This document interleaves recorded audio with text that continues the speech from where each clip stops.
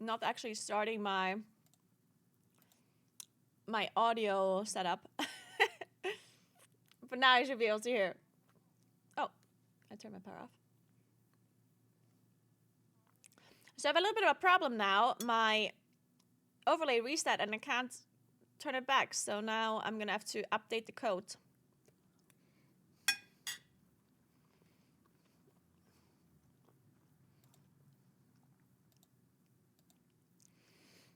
All right, guys, give me a moment.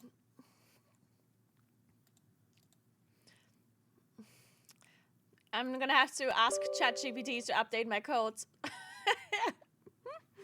So we can actually set the time or the distance.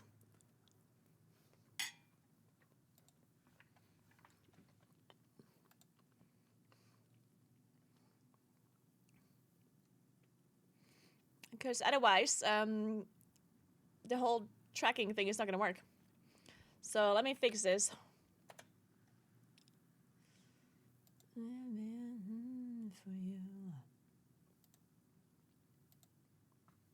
But let's log into the game first.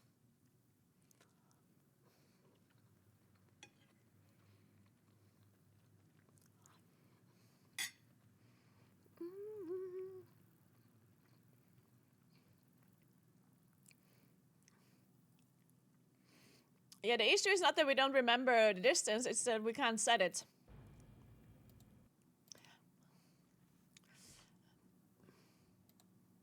Let me fix the code.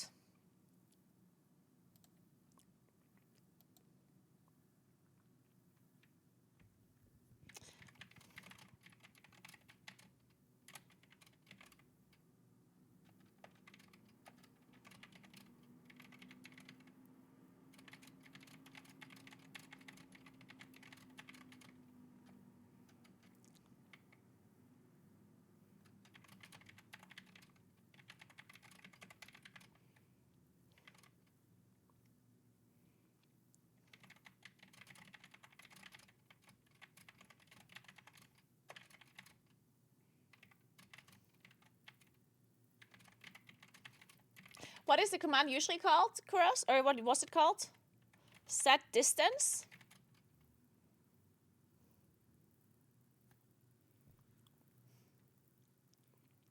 Let's just change it to set distance.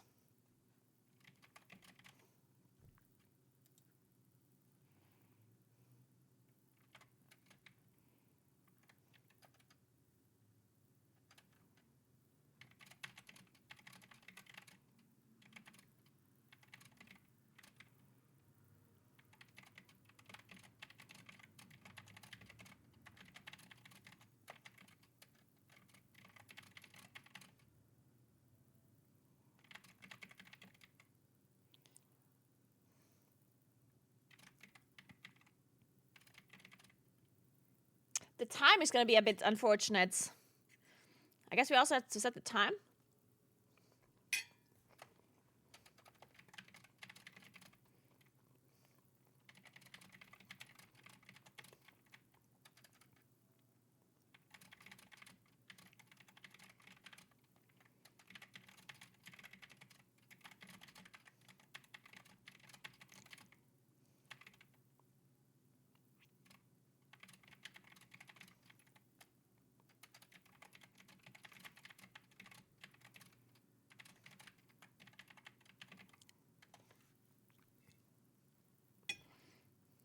Okay, let's see what ChatGPT writes.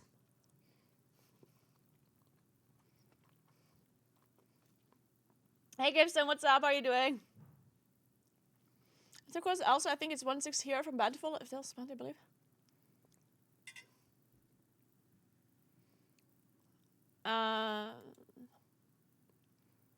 Wait, that's what I wrote, no?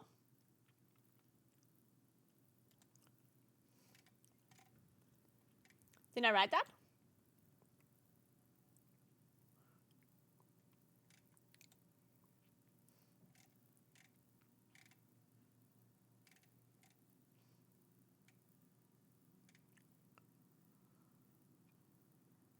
Yeah, I did write that. I said 1-6 from Bountiful Delphs.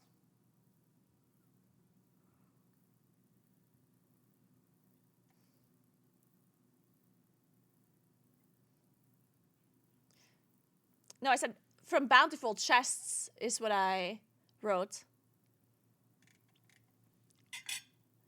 That's correct, isn't it? Aren't they called bountiful chests?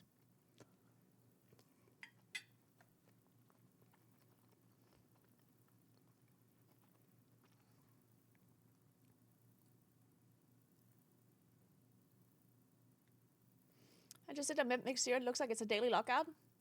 It's a weekly lockout in season 2. It's not a daily lockout. Right now it's a daily lockout because it's season 1 still. In season 2 it's weekly.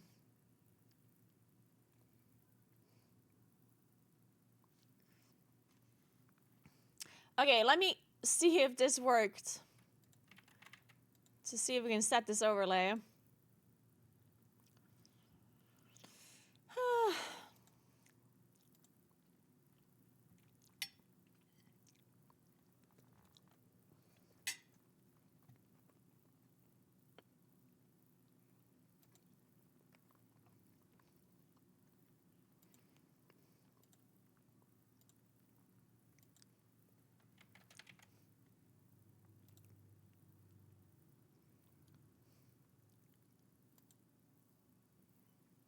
Let's see him.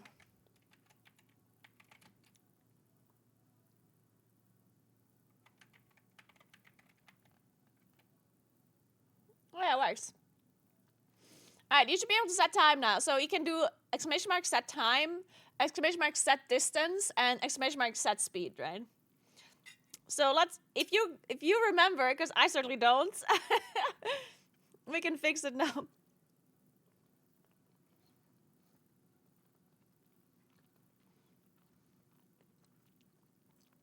Perfect.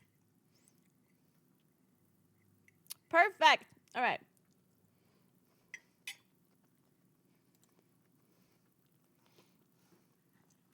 Okay, let me continue walking then. Let's see if it also works. We continue then.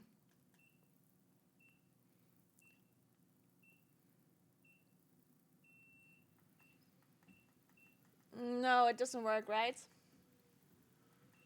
Wait, you have to start walk. You have to start walk. Yeah.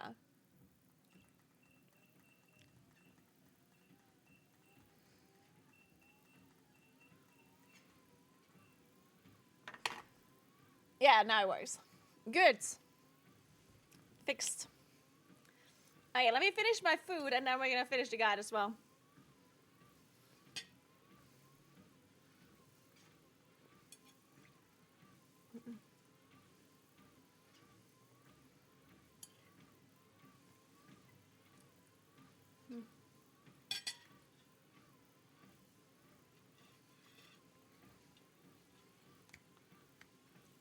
Hey Vanessa, what's up? How are you doing? Okay, let me fix the devoom.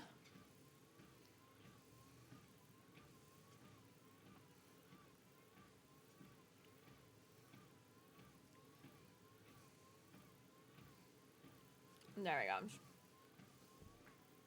It works. Perfect.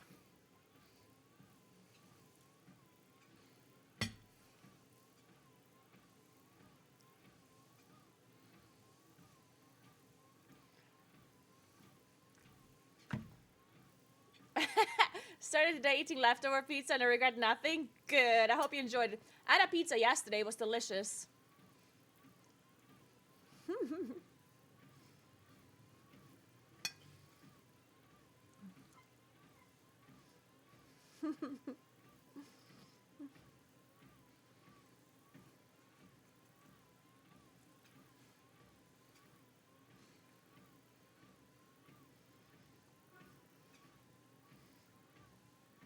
Thank you, Shani Mani. Have a good week yourself.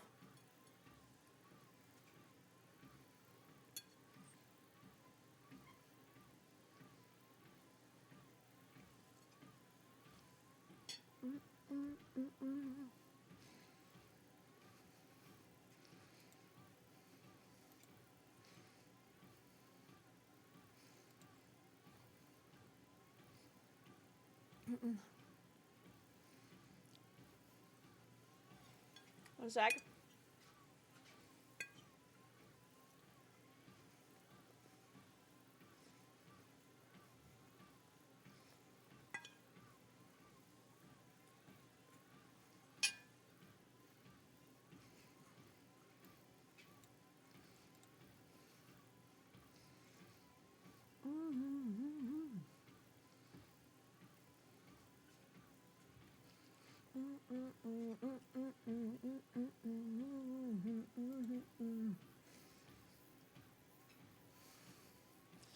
All right, where's my script? Right here.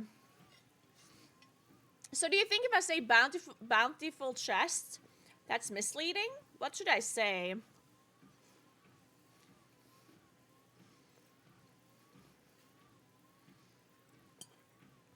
What do you need for the bountiful chest? You like need a map, right? Or?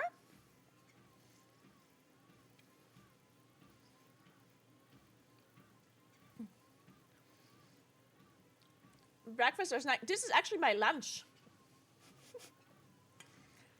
Guys, I woke up at 4 a.m. I had breakfast at 4 a.m. And now it's my lunch.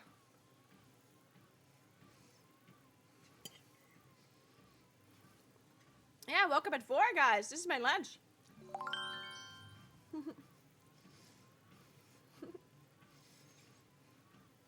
Thoughts out loud. Thank you so much for Prime. Welcome, welcome. What was for breakfast? I had great cheese. Great cheese for breakfast.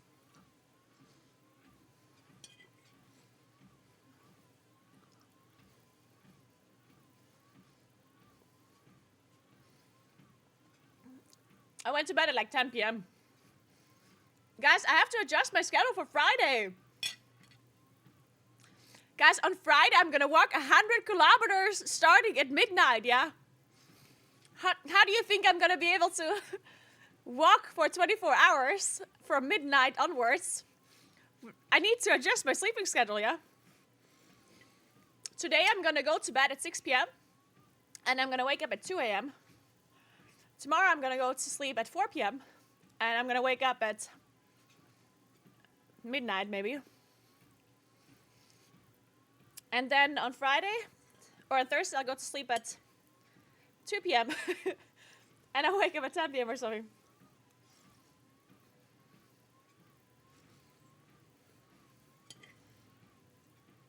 That's the plan, at least.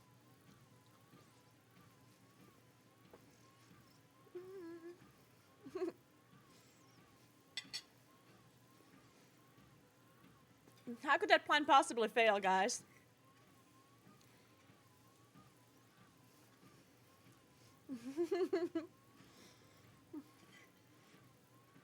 This is a perfect plan and it cannot fail.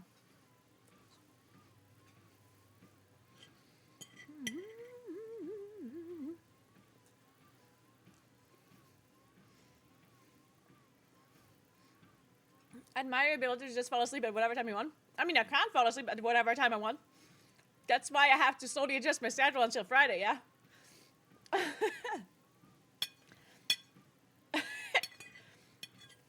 I literally cannot do that. That's why I have to adjust my schedule.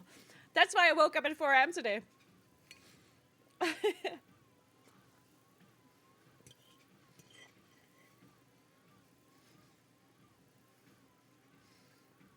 That would never work for me. Well, that's... I mean, it will work if you just do it slowly, right?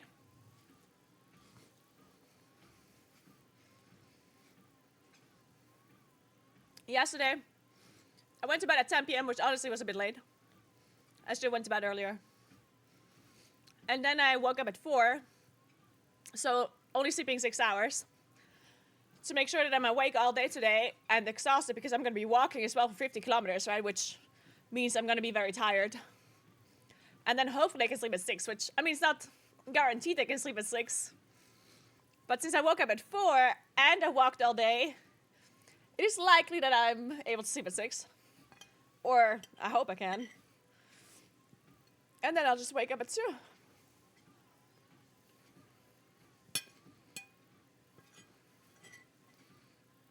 And from there it should be easy to sleep earlier.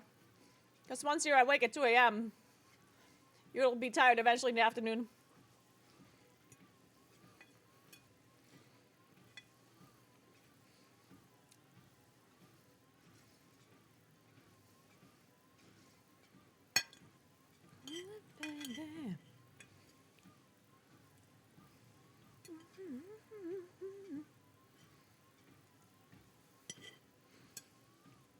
So...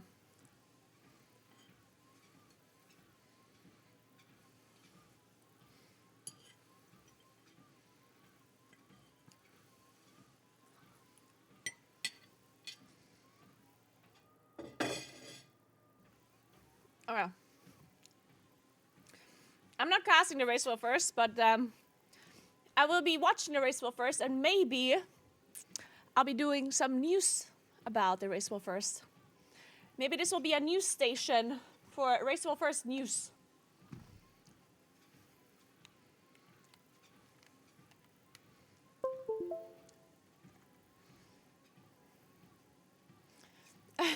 Tars. I was just Spa weekend. It was really nice. I wouldn't mind doing this more often. Try and milk drama coverage? Exactly, bitcher. Well, usually there's not that much. Well, actually, there's a decent amount of drama for Raceable First, usually. Yeah. There is, usually. The new CNN. No, it's not the new CNN, it's the retail CNN. CNN Classic still is CNN, right? Yeah.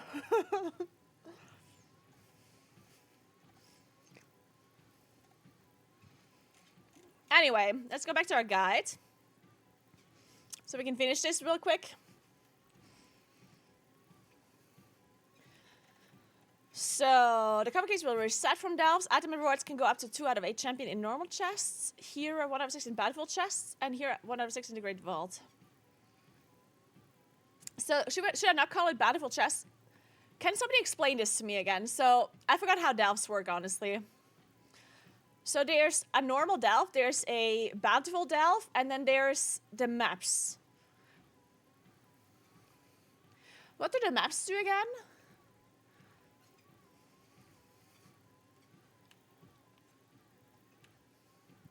So the maps give hero items. But what does the Bountiful thing add then?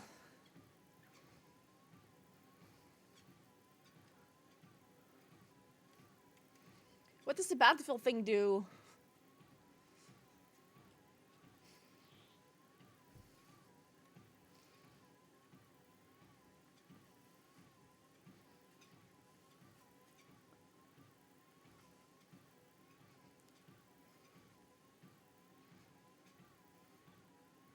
So maps can only be used in Battlefield delves. Yeah, that makes sense. I don't think you need maps on the tier 11. I think the Gilded Crests drop without maps.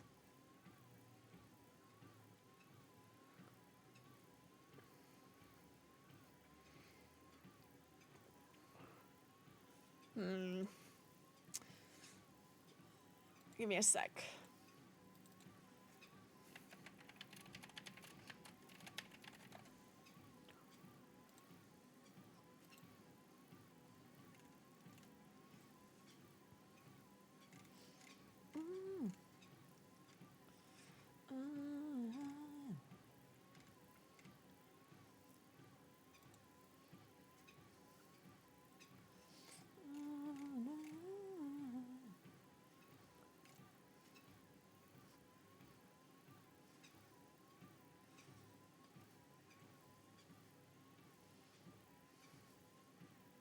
So you can only get 1 map per week.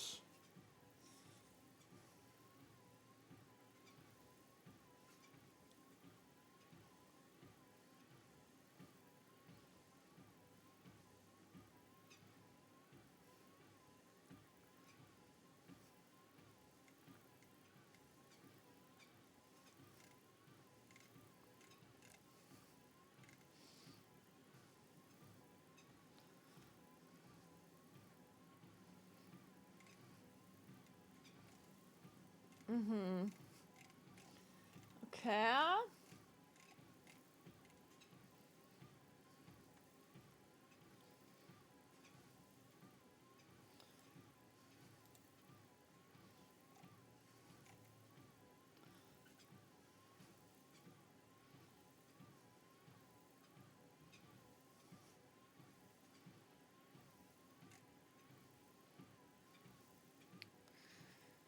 Yeah, there's also like this new like 2-tier delve, which we don't really know the difficulty. It drops item level 636 and above.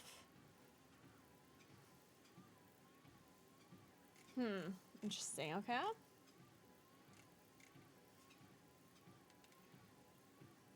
So it drops champion 1 out of 8. Okay.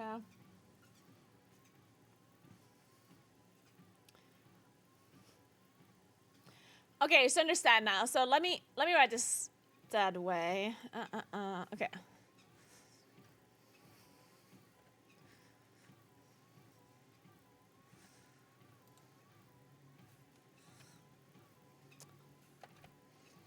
So rewards.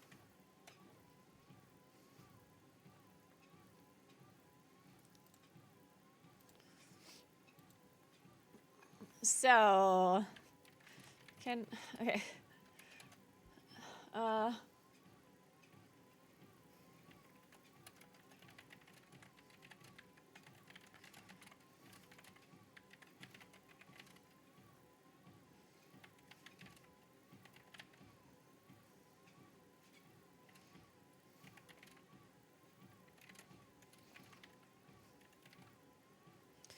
Then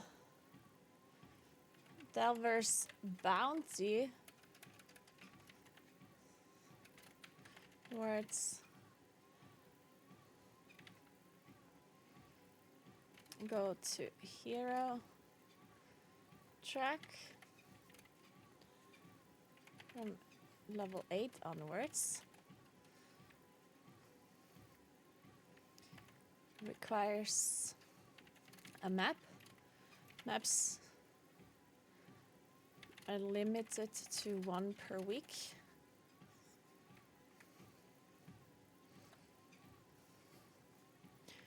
Great Vault gives max hero 1 out of 6 from level 7 onwards. Then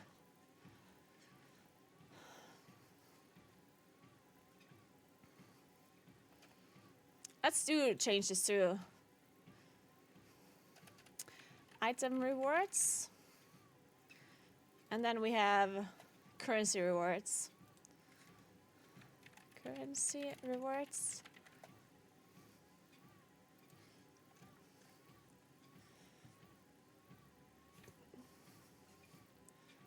So this is treasure room chest, bountiful delves, treasure room chest, bountiful delve, treasure room chest, bountiful delves.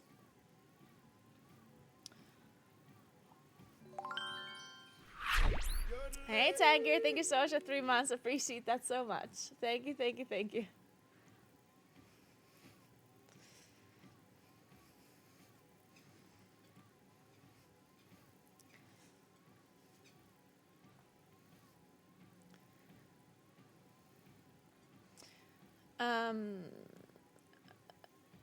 8+ map is at 649.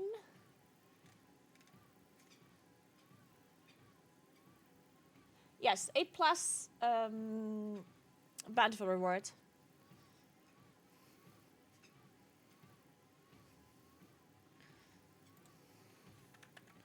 $649.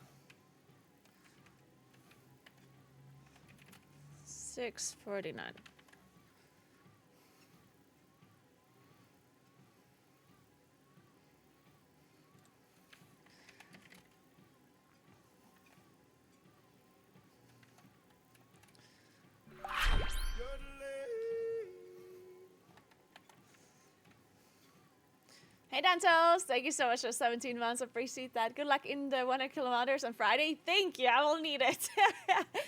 Thank you very much. So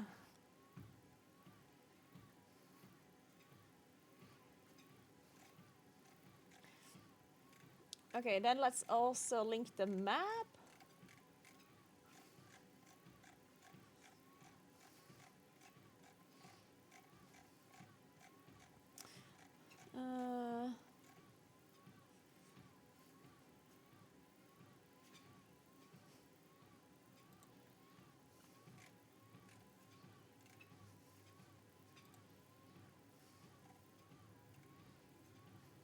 Let's write this first. Great blah blah blah currency rewards, valor stones,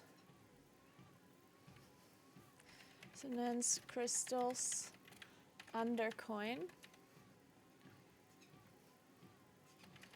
crests.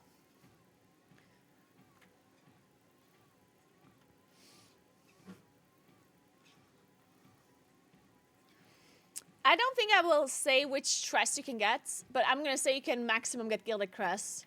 You can even get gilded crests this season.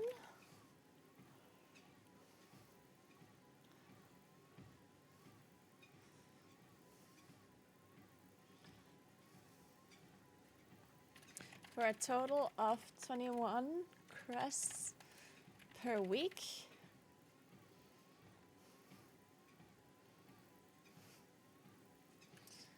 Gilded crest this season.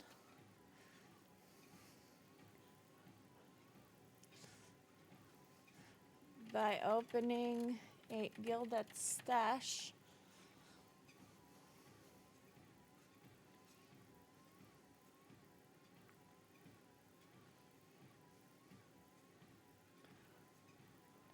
So you can either get 8 to 11 bountiful or tier 11, right? That's how it works. So you can get gilded crests from either doing a bountiful 8 or higher, or you do an 11 that is not bountiful, I think is how it works. The current crest, you can even get gilded crest this season by opening a guild that's a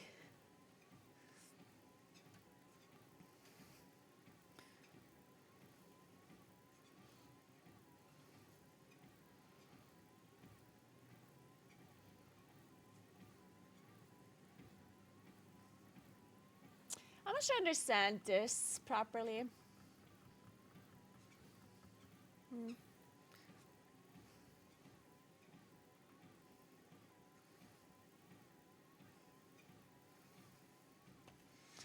Hey Dini, what does the Dung charity do? The website makes it look like they are just a tournament/event organizers or a marketing company, but then there's some pictures with kids in one of those who donate games to hospitals. So they're not like, they're a non-profit organization. They're not like per se a charity. They do lots of different stuff, I guess. The one thing that they would use the money for, because they specifically asked me what I would want them to do with the donations, because they have lots of different stuff that they do, right? As you can see in the website, they do also like make LAN events and help to connect like South rolling gamers together. So they do stuff like that as well. They help South rolling gamers to get into like streaming, how get into like maybe becoming a professional esports player, stuff like that. They do stuff like this too. But they asked me what I would want to do with the money, because they also do charity work, right? They also support children, and they also educate people on gaming, parents or whatever, or also have any kind of, they do different kinds of presentations, I believe, in schools and for parents and for, you know, different kinds of aspects. But the one thing that I personally thought was interesting is that they want to start a campaign in South Tyrol to kind of increase the image of gaming. Because South Tyrol is a little bit behind when it comes to the way people think of gaming generally. People still think that gamers are like this like typical like cliche image of somebody just sitting at home eating nachos and like not ever going outside, stuff like that, right? So lots of people still have like a very bad image of gaming still. So like kids and stuff that want to start gaming or do anything in the gaming space they still have a very hard time doing anything. And for me personally, that also really sucks, of course, since, I mean, obviously I work in gaming. And since Satherol still has like some of these bad views of gamers and gaming in general, it does suck for me as well in particular. So this organization, Dung, they work together with the government as well. Work together, but they basically sometimes ask for funds from the government to help with certain projects that they're doing, that they're organizing. And they asked if they could get some funding for this like image campaign for gaming overall in Satherol. And they didn't get the funds. The government said no. So I was thinking that it would be cool that I could help them raise some money to start this image campaign. Because I do think it would be really cool. I do think it would help a lot of people if the like, what is the word? The image of gaming overall would be like better in Satherol. For me, it would be better, but then it also would be better for like literally anyone. The best, like one of the things that I always think back on when I started gaming, I was always like, obviously the image of gaming is a little bit better now than it was before, but when I started gaming, the image of gaming was so bad, and I had such a hard time socially for this to be accepted, which made me it made me hide online even more. Not only did I like gaming, obviously, I liked spending time on my PC and playing video games, but because people around me also didn't understand gaming and were like looking down on gaming, I ended up playing even more and going outside even less. Because every time I did go outside and met my friends and whatever, they were making fun of the gaming thing, and people didn't understand. My parents didn't really understand. Grown-ups in general didn't understand anything about it, and they didn't even try to understand. So I was thinking, if this organization would have existed when I was younger, not only would I have had a space to like reach out to for like the issues that I had and like my general, me generally just being like slightly depressed over what the fuck's going on, that I had like, it would have had like an organization to reach out to. There's like like-minded people that I could have talked to that maybe could have helped me explain my parents and explain people, I don't know. I would have had like somebody to talk to at least, I guess.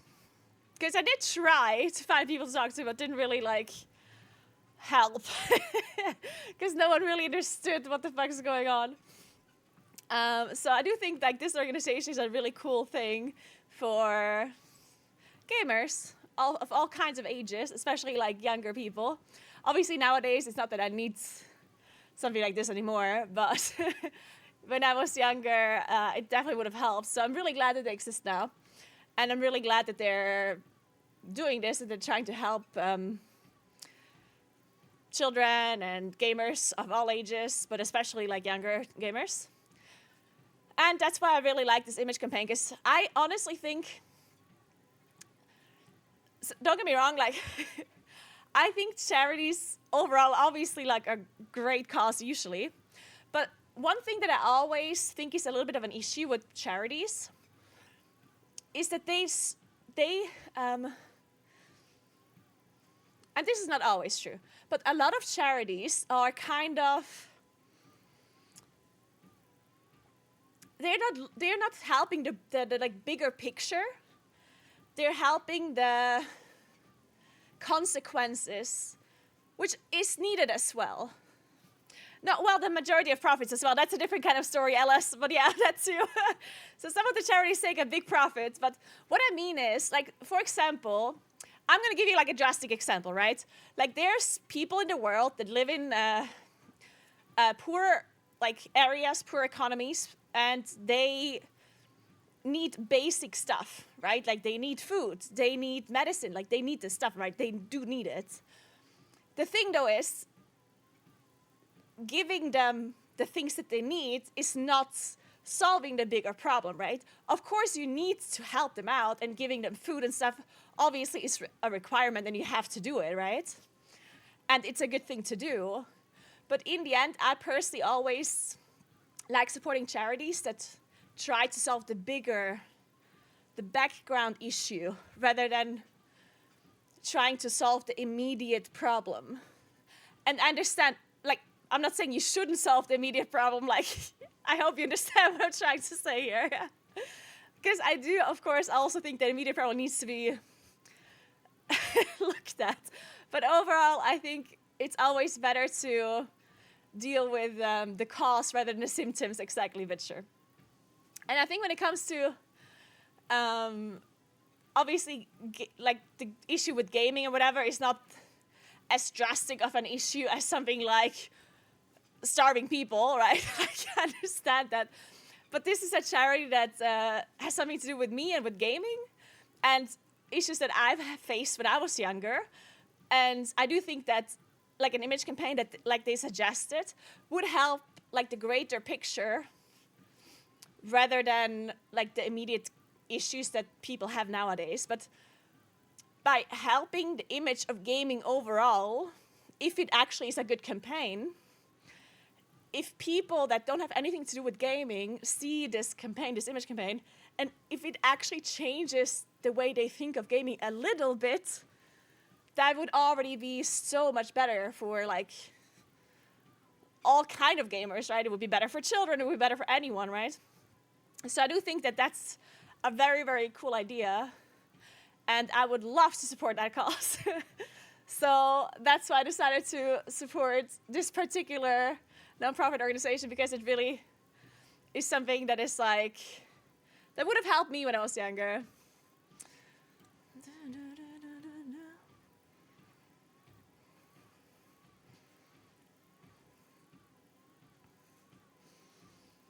Yeah, like getting to the root of the problem rather than just dealing with the symptoms is always something that I personally think is a good way of supporting a charity or supporting a problem in general.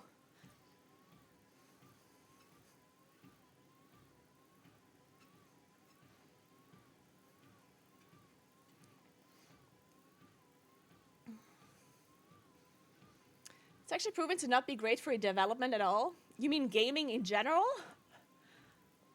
Or it's a problem in that whole conversation of making it more accepted? Well, here's the thing, and I think one of the things that most people don't understand, because obviously there are downsides in gaming, just like there are downsides in any kind of hobby that people do. Like, obviously you can get addicted to gaming and like play way too much and not do anything else in your life, right? And like be obviously, right? I think we all know this. The thing with that issue, in my opinion, is that having like such a bad opinion of gaming generally makes this issue even worse. Like, because so many people have a bad opinion of gaming overall, is that like it kind of, like, imagine you're a child or a teenager or whatever, right?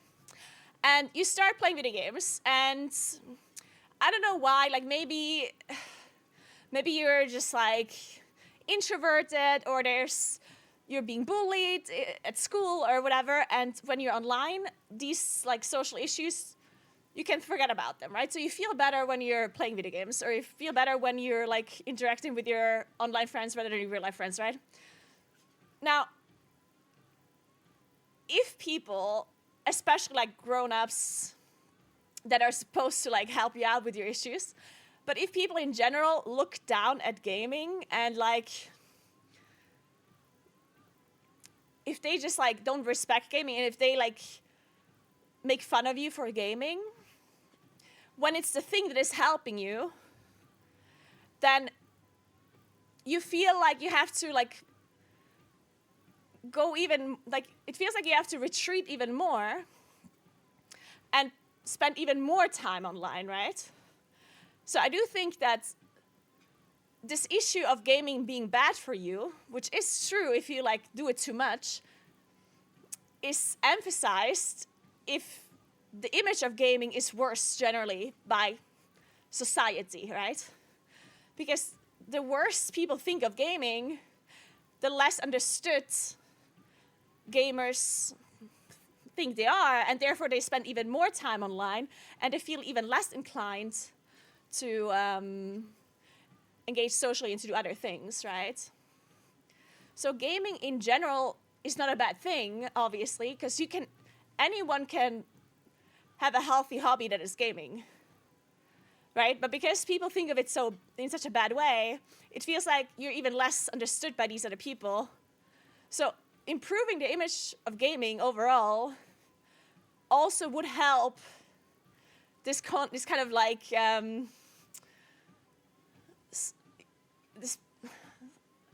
the problem. It would help the problem of people gaming too much, right? Gaming is not as frowned upon now as it was in the past. It's true, but as I said, like South in general is still a little bit behind in that regard. South still think a little bit worse of gaming than I feel like the rest of the world does.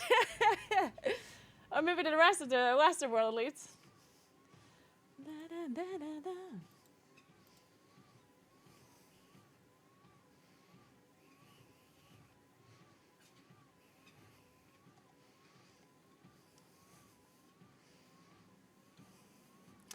But that is more an issue that the people suck than it's really a problem of gaming. No, it has nothing to do with image. Well, okay. I don't want to say it has nothing to do with people sucking, because, obviously some people suck. But it has to do with the image of it, right? An image of something is very, very, very important. Just literally look at smoking. In the past, people thought smoking is really fucking cool. And that it wasn't a bad thing that anyone smoked. In fact, it was a cool thing. And then obviously the image changed a lot of smoking, and all of a sudden, if you were a smoker, you were, like, people didn't think you're cool anymore all of a sudden, right? So sometimes the image of something is incredibly important, and just because, like, it's not that the people that think that something like that is true, that they're like assholes, you know? I do think that there's a lot of people that don't understand how important stuff like this is, and it's not just, you're just a shitty person if you think this way, right? Like the people that thought smoking was kind of cool, or for example, a seatbelt in a car. When they introduced seatbelts in cars, people thought it was stupid, and they didn't use them because it was cooler to go without seatbelts, right? And there's still some countries and some areas that do this. And this is just like a societal thing, right? It doesn't mean that each person that thinks that not wearing a seatbelt is cool is an asshole or a shitty person. Or ski helmets, or helmets when you're cycling, like all of this kind of stuff. You can't just always say, oh, the problem is the people. Because yes, in the end, it's true that the problem is indeed people, but people are just influenced by everything around them, right? So, do you think that all of the people that thought seatbelts are uncool are shitty people, or do you think that the problem was more the fact that there was not enough, like the image of seatbelts was just bad, right? So yeah, I understand that in the end the people are the issue, right? But sometimes it's just cool to think a certain way, and then there's no reason for them to change their way of thinking, you know? Like if you're not a gamer, for example, and you have nothing to do with gaming, and somebody has told you once that gaming is not cool, why the fuck should you change your opinion of gaming for no reason, right? People get influenced so easily. So one day somebody says, hey, the color red sucks. Or your parents told you the color red sucks. And you never wore anything red. And no one else wore anything red because the color sucks. And then at some point you saw somebody wear something red and you're like, lol, you fucking idiot, you're wearing red. Red sucks. And then you're making fun of this other person because they wear red, right? Why? Well, because people around you told you that red sucks. And you just kind of got influenced by it, and that's how it is, right? And you don't have a reason to change your way of thinking about the color red because why? Like, you never wore anything red. The parents never bought you anything red. No one around you was wearing red, so why change your opinion of it? So you just like carried forward, right? Until at some point, maybe somebody comes up to you or you see an advertisement somewhere that says, why do you think red sucks? Like, think about it. What did the color red ever do to you? Why do you think it's bad? Red is just like a color like all the other colors. Why would it be a bad color, right? And then maybe at that point, you're like, wait a second. You're right. Why does red suck? And that's just how image campaigns work, right? So this image campaign that is supposed to help the view of gaming is going to do exactly that. A person that thinks gaming sucks and that every gamer is a loser, they maybe have this like thought ingrained in their heads and they don't think of changing it because why? And then maybe they see an advertisement or something where all of a sudden they're going to think about it again and be like, oh wait, it's true. Like, why the fuck do I think gaming sucks? I don't know. But yeah, in the end, the person that thinks this doesn't mean, like, it doesn't necessarily mean that they're a bad person or they're shitty or whatever. It's just something that they were influenced to think, and they never had a reason to change their thought process or their opinions. I feel like Red is getting a hard time here.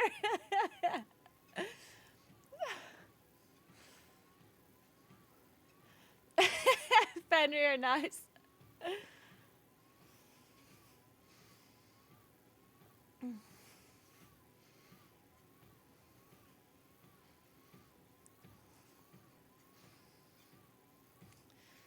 That would require some people to actually use their brain. I mean, there will be some people that will never change their opinion no matter what you do, but the good thing is there's also some people that will change their opinion. And you only need to speak to the ones that do change. Anyway, let's continue this guide. Otherwise, I'm never gonna be able to record this YouTube video. All right.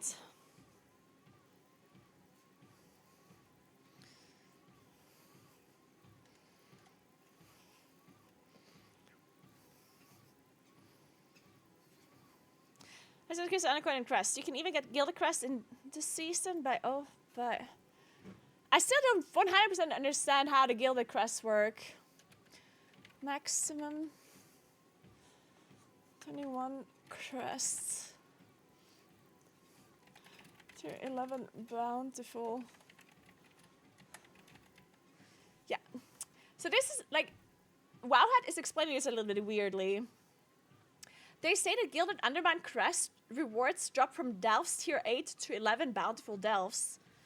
But then it says that the Delves Tier 11 have a Gilded Stash.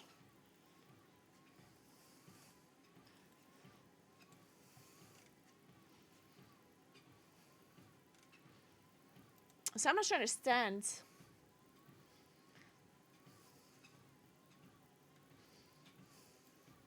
Like here it says, Gilded Undermine Crest rewards Delves Tier 8 to 11. But then it says Delves Tier 11 have Gilded Stash chests. And the Gilded Stash has 7 Gilded Crests in it. So then I don't understand what do I get from 8 to 11 then? If only the 11s have the Gilded Stash.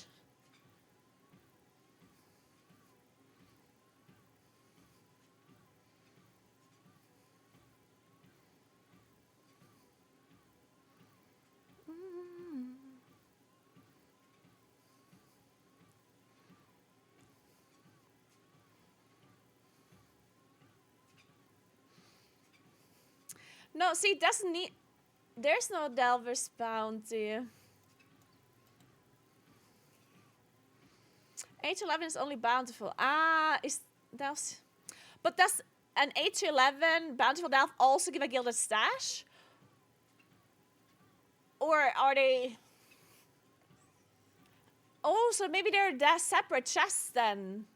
So if I do a bountiful 8 Delve, then I just get the 7 crests in like a normal, or in the bountiful chest.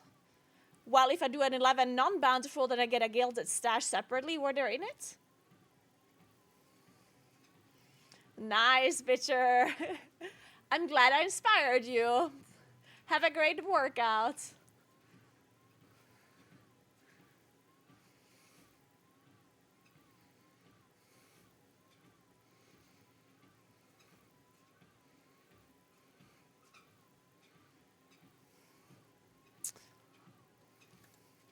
Okay, so let's just say, we even get guild crest to season maximum turnover from tier, from either tier 8 to 11 normal delves. No, bountiful delves. Tier 11 normal delves.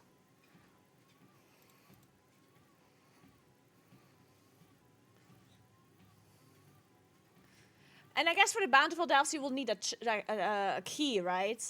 Like, I assume it's from the bountiful chest, not from a normal chest. In a tier 8 bountiful delves. With key. Or tier 11 normal delves. Without key.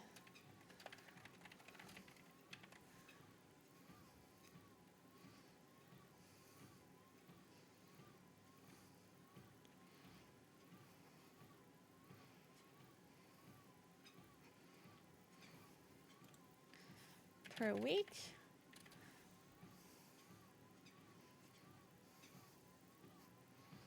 Okay, I think this is now correct. Then unlocks vaults.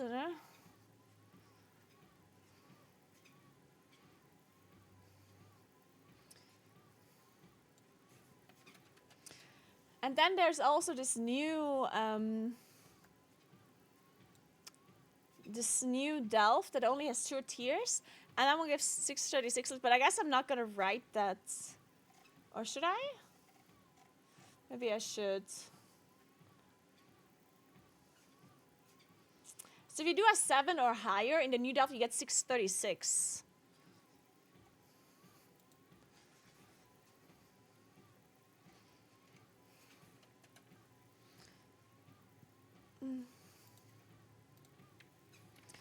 Delve. Nemesis.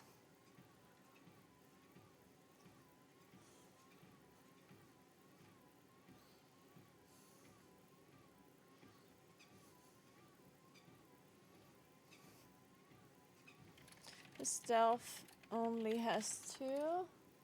If it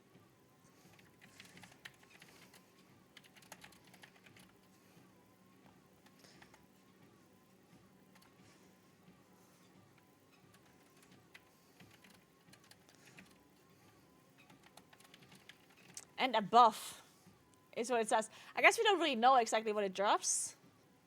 All it says 636 and then buff.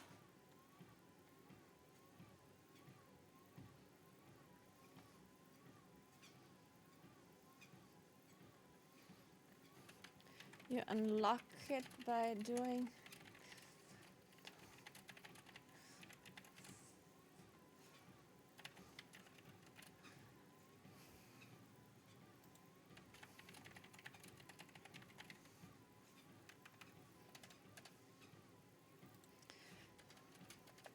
And the second difficulty.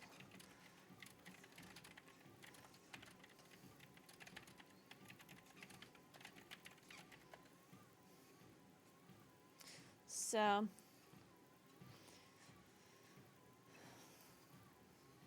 I'm not going to talk about PvP.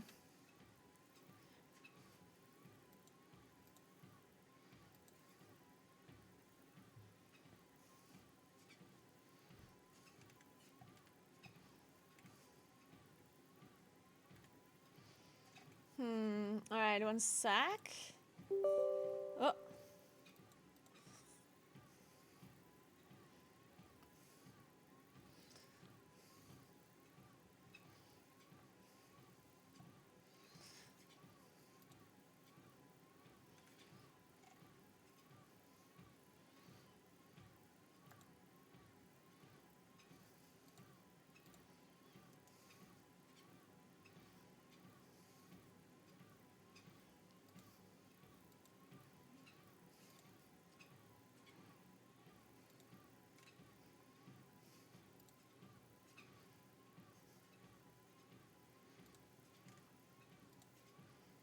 Mm.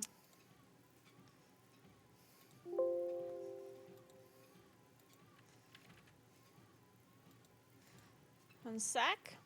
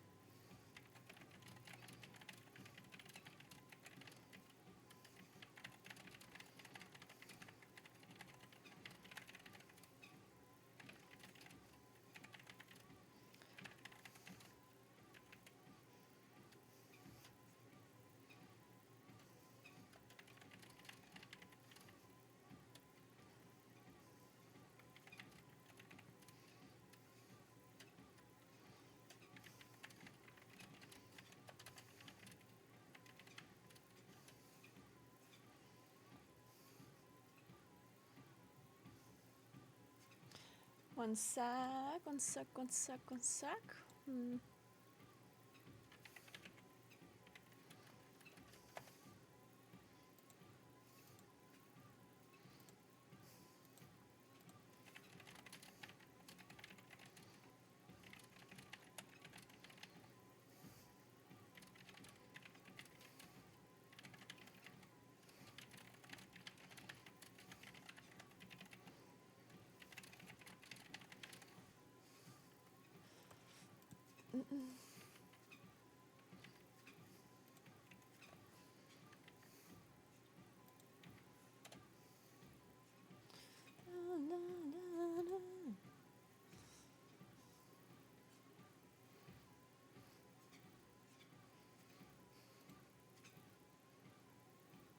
Oh shit. I wrote it in the wrong channel. Fuck. Good.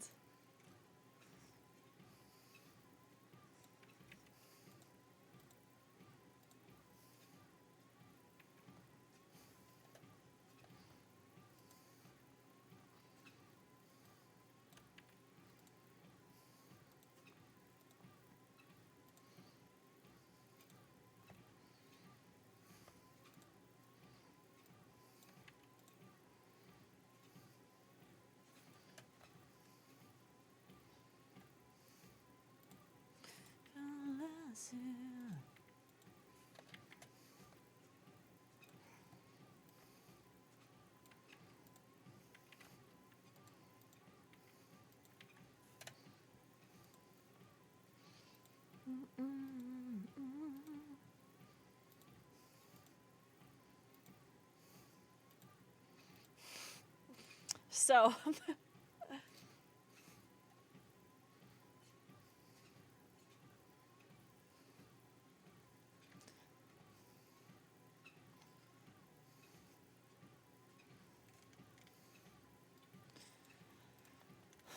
Oh yeah.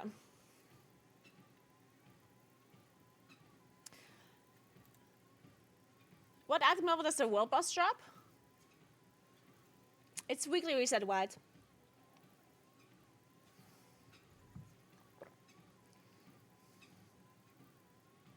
$642. That's champion track, right?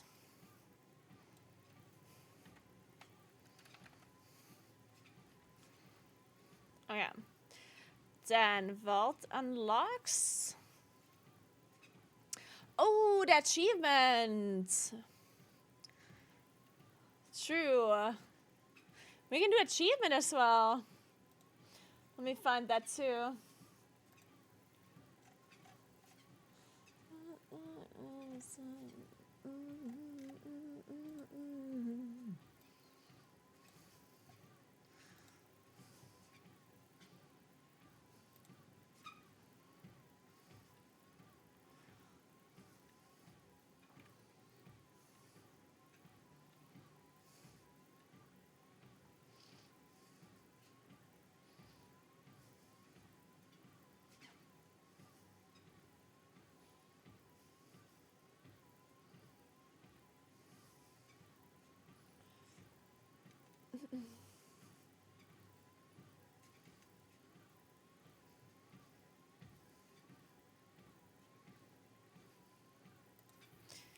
Does it say that achievement in game already? Maybe it does. Let's see them. Dungeons and raids.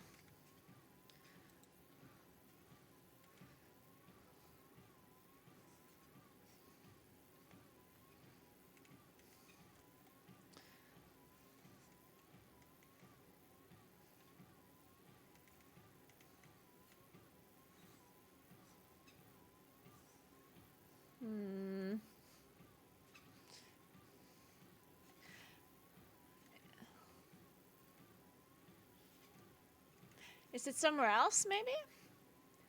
Feats of strength. Oh, it is here. What is into Master Blaster? Accomplish one of the following feats. Oh, there we go. Crystallized essence of Kajamite. I assume this one you can trade in for a tier again, right?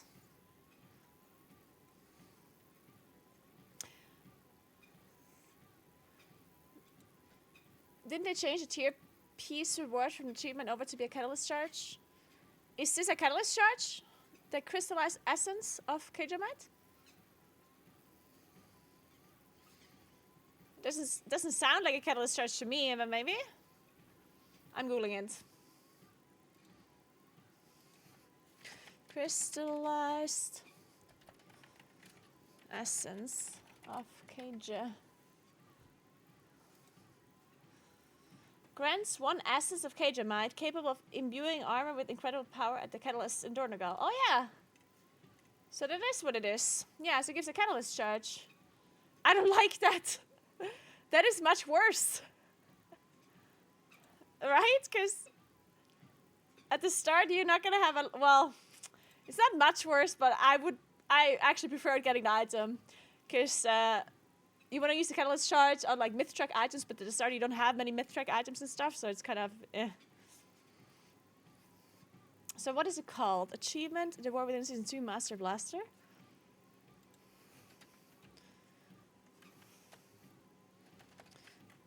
Master a blaster?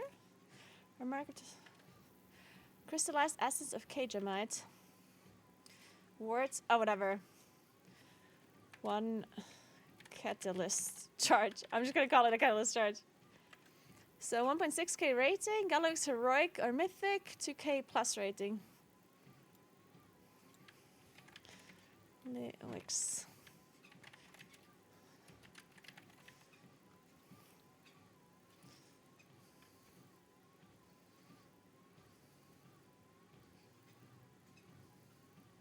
You can mention a new title, achievement, making keys not drop under a certain level as well.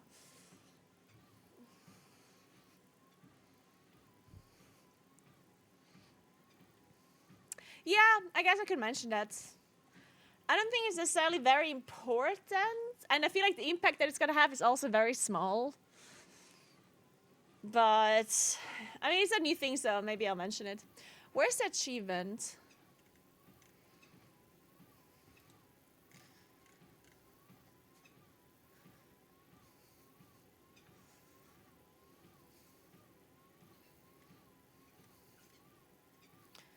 I guess it's not here. Maybe here somewhere? No. Maybe it's not displayed.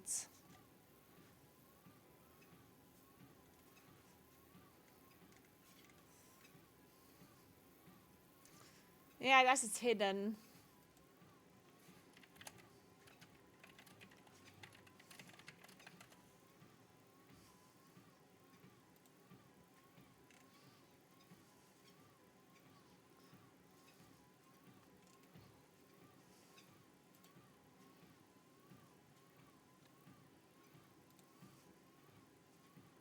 Um,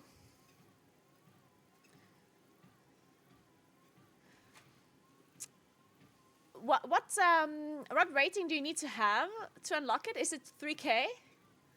Which is all 12s, right?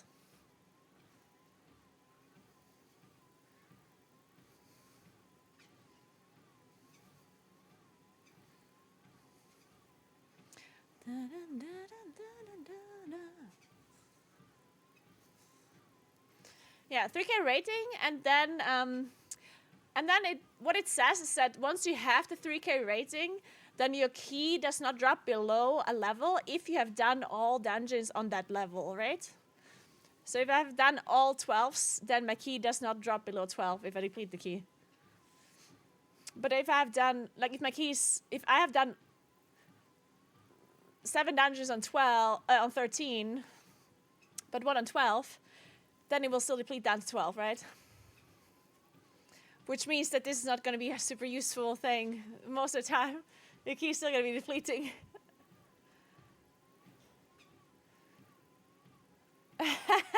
Hey, Civi. You're welcome. Enjoy your walk. You're going to feel good after. Is the key level not dropping tied to achievement? I think so, yes.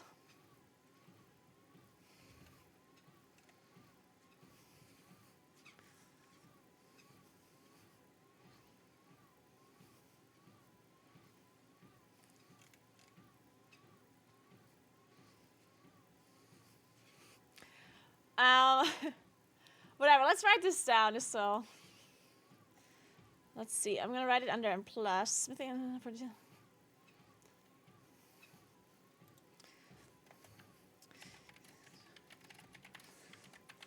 If you 3000 and plus score.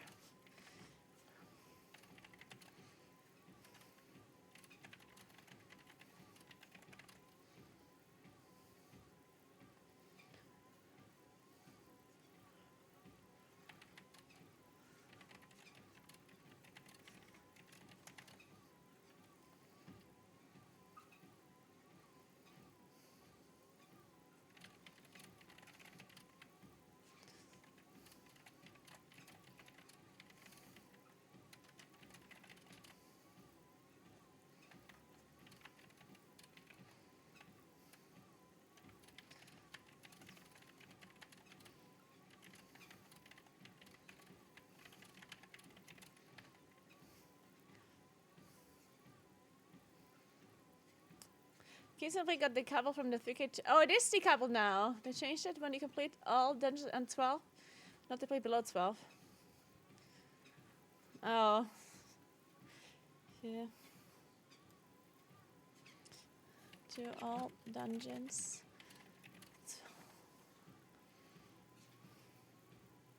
I'm gonna have to write it differently. Change person. If you do all dungeons at level 12, if you complete all dungeons at level 12, I assume in time? I would assume, yeah, otherwise it wouldn't really make much sense, right? Enjoy your workout, Marcos.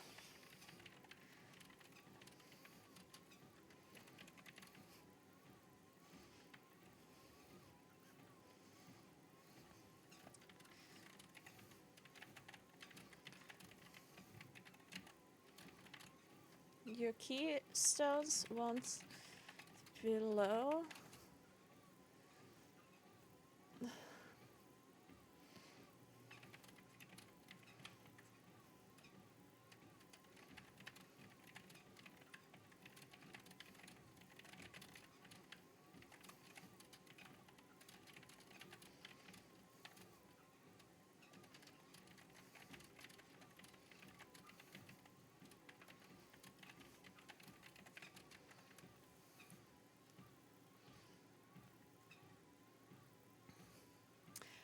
Is this key locking only at 12 plus or also lower keys below 10? It's only 12 plus. I mean, it's also below 12 plus, but only once you've done 12 plus, which means that you probably won't have a key that is below 12 anyway, right? Like, because you only unlock the feature once you've done all dungeons on plus 12. And since your keys do not deplete below that key level anymore, it wouldn't work on a plus 10. Right? Unless you can somehow force your key to be lower by talking to an NPC and lowering your key level. Then it might also work in a 10. But obviously you have to unlock it through 12s. Hey, Magrice, what's up?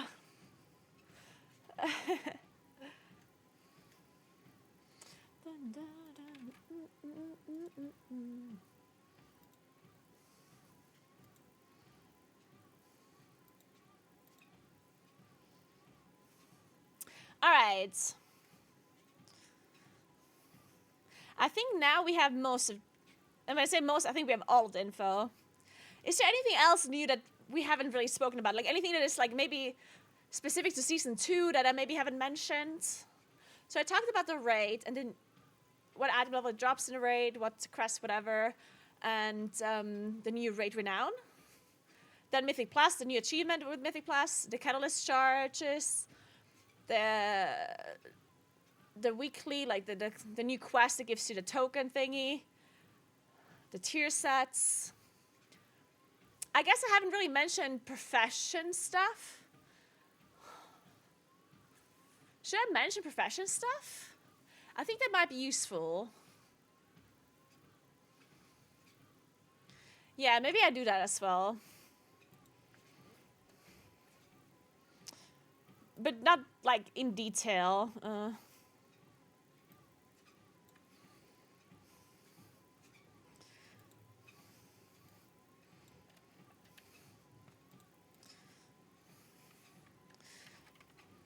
Again, your first season 2 spark. So the way you get your spark is by trading a half spark against 2 half sparks, and the half spark you obtain by doing the search quest, right? What is it called?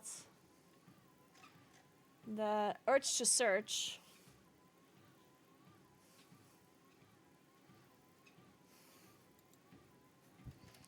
By completing urge search quest.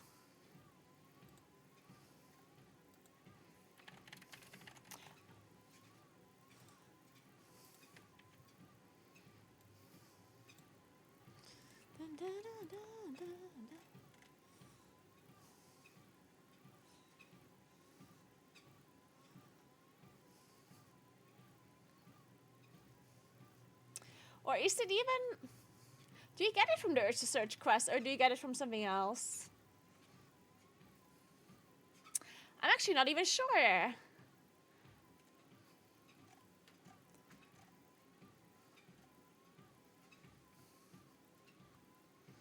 It should be the urge to search quest, right?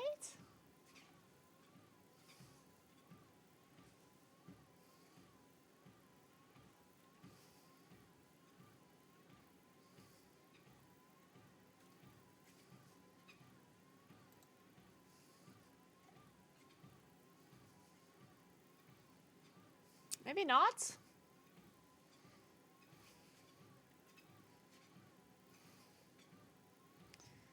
Yeah, I know the quest is called a Sparkling Fortune, but that's like you need to get the fragment first, right? Because the Sparkling Fortune is just a trait in...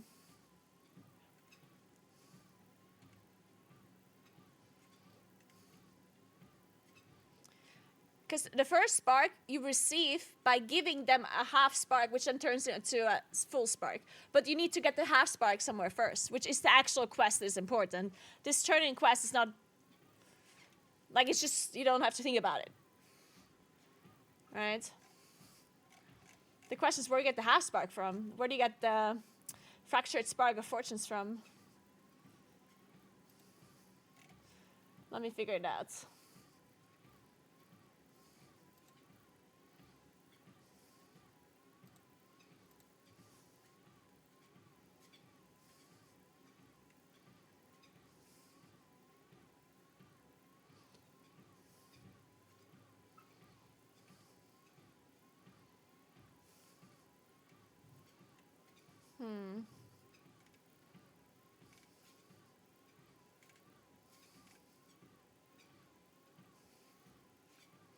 Hey James, what's up?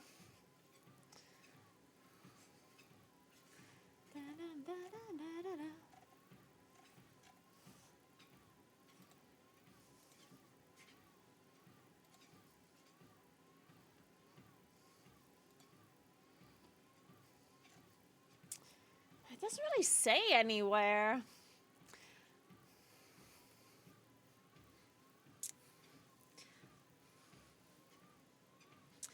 What do you guys think? Where do you guys think that you get the fragment from?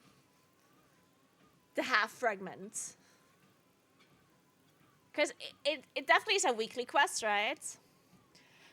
I assume it's Urge to Search because that's like the weekly quest of Undermined.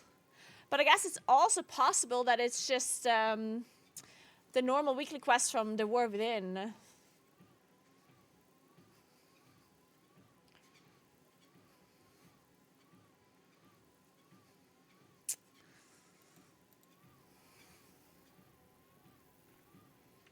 Like, I guess it's also possible that you get it from whatever the thing the weekly quest is called.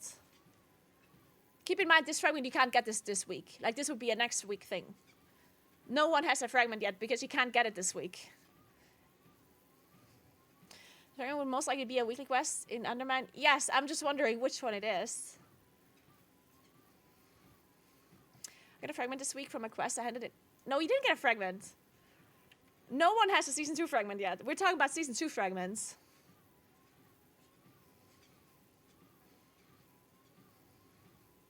Fragment is in Half Spark? Yes, Half Spark, yeah. It's always the meta quest, right? But, what is the meta quest? You mean the War Within meta quest?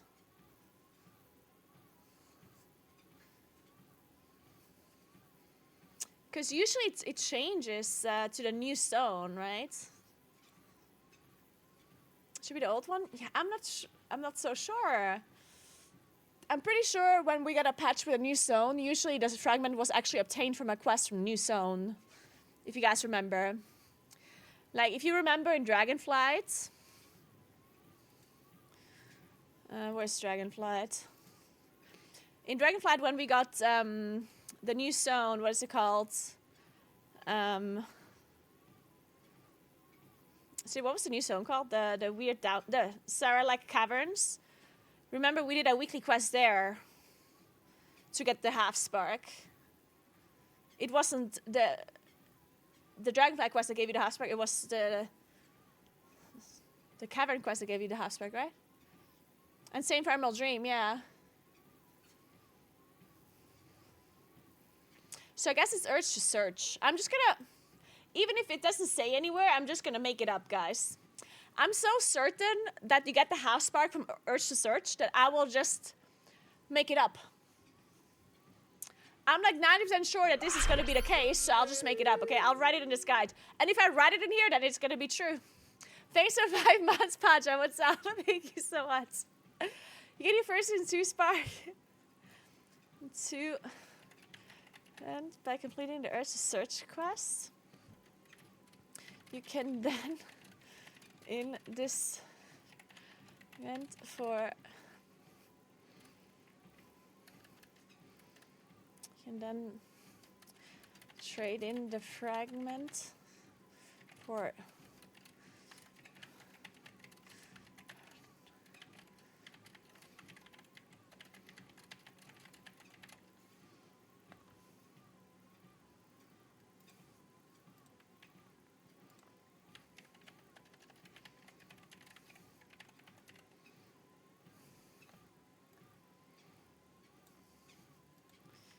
so you gain your first season 2 fragment by completing.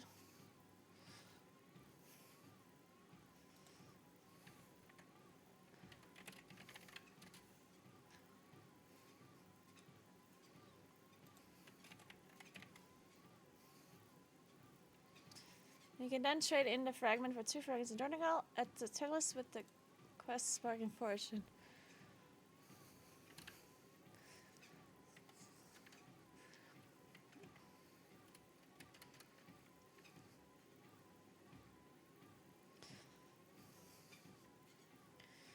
Creating your first.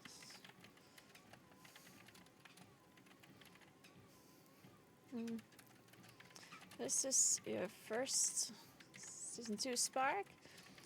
So you now gain half a spark every week moving forward. Meaning you get a full spark every other week.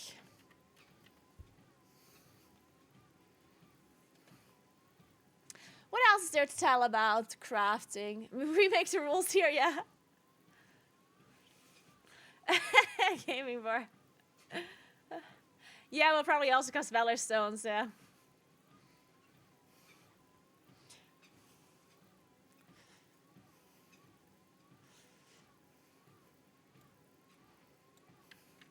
And combine the 2 fragments.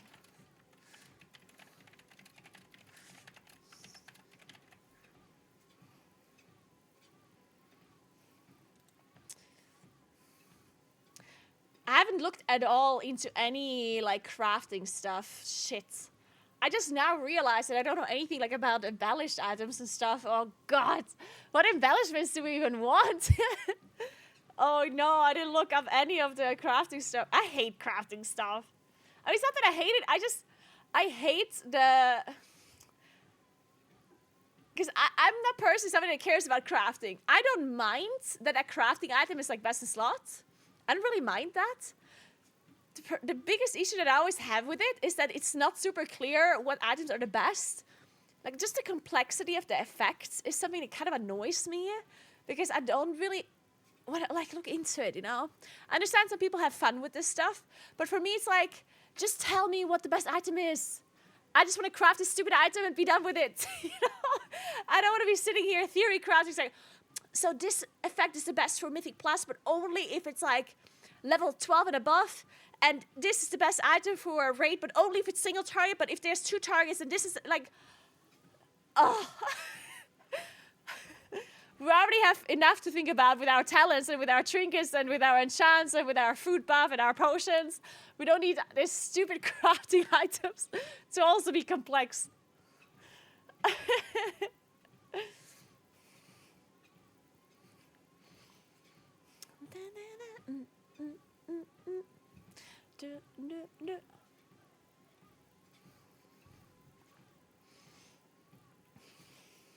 Yeah, it's so class specific as well, yeah.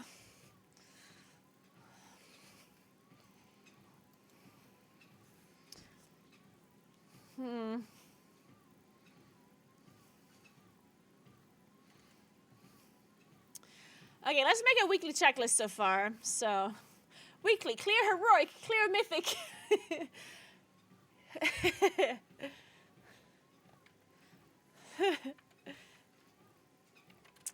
Right.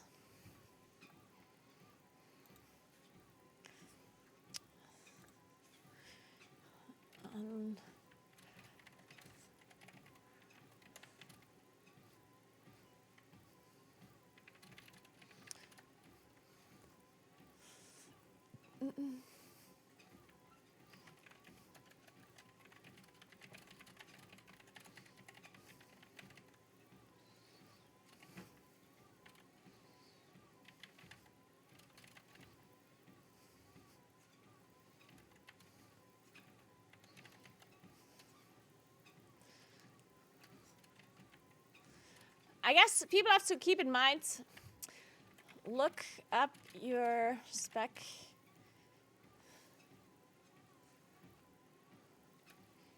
Look up your class guides to see how high the item level new tier set has to be for it to be worth swapping from season 1 set.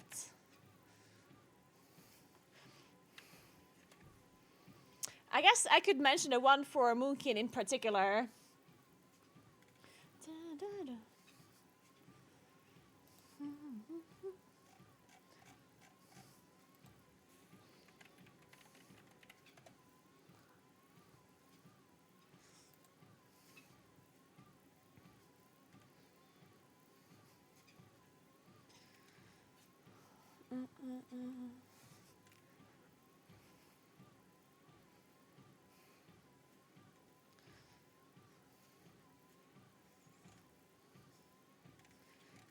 I think I saw the Moonkin Theory Crafters having the item level written somewhere.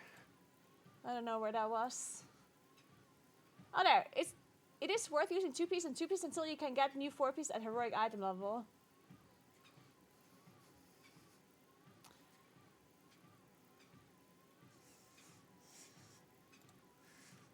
Yeah.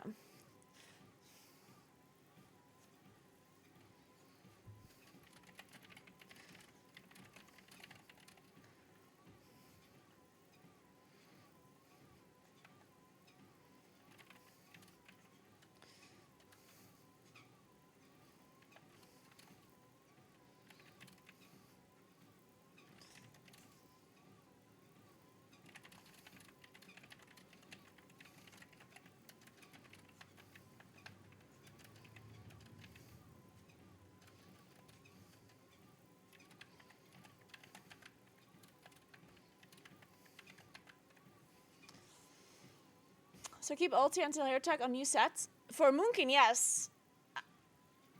Yeah. And for Moonkin, it's 2-2. So you play 2-2 until you get full heroic. But that's Moonkin, yeah. I don't know about other classes.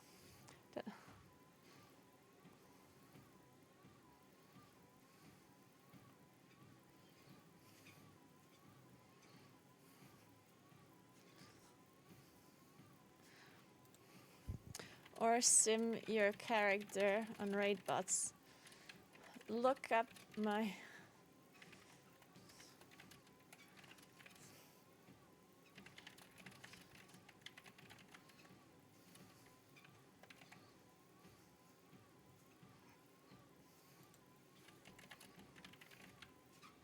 Oh yeah.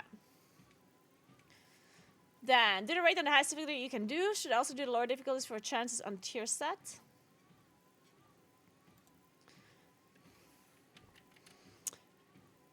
And farm your 2007 raids reputation for your first renown.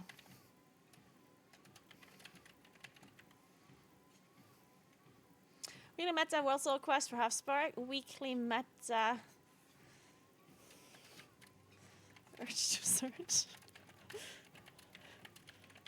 I hope it's search to search. Well, boss.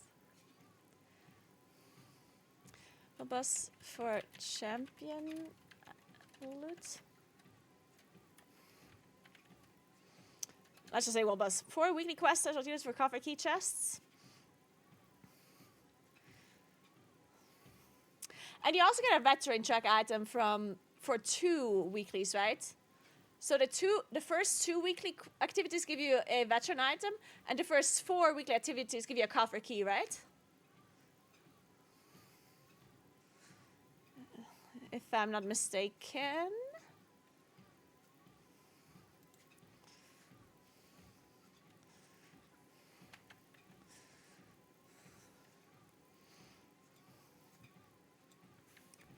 Veteran items.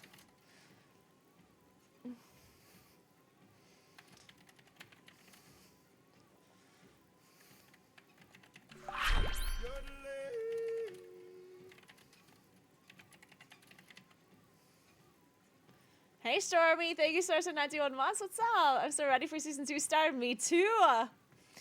Well, not yet. I need to finish this guide still before I'm ready.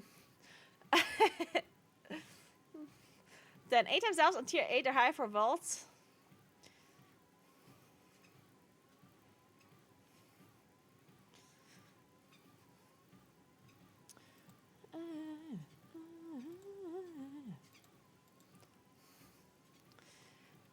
For highest Delph vault.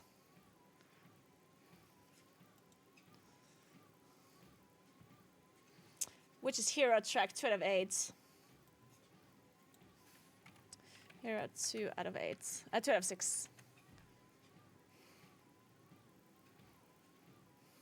Farm Conquest Cup? Nah, we're not farming Conquest Cup. Do we still have these vicious jeweler settings? Is this still a thing? Fuck, is it? Because if it is, I have to explain that too. Do we still get the sockets from the PvP thing? Probably, huh? Nah, fuck it, I'm not managing PvP here. It's too complicated.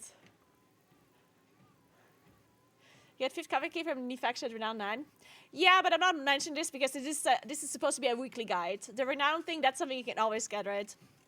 This is supposed to be just like a weekly kind of thing. Daily. 4 times valuable delves, tier 8 or higher. So this is not really something you need to do anymore. Oh, the weekly thing is also like Mythic Zero, I guess. Mythic Zeros. It's also champion loot, right?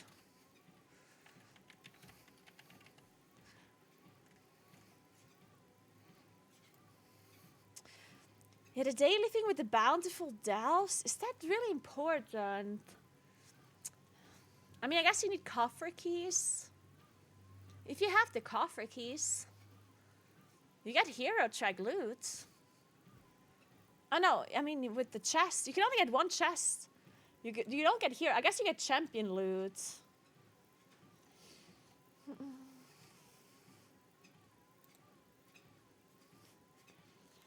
Yeah, I mean, I guess you got champion loot, so why shouldn't you? Yeah.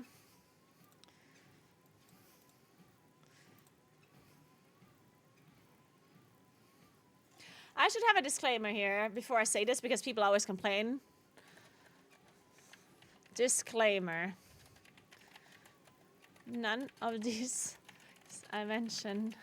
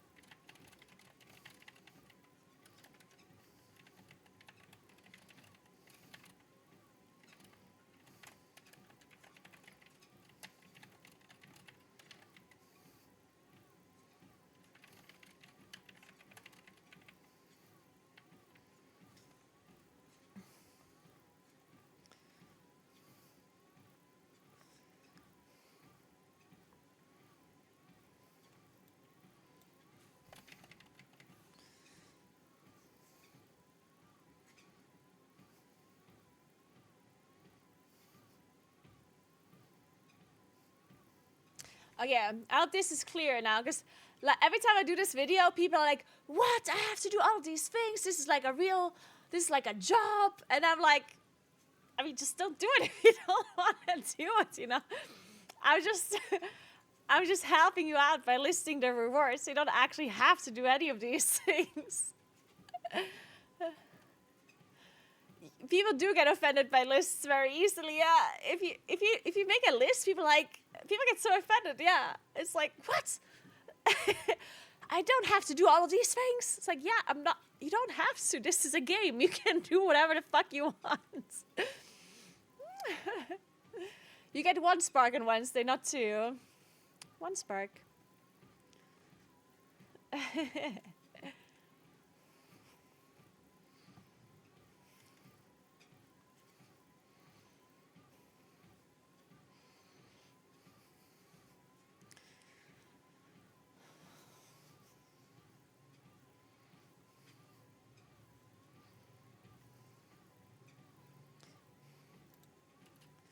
So, the bountiful delves commands that tier 8 or higher. Champion loot. And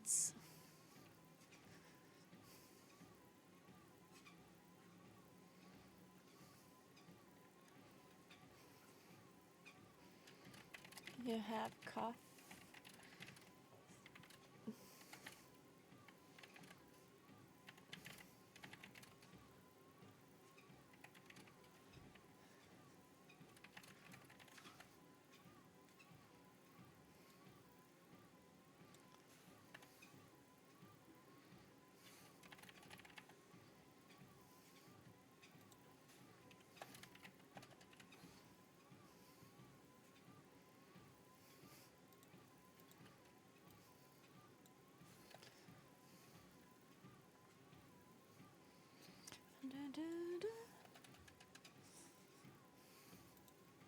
All right.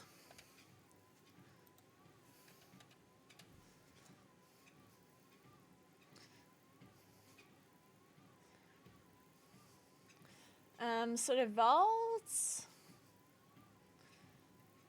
I forgot again. How many bosses have to kill? 2, 4, 8? No.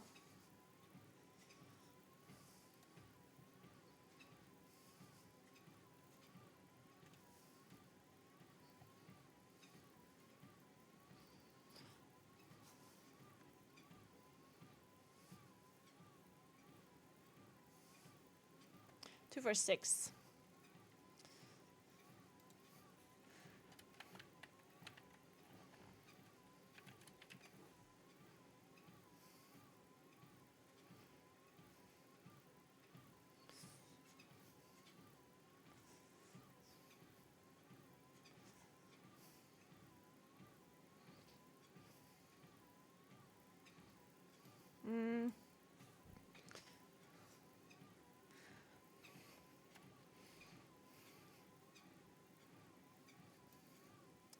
Let's just say kill as many bosses on the highest difficulty as you can. Fill the rest of the vault with lower difficulty bosses. Make sure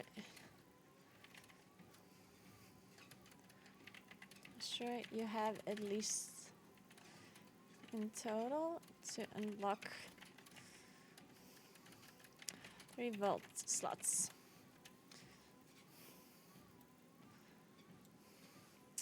And then the dungeon vault is how high do we have to be there? Let's see. How many dungeons do we have to do?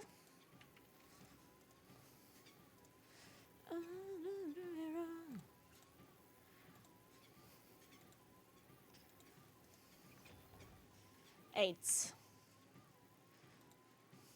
No. Yeah, 8.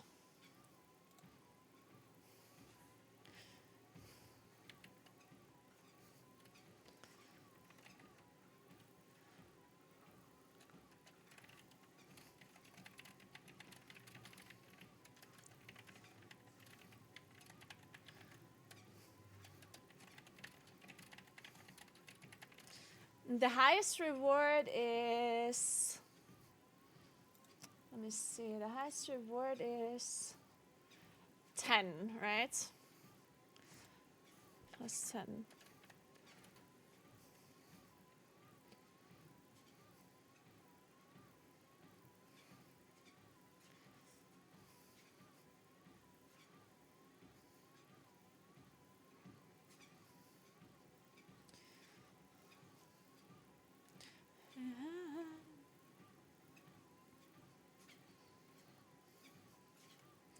Then aim at tier 8 delves if you can. Tier 7 delves is check though. The delves are what? Let's see. Delves is the highest is 7.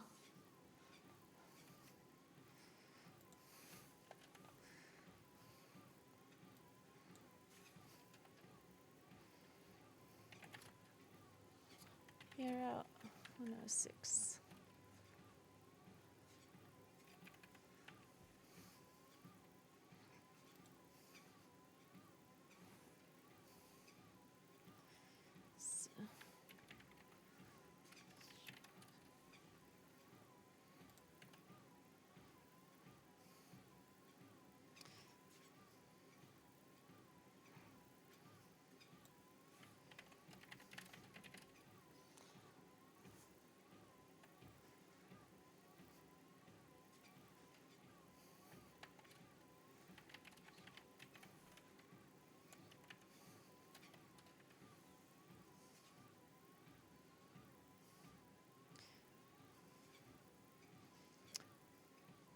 The stream is pre-recorded? Yes. I usually say that it's pre-recorded sometimes in the middle of my pre-recording. So in case somebody asks if it's pre-recorded, I will answer a question like that. I do pre-record all of my streams.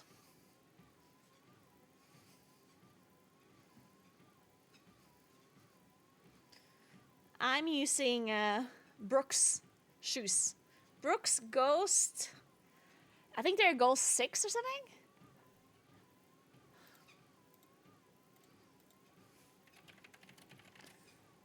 Ghost 15? Fuck. I don't know what kind of Brooks they are. I think Ghost 15. Yes. Brooks Ghost 15 is what they're called. Right, Brittany?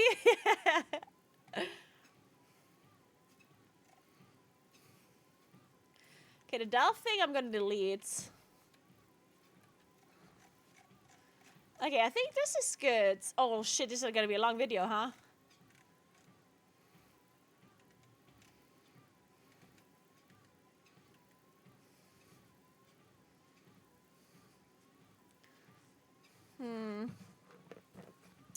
Guys, should I...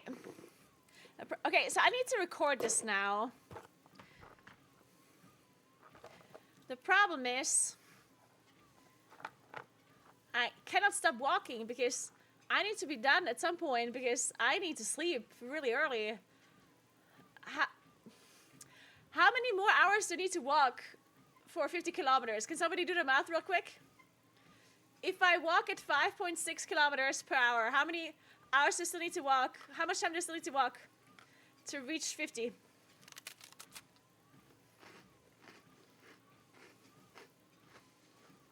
Six more hours.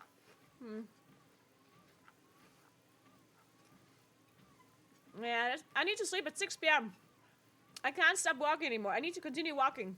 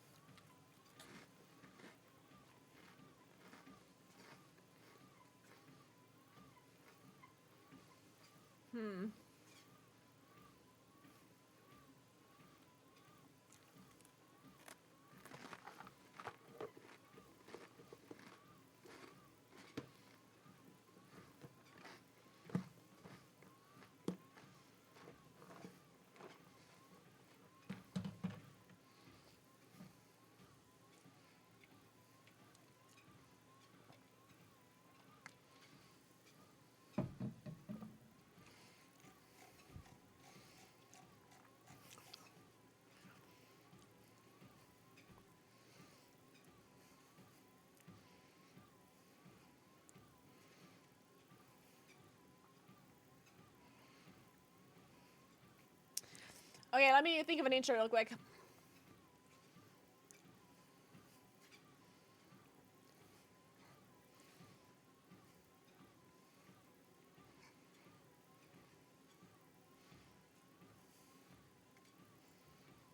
Okay. Let me pause this. Well, I guess I'm just gonna be walking. Whatever. Should I full screen my camera? I think that makes more sense, huh?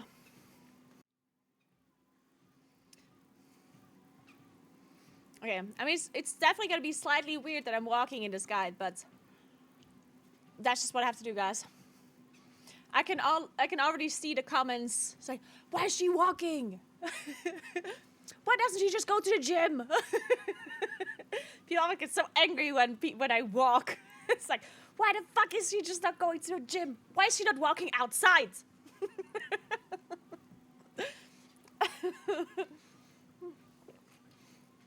Can't you stop walking for 5 minutes? I mean, I think this takes me longer to record. This is gonna be like a 10-minute video or something. And then I'm gonna make a mistake, so I'll have to re-record it. I'm not gonna first try it, I guess. So it might take me like 20 to 30 minutes to record this guide. And the problem is I need to walk 50 kilometers. So if I stop walking for 30 minutes, then I have to add 30 minutes to my stream time, which delays my sleeping time, which is bad.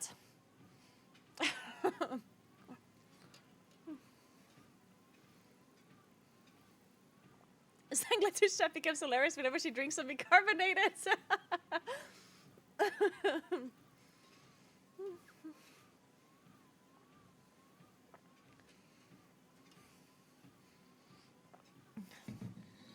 Maybe I should slow down the video a little, the speed a little bit though, so I don't run out of breath. Because if I continuously talk for 10 minutes, then I might run out of breath if I continue walking on the speed. But honestly, I don't know if I can change the speed properly. Maybe we don't change the speed, fuck it. I don't want to test it now.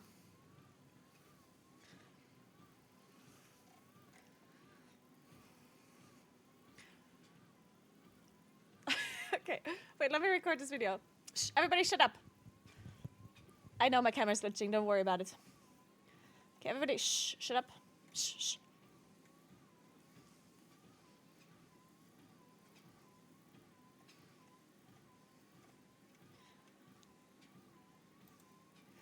Okay.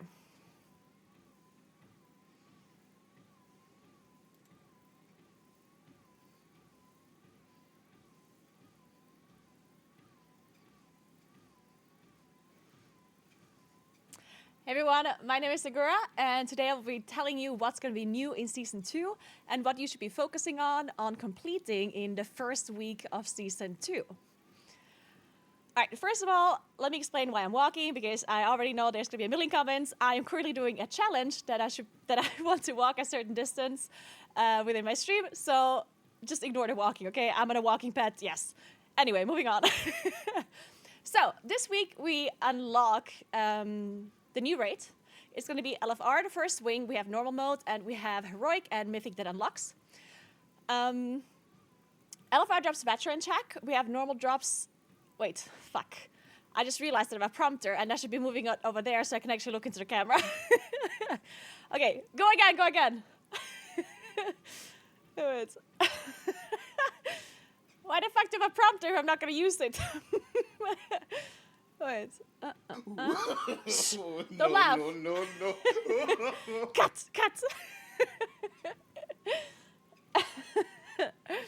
Okay, wait.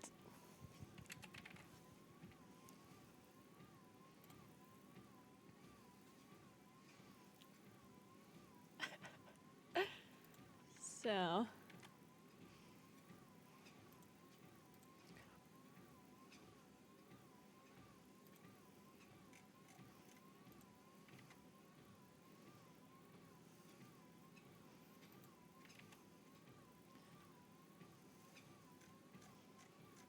Oh, this sucks. It doesn't copy the... Yeah, this sucks. I have to move this over. Let me see. Huh.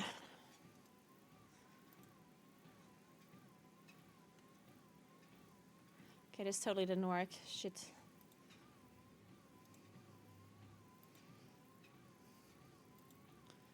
There we go. This low hum of the walking pad is soothing.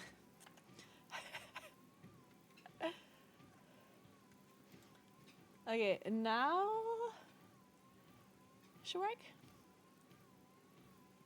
Okay, let's do this again.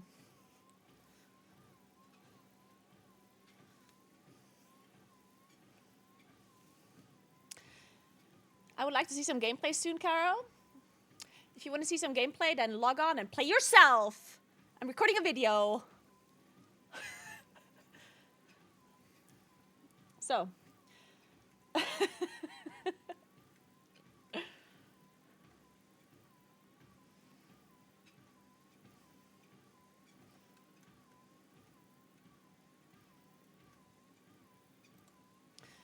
All right, let's do this. Hey everyone, my name is Naguura, and today I'm gonna tell you what's gonna be new in Season 2 and what you should be focusing on in the first week of Season 2 release. Alright, first of all, let me explain why I'm walking. I am currently walking in a walking pad that is under my desk because I'm doing a challenge on stream, so don't mind the walking, okay? Please don't have all the comments be about the walking. Thank you. Alright, so first of all, this week we unlock the raid. It's going to be out on normal mode, heroic, mythic, and the first wing of LFR is going to get released. LFR drops veteran track items, normal drops champion, heroic drops hero track, and mythic drops myth track. Each difficulty drops the corresponding crests, with the last 2 bosses dropping 1 crest level higher. For example, boss 1 to 6 on heroic drops runed crests, and boss 7 to 8 on heroic drops gilded crests. Then we get a season 2 tier sets as well. There's 5 bosses to drop tier tokens.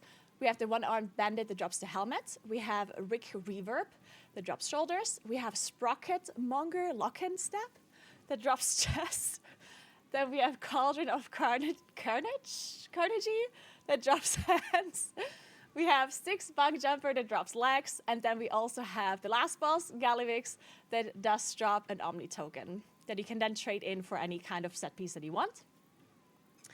Then we have rare items, or very rare items. We have a cloak, 2 different 2-hand weapons, a 1-hand weapon, and a ring. The cloak drops from Lock and Stock, and it has like a move speed on use effect. Then the 2-hand weapon with intellect and the 2-hand weapon with strength and agility, they have a secondary stat proc, and it drops on one-armed bandit. Then there's a 1-hand weapon that is a strength agility fist weapon, and that one has an AoE damage proc, and it drops on Maxi. The ring drops on Gallywix on the last boss, and it has a secondary stat proc on top of the normal stats. Then, something new in Season 2 is that we have a raid renown track now, and it's called the Galashia Loyalty Rewards Club. You can only get the renown while doing the raid, basically. And it unlocks raid skips, teleports, raid buffs, cosmetics, and the best cosmetic reward is a mount, the Mecha Devil Sword mount. And you even get something like an Augment Rune Dispenser, which is very interesting. We'll see how that works. Then, the renown is Warband White, so you only have to unlock it on 1 character, and it then works on all of the other characters. There's a seasonal cap at 1 renown per week, so you can't farm more than that. And there's a catch-up system, so if you're not starting to get your renown at the very first week, you will be able to catch up very easily to the seasonal cap that everyone else is at. The renown is earned through boss kills and named lieutenant enemies in the raid, no matter the raid difficulty. So you get 1 renown is 2,500 reputation. Boss 1 to 6 gives 550 each. Boss 7 gives 600 reputation, and boss 8, so Gallywix, gives 1,000. The lieutenant mobs give 100 each, and there are 7 in total. This means you don't have to do all bosses to get your full renown level each week. The first 6 bosses, for example, would already give you the full renown, or you can do less than 6 and then fill out the rest of the reputation by killing lieutenant mobs. Then, the catalyst will be unlocked now. You get 1 charge in the first week of the season, and then you get 1 additional charge every 2 weeks. Then Mythic 0 and Mythic Plus for the new Season 2 dungeons will now be unlocked. Mythic Year will be going back to a weekly reset, not like a daily reset like we had in Season 1. And it drops 1 out of 8 champion loot. Then Mythic Plus unlocks, and it will work very similarly how it worked in Season 1, with some changes that I'm not going to go into, at least not all of them. I will also link a Wowhead link in the description below for which Mythic Plus levels drop, which item level for end of dungeon chest and vault. It's very complicated, so definitely go check out the link and the graphic to really see which level drops which item level and which unlocks what in the vault. Then there's a new change for Season 2 in particular. If you complete all dungeons at level 12 in time, then you unlock a new feature. Your keystones won't deplete below the highest level you've done all dungeons in.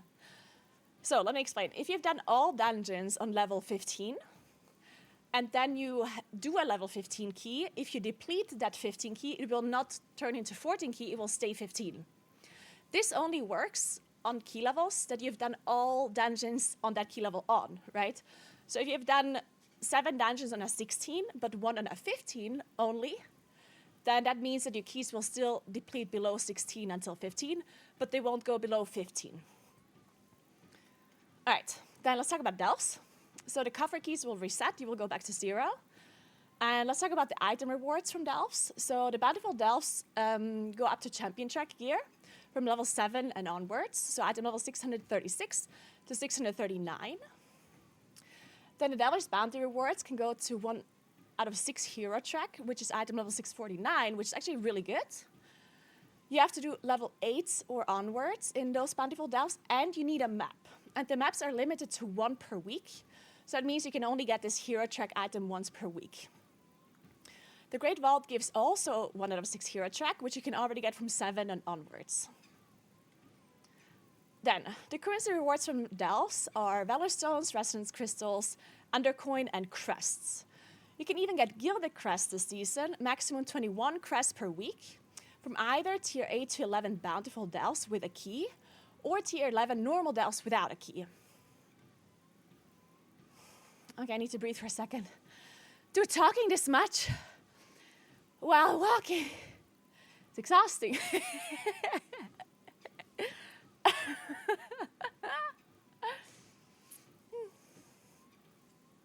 It's the breathing that bothers you? Oh, I'm sorry. I'm sorry, I'm gonna stop breathing, okay? I didn't know it bothers you. I'm gonna stop now. Hey Hannah, what's up? So, sorry Boris. Boris has to edit all of this out. It's your fault, chat. It's your fault.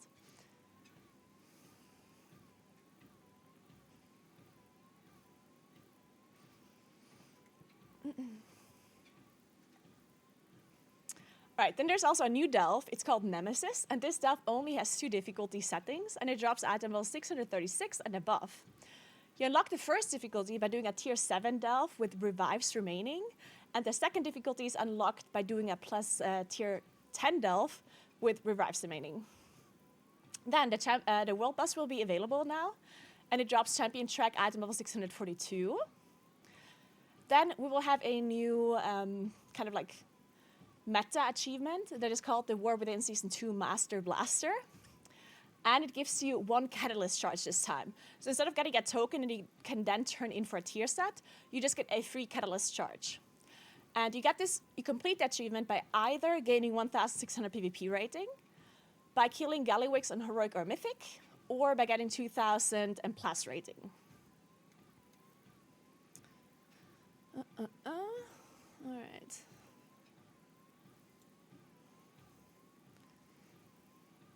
Now you can also gain your first Season 2 fragment, so a half spark, by completing the weekly Urge to Search quest. You can then trade in the fragment for 2 fragments in Dornogal at the Catalyst with the quest Sparkling Fortune. You can combine the 2 fragments with 250 Valor Stones for your first Season 2 spark. You now gain half a spark every week moving forward, meaning you get a full spark every other week. So first week, 1 full spark, then a half spark every week moving forward, so 1 full spark every other week from there on out.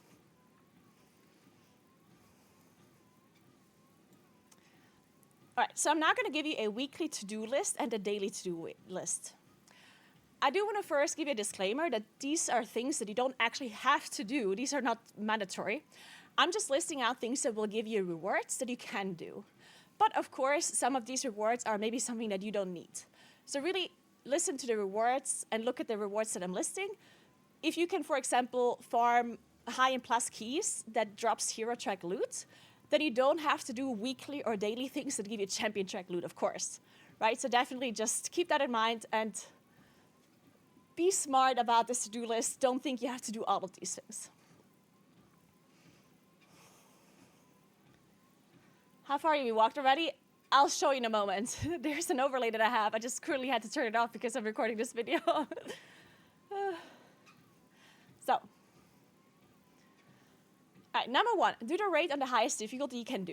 You should also do the lower difficulties for a chance on tier set. And farm your 2,500 reputation for the raid renown track, for your first renown. Now make sure you look up your class guides to see how high the item level for the new tier set has to be for it to be worth it to swap from Season 1 to Season 2 set. Or you can always sim your character. If you don't know how to sim and use raid bots, make sure you look up my YouTube guide on how to use it. For Moonkin, for example, you would need to have a full 4 pieces of the heroic item level from Season 2 for it to be worth it to switch from 2 set and 2 set. Then make sure you do the weekly urge to search quest for your half spark so you can then turn it into a full spark.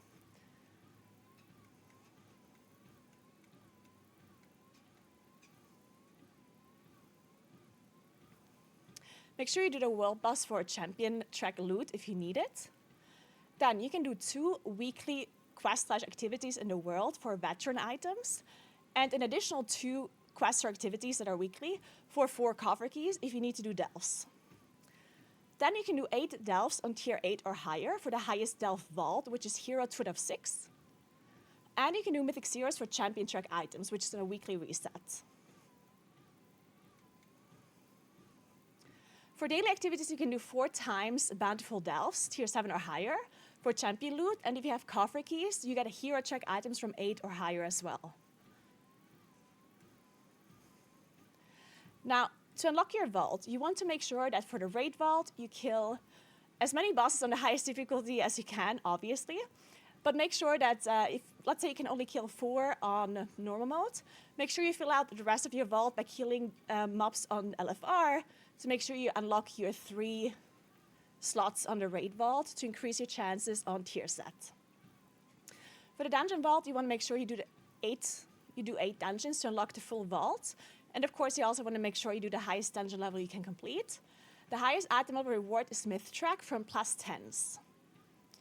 For the World Vault, you want to do 8 tier 7 delves or higher to unlock item level 649, which is Hero Track. Okay, that was it. How long did I talk for? 12 minutes? I think that's good. Is there something that I said wrong or that I didn't mention? I think I'm good. I mean, there's a lot of like breathing pauses that I did, but it should still be like 10 minutes, I think.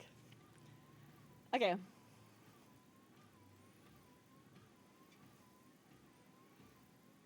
All right, and that's it for a what to-do list and what other things are going to be new in Season 2 of The War Within Undermined.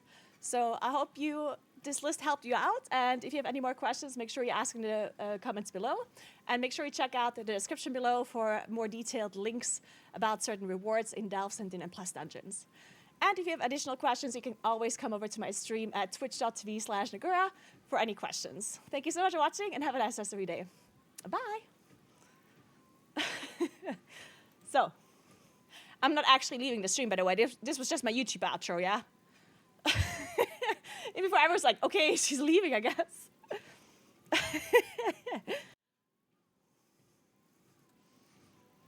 So.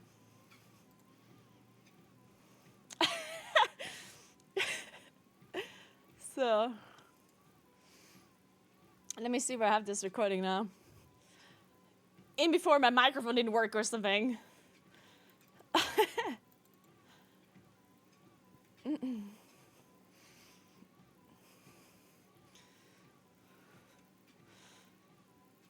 Oh god, I hope it's saved somewhere. Wait, where is it? Wait.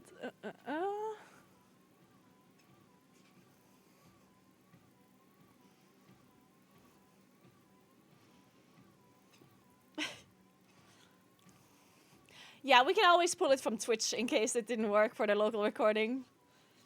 Oh wait, let me go back to the other scene. I need to disable, or I need to enable the alerts again. I disabled the alerts just so people couldn't interrupt the thing. Oh wait.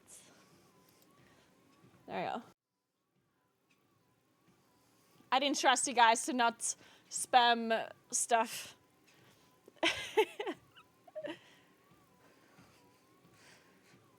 Where is this recording?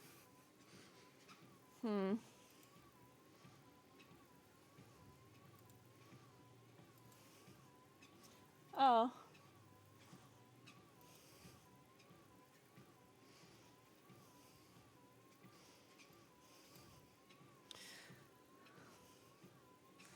I found it.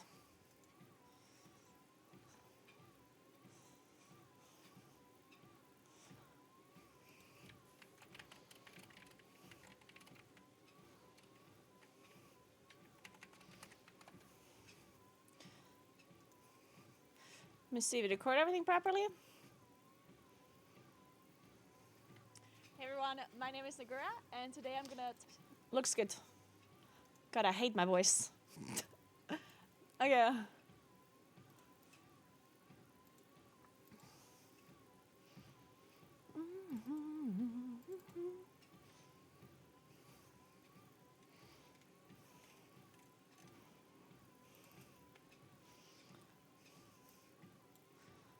There we go.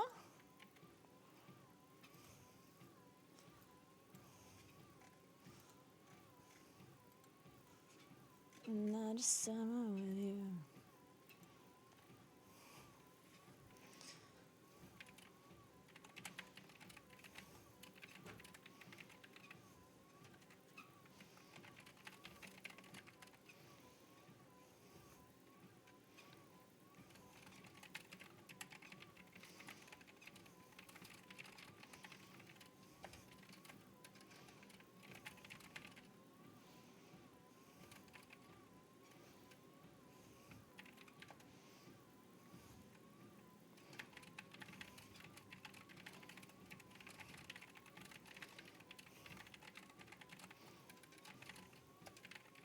When does an A actually get the patch? Is there a downtime? How long are the servers down for, like a maintenance? 4-hour downtime, so it's gonna be in approximately like 10 hours? Maybe?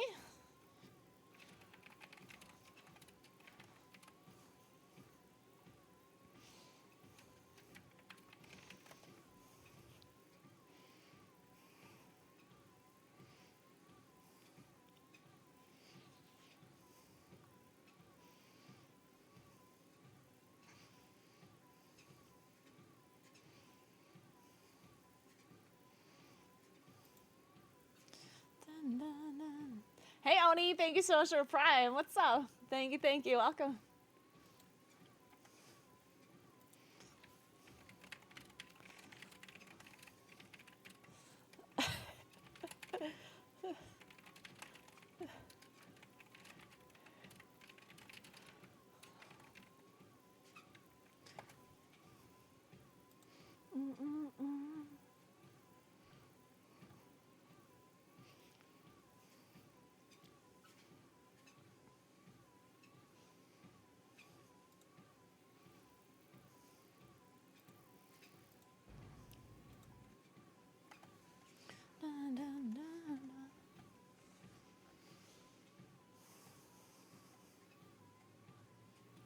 When does the race will first start?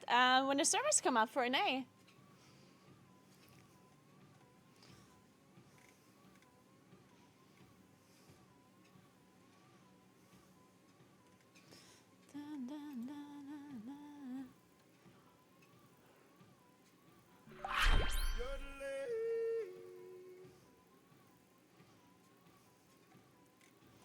Hey, Batata, thank you so much for 2 months. I appreciate that so much. Welcome back.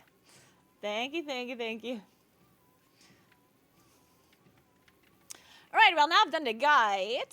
Good, good. Man, I've been so efficient today. I walked only 19 kilometers. Holy shit. I need to walk so much more. Only 20. Ugh. This is stupid. Better start running again. This is dumb.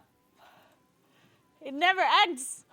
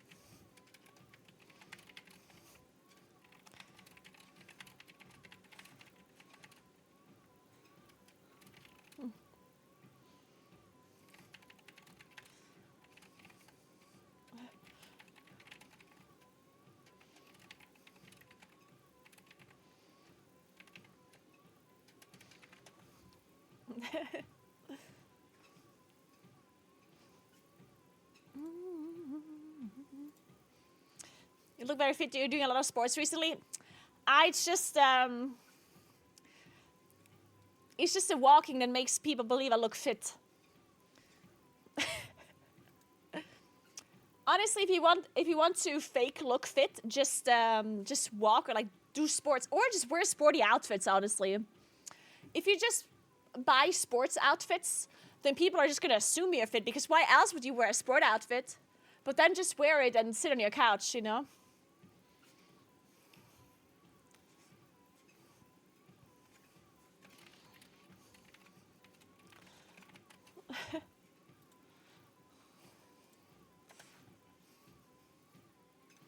True, it's 1 day and 10 hours, not 10 hours. For some reason, I skipped a whole day in my head.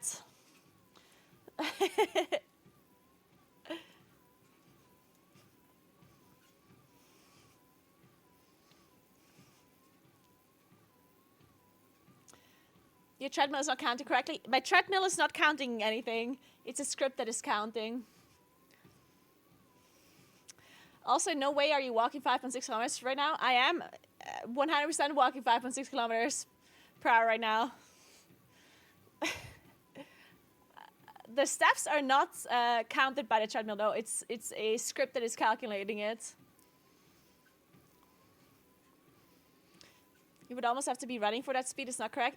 It is correct. I can record this for you.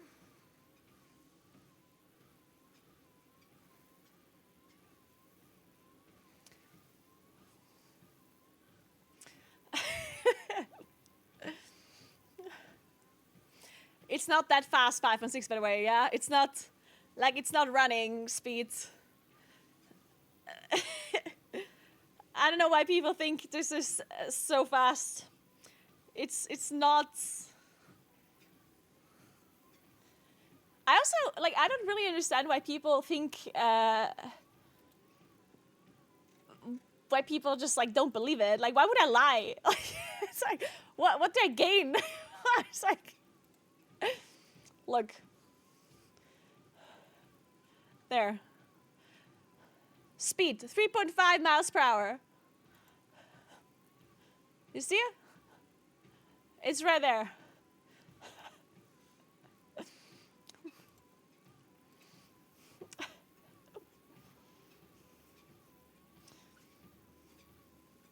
I'm doing it for charity, but not today. The charity stream is on Friday. I'm going to be walking 100 kilometers on Friday. Today I'm just walking 50. Just.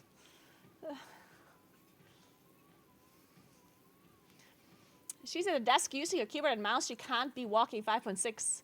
You can 100% do that. I'm doing it right now.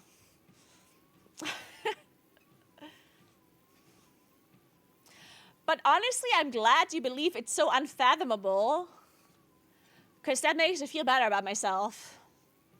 But honestly, it's not that crazy. You can do it yourself. Just do it. It's really not that hard. It's not rocket science, yeah.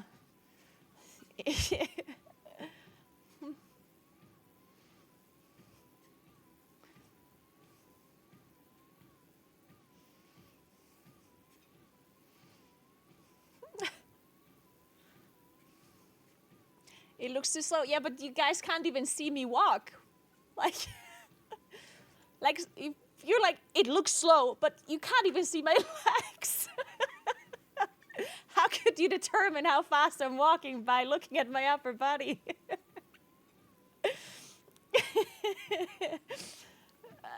A full body cam next time. I'm actually trying to get a feet cam, which sounds so wrong. Like, I understand how wrong that looks, yeah. I'm trying to get a feet cam for my Friday stream when I'm walking 100 kilometers. The thing is, because I wanted to set it up today, but I don't know where my webcam is. Like, I had a webcam somewhere, and I don't know where it is. Because I was thinking I could set up a second camera where I can just see the walking itself. Which, I mean, it's not really a requirement, but I think it would be kind of fun for people to see that I'm walking. I guess one thing that I could do is remove the step count, because maybe people are just like, because the way the step count works is that it's just a calculation, right? So people get really confused by the step count and think that everything has to be fake because the step count is not counting like by exact steps, right? I guess most people that know step counts, they know their watches that actually do like properly update the steps usually. So whenever they see the calculation like this, which does not add up to my actual steps, then people think that the whole thing is fake, I guess.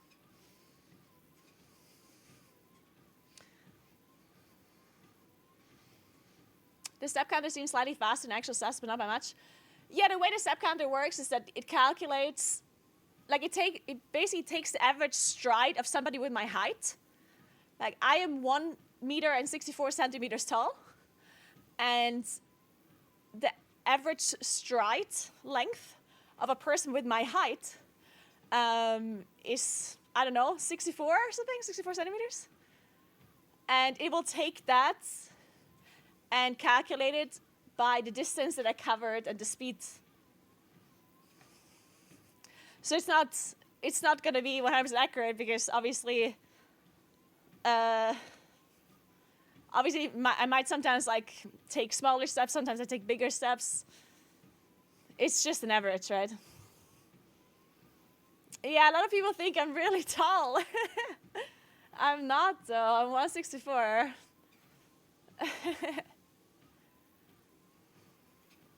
Yeah, that's true. A lot of sport watches also just calculate it. They don't actually count your steps, right? Yeah. Yeah, a lot of sports watches also just like calculate stuff based on like GPS on top of movement as well, though.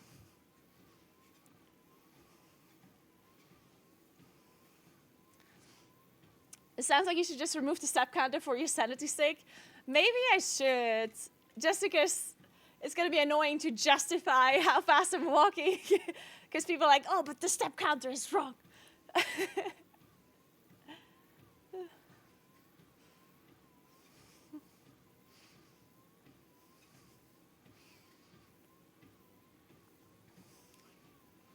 The step counter is also like irrelevant. The only reason why I added the step counter is because a lot of people measure, like whenever people think of walking, people think of steps. Usually people don't think of distance. Because when people are running or cycling or whatever, then people usually think of distance. Like a 5K or like a half marathon, a marathon, they always think of like actual like distance in the world. But whenever people think about walking, they think in steps. So whenever I was tracking my distance by only having the meters or like distance there, then people always ask, well, but how many steps is it? How many steps is that?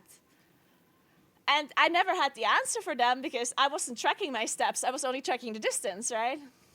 So I added the step count just for those people that constantly ask about the steps. Obviously, it's not like a 100% accurate number, but it's like an approximation, right? The thing, though, is like the challenge that I'm doing is not about the steps. It's about the distance, right? The challenge is going to be, well, today it's 50 kilometers, but on Friday it's going to be 100 kilometers. So it doesn't matter, like the step count doesn't matter at all for the challenge. It could say 50,000 steps and it wouldn't matter because I'm not done until I walked 50 kilometers, right? Or 100 on Friday. So the step counter is just there for people that always ask. It doesn't actually have any relevance to the challenge.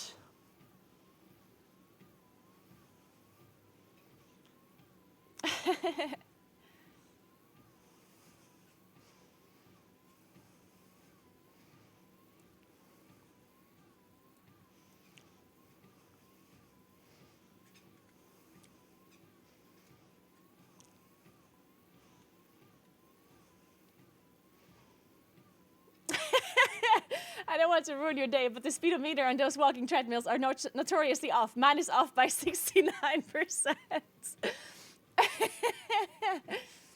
I would prefer if you did the 100 kilometer outside then. Oh my God, Baba Gadoosh, I love you. You're actually the best troll ever. I would prefer if you walked 100 kilometers outside, in fact, for this one challenge that you do for charity that has absolutely no meaning to you. You know what? I honestly think that this challenge should not count. I think that nobody should donate for charity on Friday because the step counter is off and there's no way this treadmill is actually going 5.6 kilometers per hour. So I don't think anyone should donate for charity, and you should disregard this challenge as if it didn't exist unless she walks outside.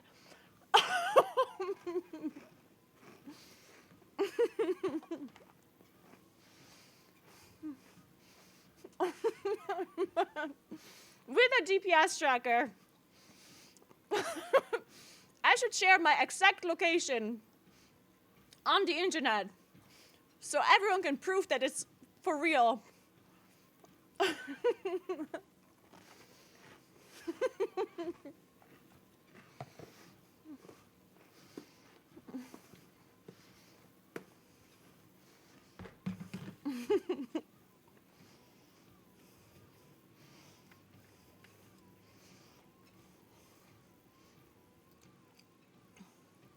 In fact, I will only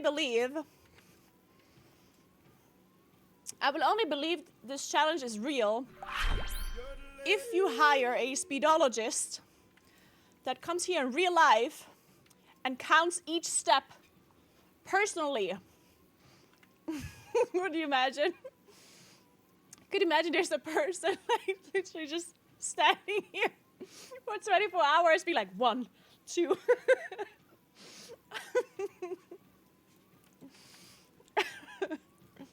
And they have to count out loud. Hey, Mr. Hawkins, thanks for 43 months. What's up?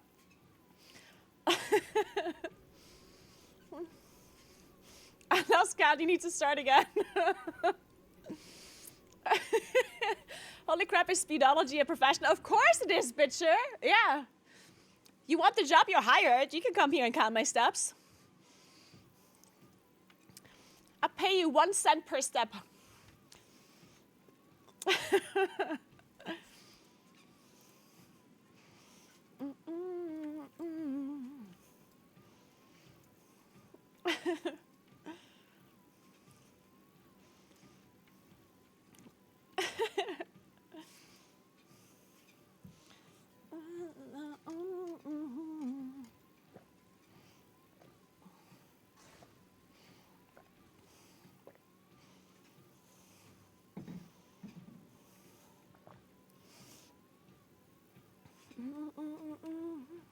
Alchemy experiments are one. I got a cam drone program to follow you. Get some quick pictures for, 1 cent per step is actually a lot. Wait, I didn't calculate this fully. Shit, how many cents do I have to pay then? Uh-oh, maybe I have to rethink this. Maybe our speedologist is too expensive after all.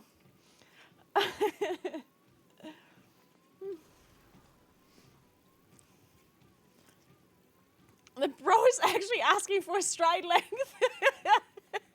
This is just getting better and better.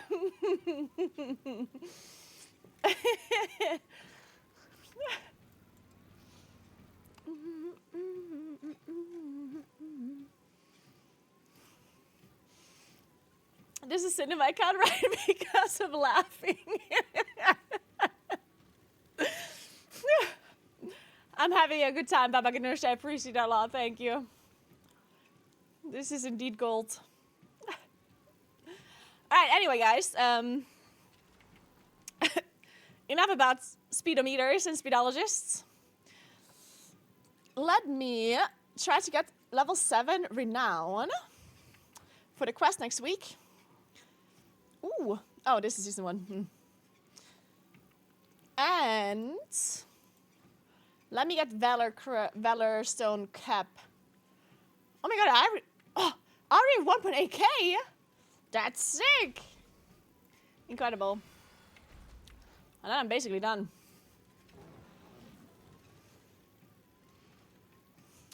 $756 rep for the main reputation is hilarious. 756 rep, what do you mean?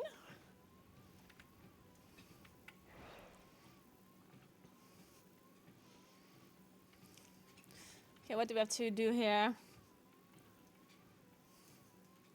What do you mean 7 renown? Right, so when you have 7 renown, you get like a weekly quest that unlocks next week, but you don't have to do it this week. You can also just go get it next idea.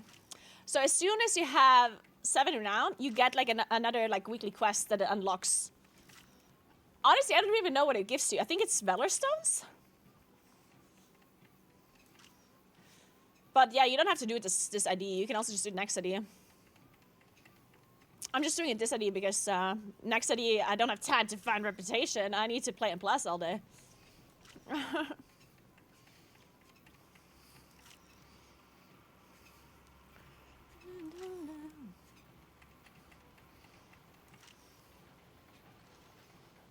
Not much of a sportsman myself. In the Netherlands, we have a 4-day walk event where 45k people walk 30 kilometers. Really? 40 kilometers or 50 every day for 4 days. There's something for you. Wait, that sounds like fun. Well, actually, so this whole walking thing, yeah? Like, people think I'm really into walking, which, I mean, I understand why they would think that.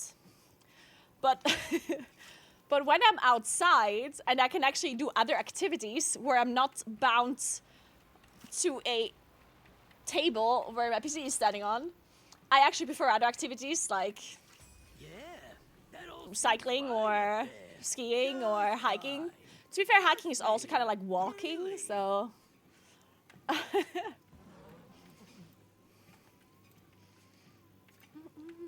Or drinking wine, drinking beer. Guys, I had so much... I had nice wine and... Actually, I did not drink beer. But I had nice wine last weekend. I was having a spa weekend last weekend, guys. I was saunaing and spying and massaging and eating good food all weekend. It was great.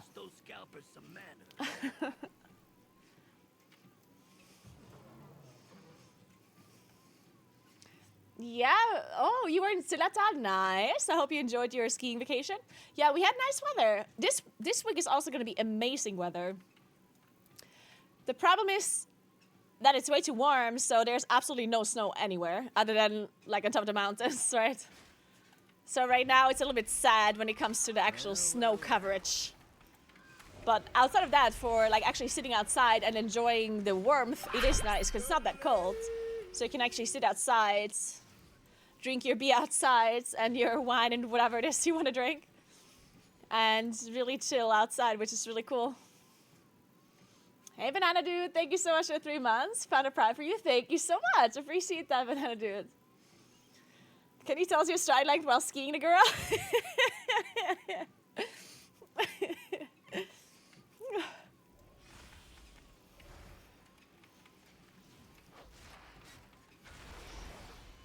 Speaking of stride length. Well.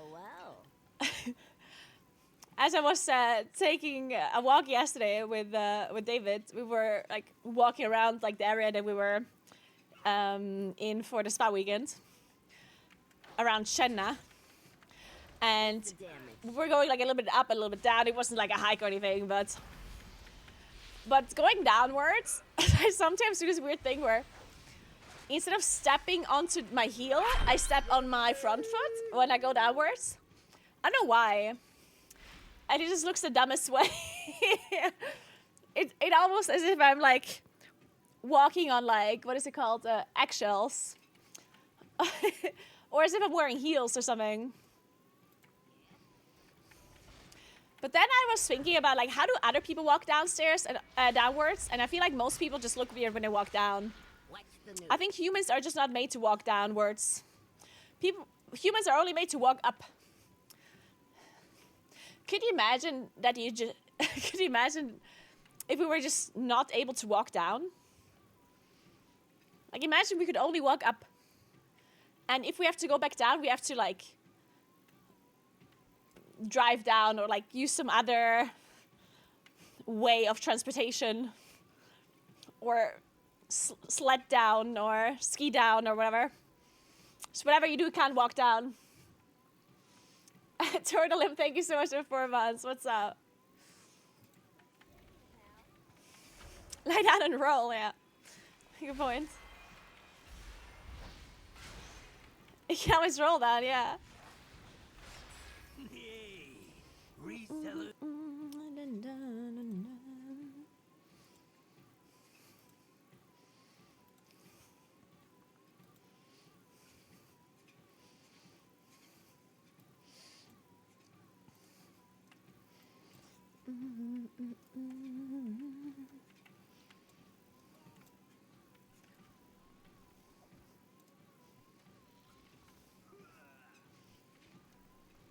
So, ooh, are you racing? Ooh. How do you like the new drive feature? By the way, have you seen the new video that I uploaded on my YouTube? I went actual racing. Real life racing in a real life race car. To test like the Undermine feature. I was in Goodwoods. It was very cool. It was a lot cooler than I thought it would be. I'm not sure what I really thought it would be like, but I don't know, it was really cool.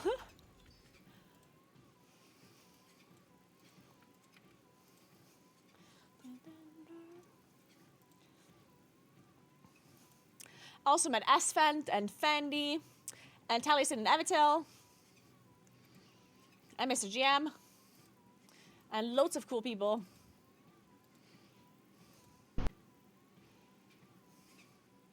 Da-da-da-da.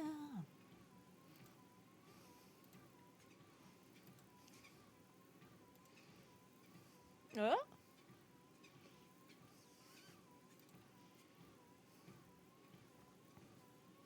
There, this one. Look how good my face looks in a helmet, doesn't it? Right? This isn't like the best English weather I've ever seen. Hey, look, this is me. Look at that. Yeah. So Look how I'm fast here- it was. Yeah.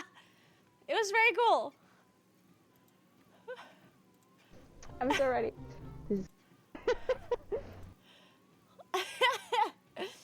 Naguura Verstappen, yeah. It looks like heaps of fun. It was so much fun. It was so strange to have like the gear shift on the left though, and generally, I mean, the fact that I was sitting on the right wasn't that big of a deal because I was on a racetrack. There was no traffic, right?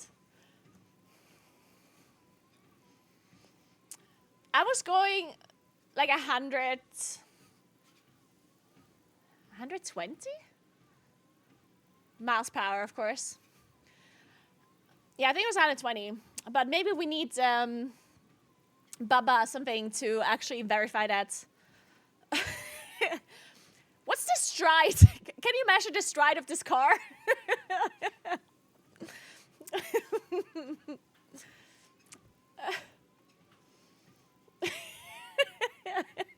Fenoria. Yeah, we'll need a stride length for this car to be able to be sure.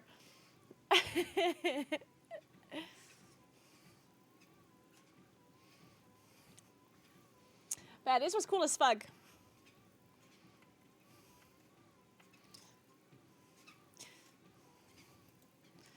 And then we were also doing some other cool stuff like...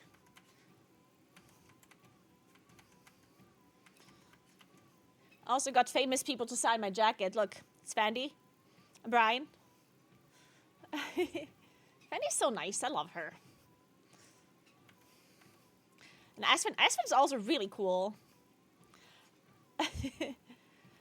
Aspen promised that he's gonna help me out with some IRL streaming setup stuff, which is really cool. So I can maybe improve my setup. And then Taliesin and Avatar are always the nicest as well. Also, Taliesin is all... Like, every time I see Taliesin, I'm impressed of how much taller he is than I think he is. Like, because he doesn't seem that tall when you look at him on camera, and then in real life he is actually quite a bit taller. It's funny because people always think I'm taller than I am as well. Well, for him it's the opposite, I guess.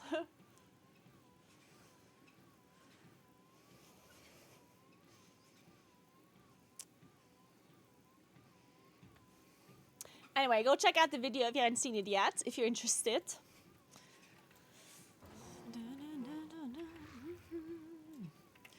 But now we're gonna go and race in game.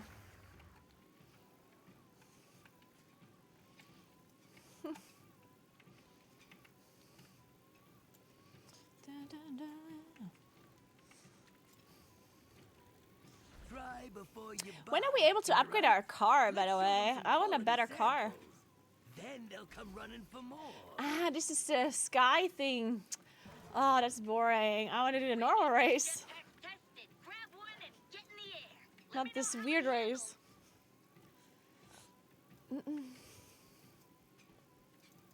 Interesting. You trying something, pal?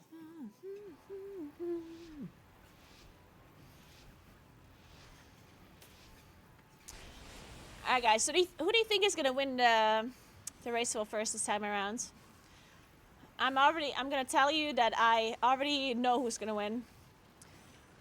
Because I asked ChatGPT and he told me who's gonna win. So we all know it's scripted by AI, so I will tell you who wins in just a moment.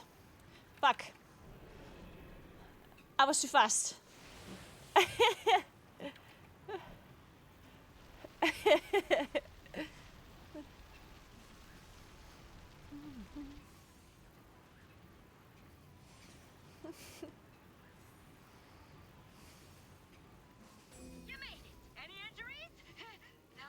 Liquid Death method, wow. I see it. Honestly, it's not that I think that's gonna happen, but I do think it's somewhat possible that method is gonna get second. I don't think that it's unreasonable that method is gonna get second. Even like honestly, even method winning. I mean, I don't think method's gonna win, but I don't think there's a chance. Yeah. And I also think that there's a decent chance that they get second, honestly. Method's doing really well lately. And the thing about getting second is that Method really wants to get second. Like, for Method, it would be really good if they get second. But for both Liquid and Echo, getting second is already kind of like a loss. So their motivation wouldn't be very high for them to get second once they have lost first. You know what I mean? So, because Liquid and Echo, they both really want to win. Of course, Method wants to win as well, but Method's highest rank lately has been third. So they know that winning is not necessarily something that is like super like accessible to them. But Liquid and Echo, they both really want to win, and they only want to win, right? So let's say Liquid wins. Then Echo is going to be kind of demotivated to kill a boss. And it's going to be hard for them to kill a boss after having already lost. Because at that point, you're like, ugh. Like, at that point, you already lost the race, right? So killing the boss then is going to be hard for them. While Method, they really want second, right? So for Method to get second after Liquid or Echo has won already is going to be a big motivator. So I do think it's very possible that Method gets second. First, maybe not so much, but second, I do think pretty high chance, honestly.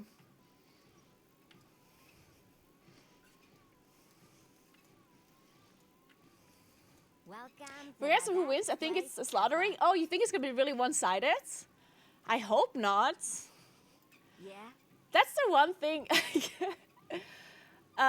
Usually, I'm obviously gonna root for the team that I'm casting for. Usually, this time I'm not casting for any team, and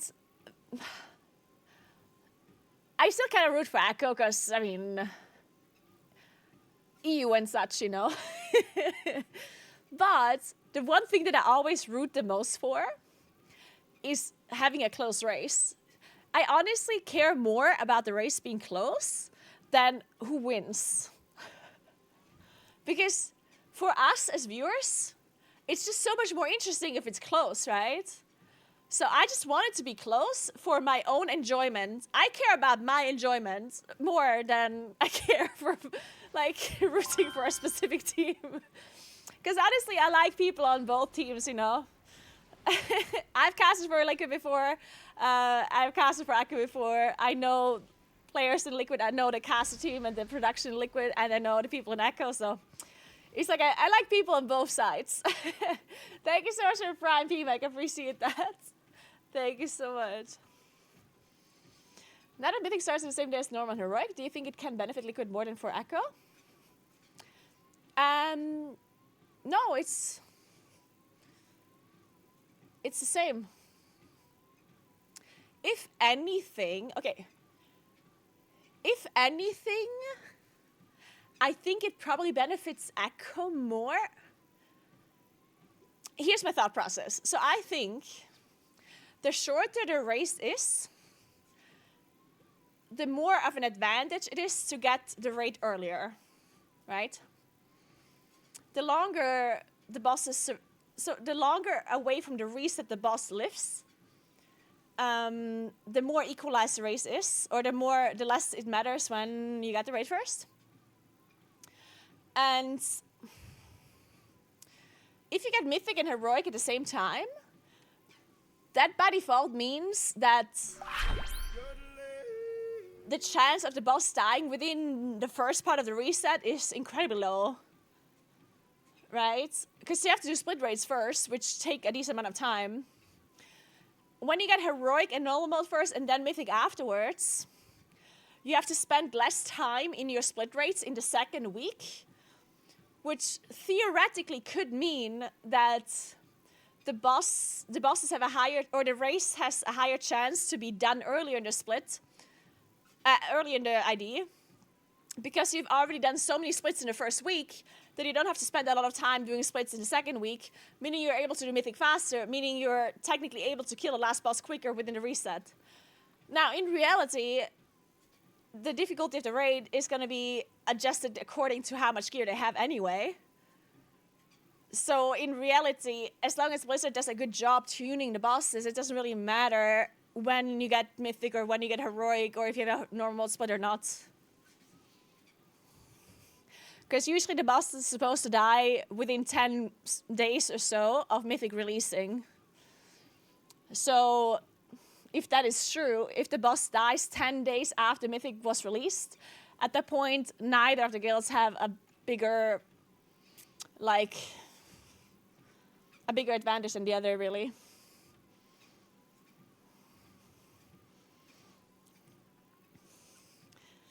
Hey, Pilater thank you so much for the 8 months. Appreciate that so much. Thank you, thank you. The race is so weird for me. I watch the Echo mainstream because it feels like a much better quality production. But I mainly watch Max for the Liquid side of things because it's more enjoyable. It feels like Echo's production is so much higher quality.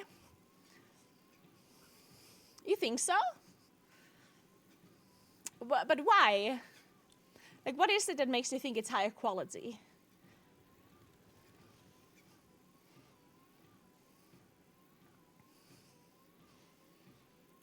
The teams that announce the casters that they have, yeah. It's on their Twitters and Instagrams and whatever.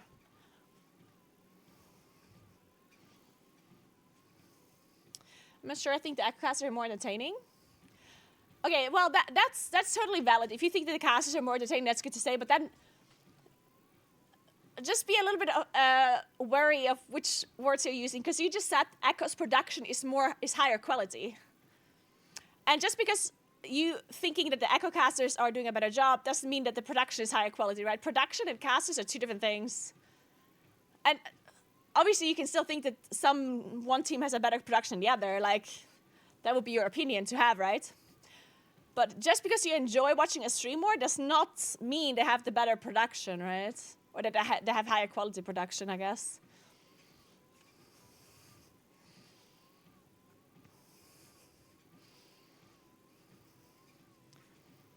But yeah, if you like the Echo casters more than the Liquid casters, that's totally fair. I do think a lot of people are also, like, I think it's very personal preference, and it's also like, the casters are very like, whatever you like more, and which personality you know more. Because, for example, a lot of the NA casters are American. So if you know them as personalities, but you don't know the EU casters at all, then maybe you enjoy the NA cast more because you just generally know the people there and you like the people there, you know? So I think usually the NA caster or the NA broadcast is a little bit more catered towards NA fans, obviously, because obviously Liquid is NA. So it makes sense that, it also makes sense that they have NA casters, right? Since the production, everything is in America. But yeah, let's say you're an American viewer, you probably also are more likely to know American streamers and American content creators, because that's when you're watching Twitch and whenever you're watching content, right? And a lot of the EU casters for Echo, they are actually EU casters, and you might not actually know them if you're from America, meaning that you might actually not enjoy watching the EU cast at all.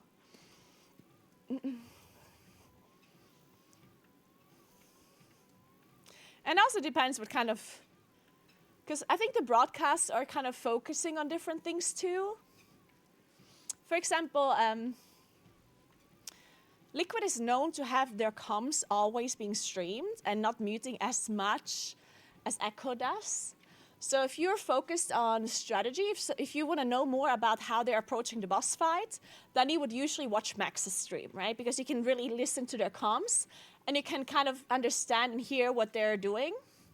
And usually the Liquid comms are also a little bit more like entertaining than the Echo comms, usually. Just because I feel like they just have, they're like joking around a little bit more on voice compared to maybe Echo's comms being a little bit more serious. Right? So sometimes people enjoy listening to the comms more for Liquid. Which means for the Liquid broadcast, it kind of means that they cater more towards people that are a little bit less interested in the competitive side of it, or not competitive, or in the strategy, right? Because let's say you want to watch Liquid, and you really want to know about the strategy. Like if that's your focus, then you by default are going to watch Max, because there's no caster in the world that can give you as much info about the strategy as Max can do and listening to the comms can do, right? Like it doesn't matter how good and how knowledgeable your casters are, the best information you're always going to get is from raid comms, of course, right? So if you're a person that's interested in the strategy and how they're approaching it, then you're obviously going to watch Max. And Liquid is kind of known to have their comms be mostly unmuted, right?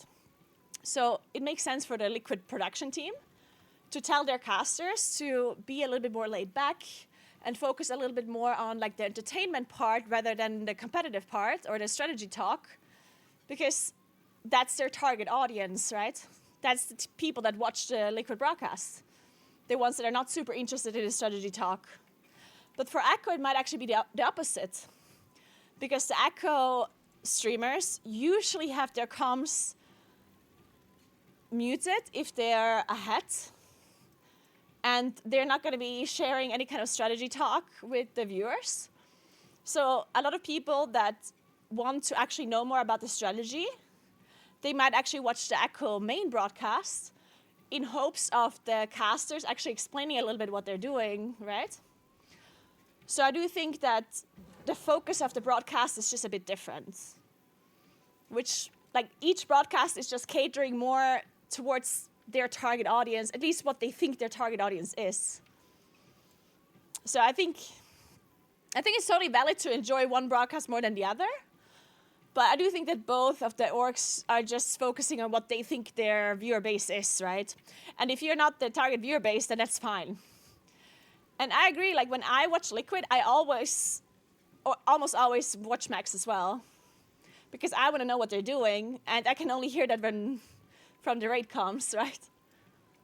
I do sometimes watch the Liquid casters as well, just because I like the Liquid casters, and sometimes I just want to chat and hang out. But usually I watch Max.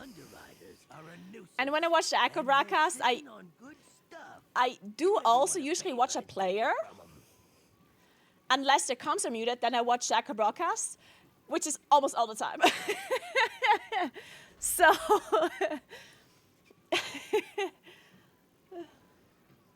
my favorite stream during rehearsal versus Chef Heidi's. Yeah, it's so cute, actually. I love Chef Heidi.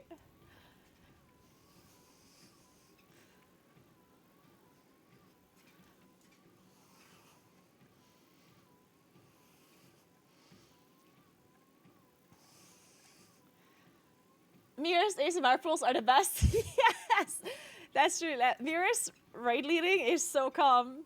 Especially when they do heroic splits whenever they play with viewers, right? He's, like the way he talks to viewers when they're in the raids, it's great.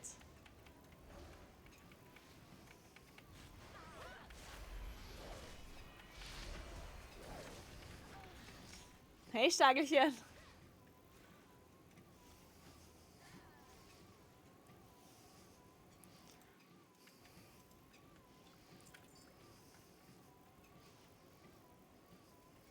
Surely you haven't watched Echo for a long time because I don't get you when you're talking about being muted almost all the time.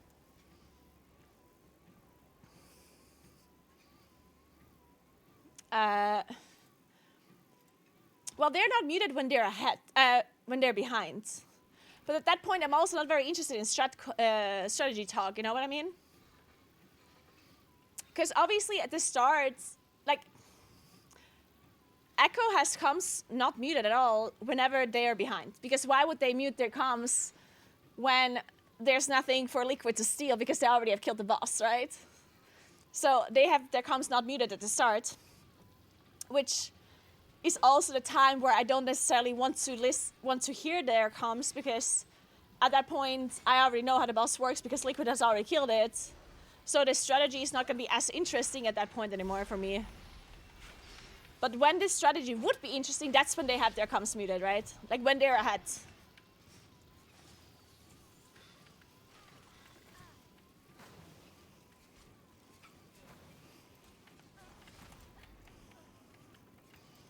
I want you, baby.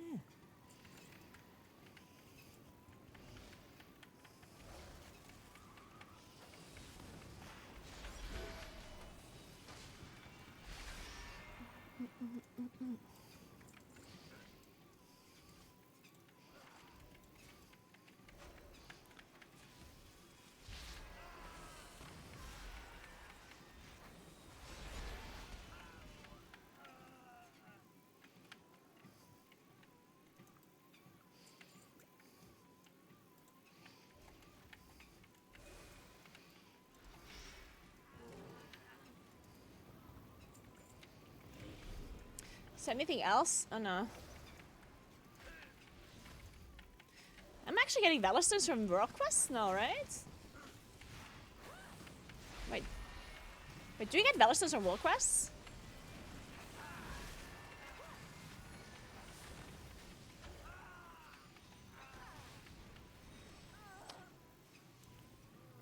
Before I went to gym, you were writing stuff down and going to record a video about first few weeks. When will it be released?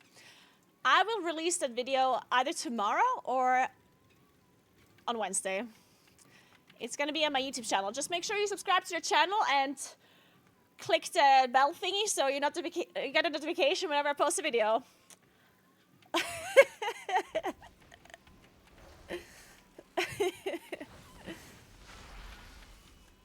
What a pro, I know, right?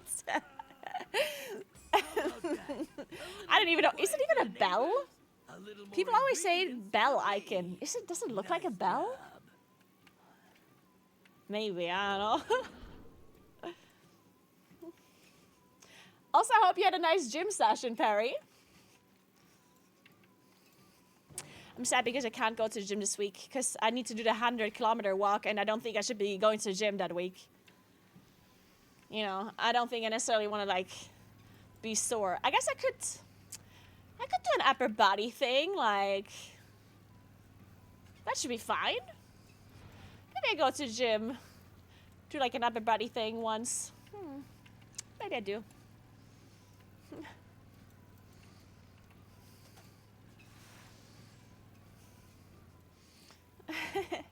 Not much of a sportsman myself, but I have some boom balls. Vifla. Take them if you want them. I'm not gonna use them.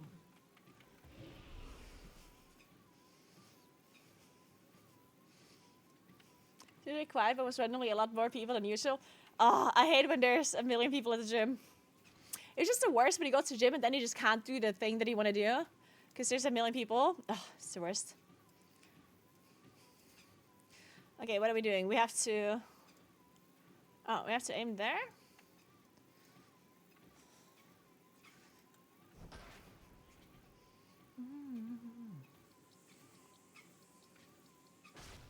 Nice.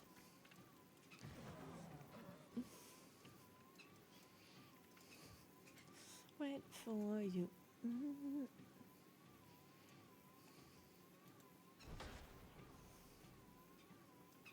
It's gonna be very strange because in the next few days... Oh shit. I missed. In the next few days, I'm gonna wake up super early in the morning, so I technically could go to the gym at like 3 a.m. or something. And there's not gonna be anyone, but can't really do proper workouts if I have to do that marathon walk. Shit, I missed again. How am I supposed to hit this? It's too difficult. I just have to make sure I hit this earlier. Maybe like this? There you go.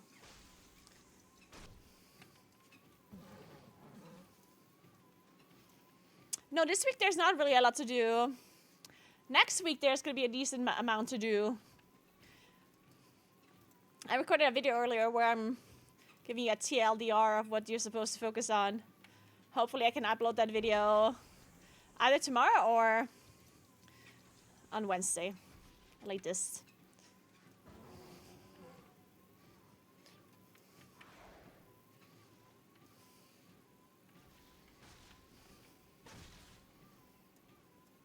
I'll wait for you. Yeah, people are worried about my back. I'm more worried about my legs. I've been walking a lot and I don't think my back was ever really like hurting or sore or anything.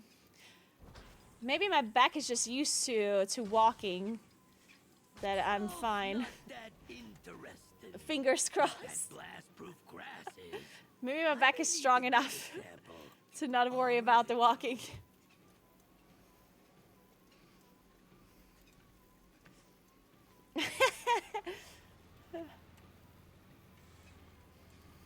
By the way, guys, we're also going to do a viewer rate this week on Wednesday. So if you want to join normal or heroic, definitely make sure you're around. I'm going to have to I need to check some of your stuff. Like, I can't just invite anyone because we need to make sure that we can actually still clear the rates. But I guess I could also just fix my weakers and stuff as well while I'm at it today. Yeah, I mean, I still have a lot of time left today anyway. How much longer do I need to walk? Fuck! I still need to walk for so long. Okay, so anyway, I need to walk for so long I have enough time to fix my UI and figure out how all the bosses work.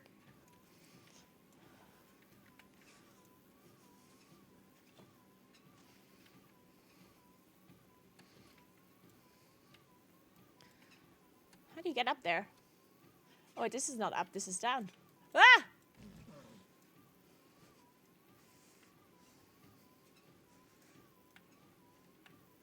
Where is this? Oh, I see it. Alright.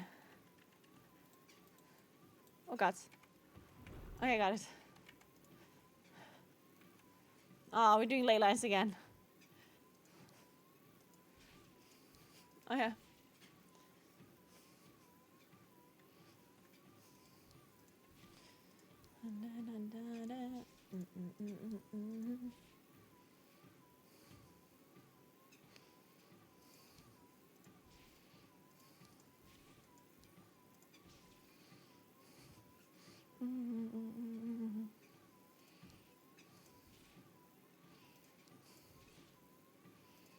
Wait, that was the wrong side. Nice. Oh, what was that? Man's firm Gorillion. What the hell is a Gorillion?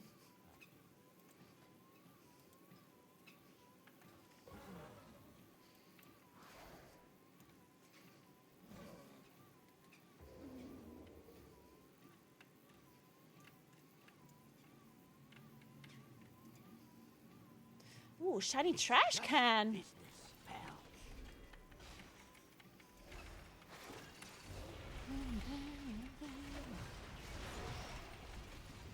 Wait, I haven't really planned any walking breaks, but I think I should take stretching breaks in between. Maybe I'll take a stretching break whenever the treadmill turns off again.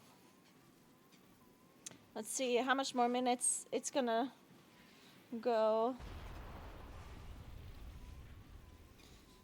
74 minutes, so I still need 25 minutes. Yeah, maybe in like 25 minutes I'm gonna take a short stretching break.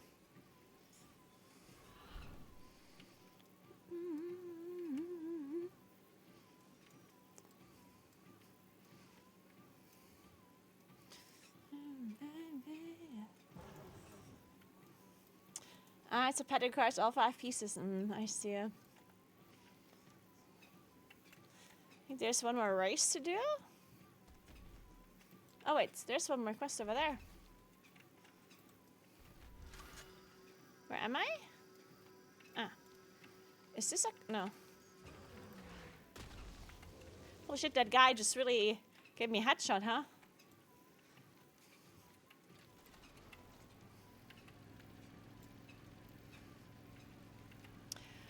I'm currently not playing hardcore or OnlyFans. I would like to continue though after the race first. I just can't do both at the same time, you know? Try before you buy. Am I right? The new patch is coming out Some in quality like the samples. new patch is out Then they'll right come now, down and the for race first is starting, and I definitely want to focus on that. And then once the race first is over, and once retail is not that interesting anymore, then I would technically like to come back to OnlyFans. How you doing, But pal? I don't know if it's still gonna be, you know, like I don't know if people are still gonna be Welcome to interested in the it or not. best place ever. But if they are, then I would like to play it. If the whole thing is still going on. Maybe eventually I'll make it to level 60. There's a lot of variety stuff I have to do still though. I kind of want to continue Kingdom Come Deliverance too, because that game is so much fun. And I also want to check out Fellowship. That's something I also want to do. So yeah, lots of stuff to do. And then of course I also want to do a lot of IRL streams as well, because I'm not doing that many IRL streams at the moment because of the patch and stuff. So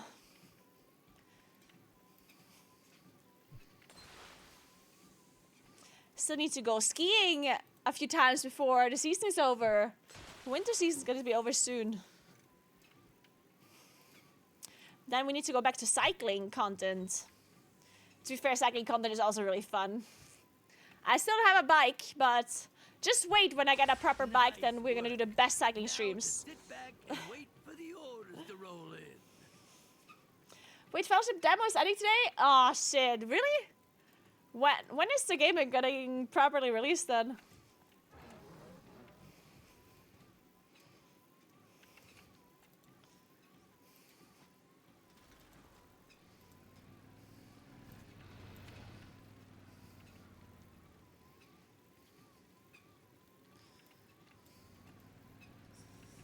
Hey Marcos, welcome back. Dim lighting and absolutely no airflow. Perfect day for a race. Oh, but there is no release date? Okay, okay, yeah. Oh, can I do this? Oh, I'm not sure about that. Wait, what? Wait, oh wait, one more time. Wait, how do you go back? Okay, there we go. Okay, one more time. Wait, how do you return E? That job's No. just your style. Burn rubber, honey. Watch yourself. Okay, let's do this again.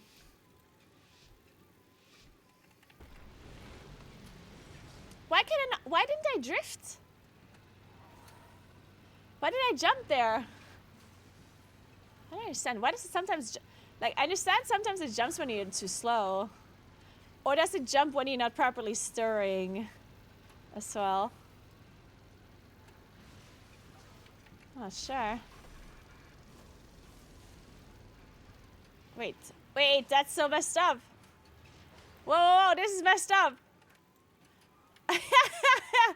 I'm stuck. Oh no, how difficult is this course? What the fuck? I've never done this one before.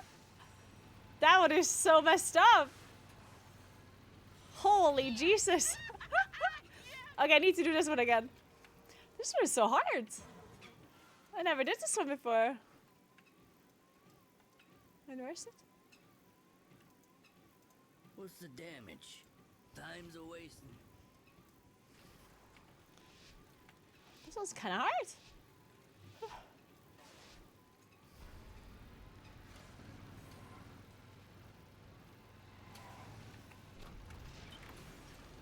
Why? Can you not drift when you're in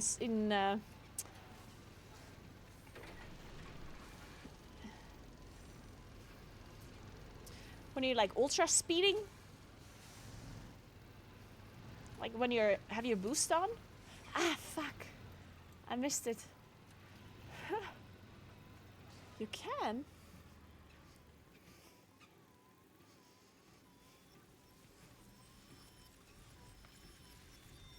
Yeah, know that you speed with that you drift with space, but sometimes you just jump instead of drifting. Oh, you first have to turn. Ah. Interesting. I guess I did that wrong then. So you have to first turn it, then. Okay, let's try this again then.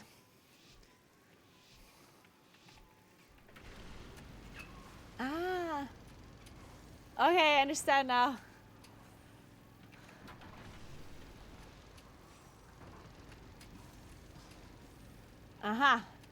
Wait, this makes it better. Okay, I understand now.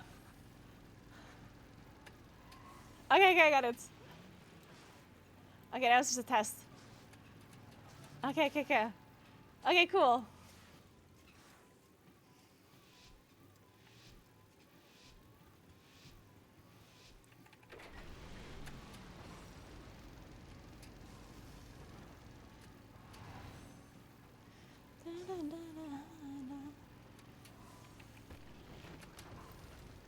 Whoa, that was in the way.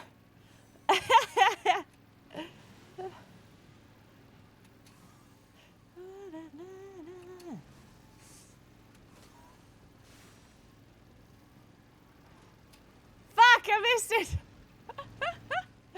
It's too hard.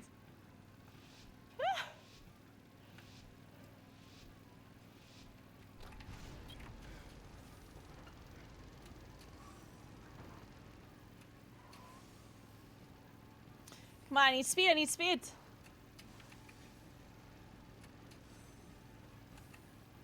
Where's my speed? Oh my god. I'm so slow.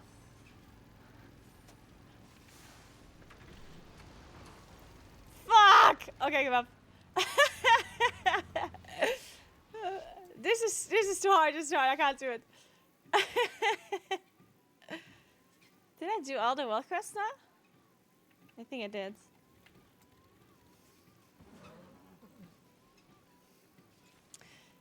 Yeah, this course is very like you can't go super fast in this one. It has a lot of like sharp turns in it.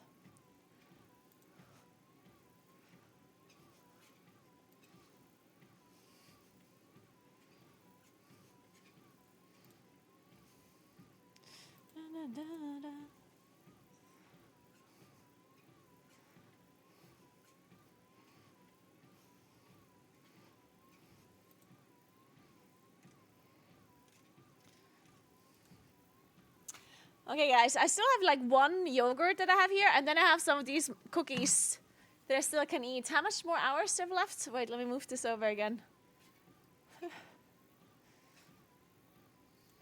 I need to space out my food a little. I still have like 5 hours, more than 5 hours, right? Ugh. How much did I walk? How many kilometers? 24. Still have like double the amount. I still have to do 4.5 hours. God, that's so long. 4.5 hours without any breaks. Maybe I have to go faster. Can we change the speed? We can, right, girls? Like, it's not gonna break everything, does it? No, I mean, this, like, like, it's not gonna break the overlay. Yeah, it should work in theory.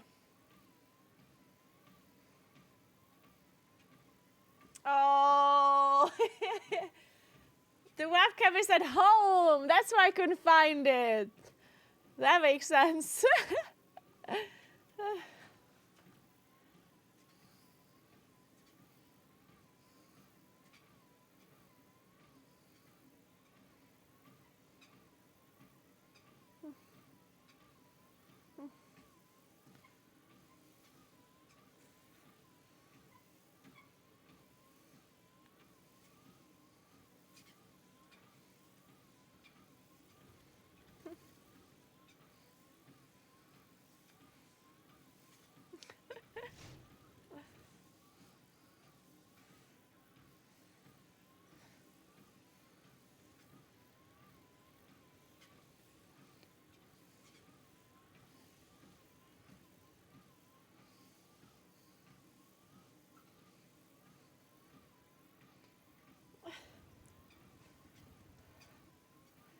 So.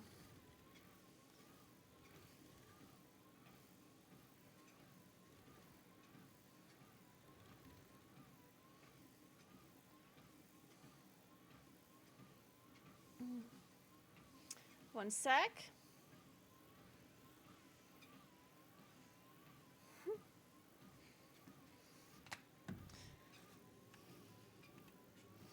Wait, I'm halfway now? Let's go!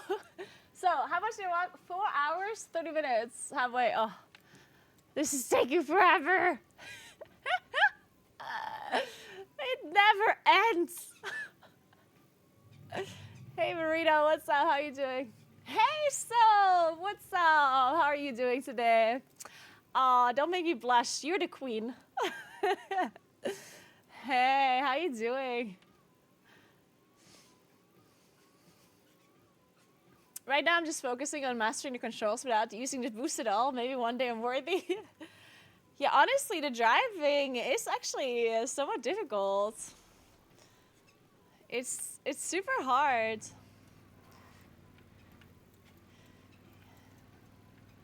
Even David was able to do some driving when we were in London at the racing track.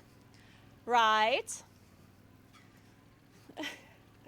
He did some drifting in real life and in game. Actually, I'm the queen, you are. Love eggplant. You inspire me to walk more instead of sitting all hunched at my desk. Do you actually? That's really cool. I'm glad I can inspire some people to walk a bit more. So walking is really nice. Honestly, this is gonna be my thing now. Like, it's funny because I talked about this earlier. Like, everyone just thinks of me as like, oh, that girl that walks all the time, right? Like, even though I only really walk when I'm like streaming, usually I don't walk that much. But I guess people were so confused when I had the walking pads. Like, why is she moving? Like, what's the fuck? What's going on? So I figured I'm just gonna turn it into my thing now. And then we had this whole idea of the marathon thing, and now we're doing a charity stream. Oh my god. I'm gonna be that walking girl. I was studying that, so I should do it. You should, Soap, you should.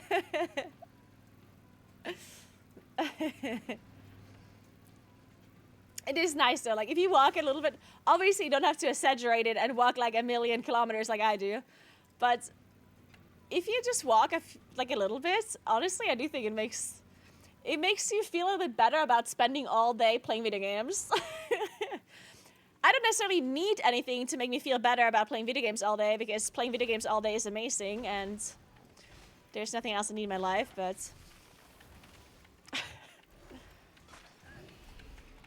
But in case you need something to make you feel better, guys, I can recommend the walking thing.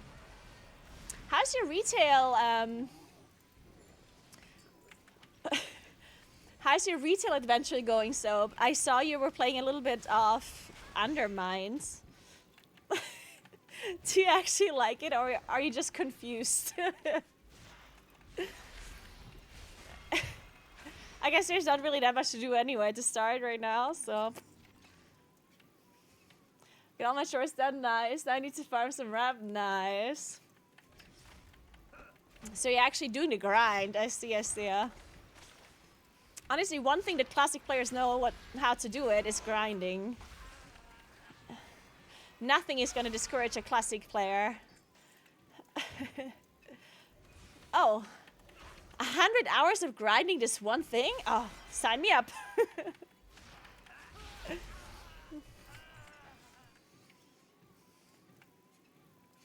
I do also like the zone. Honestly, I'm usually not a big, like, I usually don't like, or I don't care about the lore or the new zones that much.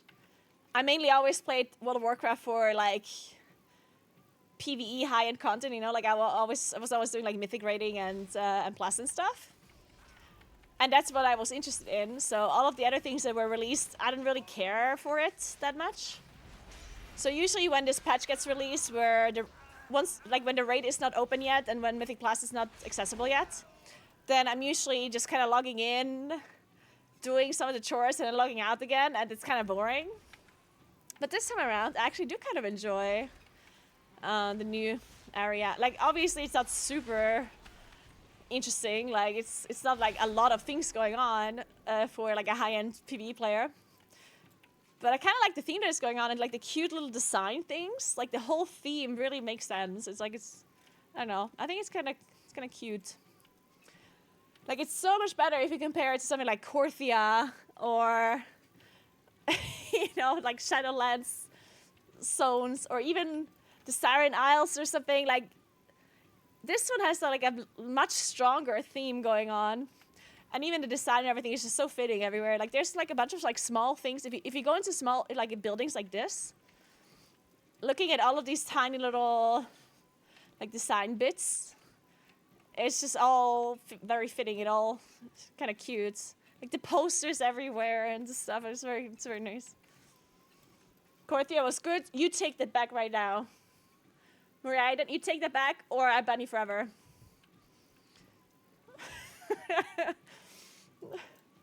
I'm just kidding, by the way. Or am I?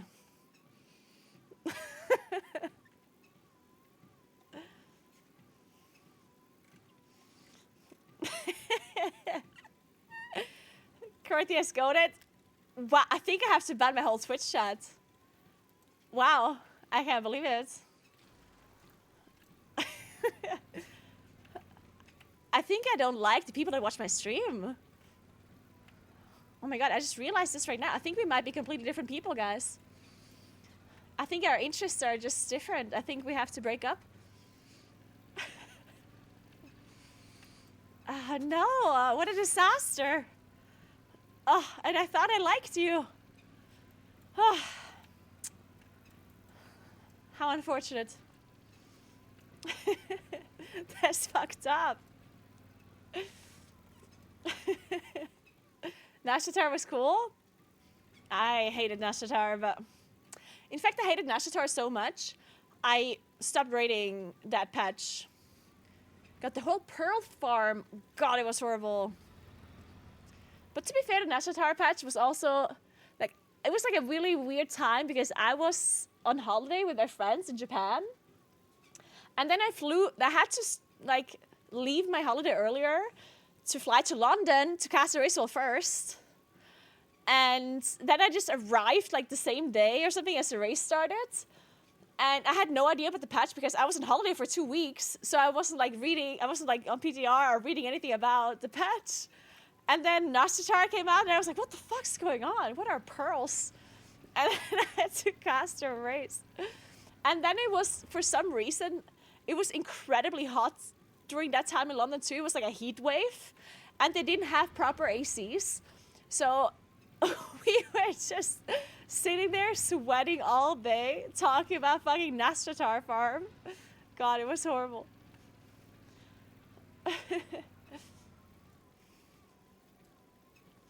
Is a walking pad an EU name for a treadmill? No. Treadmill is also called treadmill in EU. A walking pad is a very small version of a treadmill where the speed doesn't go to running speed. It's just made for walking. Like, that's why it's called a walking pad. A treadmill, you actually can run on it. It goes faster. Sometimes you can like use an incline or whatever. Which, to be fair, you can have walking pads with inclines too. But walking pads are not going as fast. That's why they can also be smaller, which means they can also fit under desks and stuff. Because it's very difficult to fit a treadmill under a desk. A walking pad is much smaller.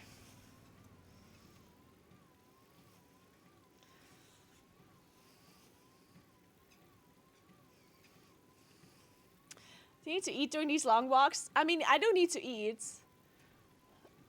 But you don't have to, like, I don't have to eat an insane amount. Like, it's not that I'm running or anything. Like, obviously you're burning calories walking, but it's not that I need to, like, eat thousands of calories to be able to walk. I'm not at the Racewell first, unfortunately. Preacher's casting, I'm not.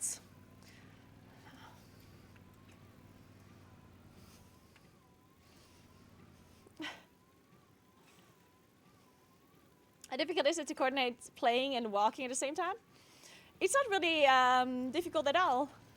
Walking is something that is a very natural movement for you, so it really is not as hard as it seems. I actually thought it would be kind of hard too initially, but it's really not. Like, I actually thought you're gonna have a hard time, you might be falling off and stuff, but it's actually really not hard. Like, you just walk. It's the only thing that is a little bit more difficult initially is like playing properly when you walk fast. Like, one thing I guess I started walking a little bit slower initially, and then I increased the speed gradually. Because obviously when you're playing, then you need to make sure that you're not moving your upper body too much. And usually when you're walking, you are moving your like upper body somewhat a lot.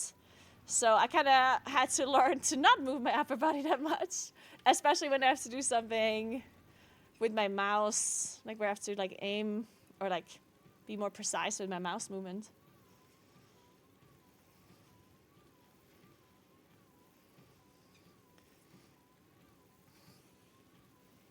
Okay, 3 more minutes and then we take a short break. Maybe I got my food done. 1 p.m.? Yeah.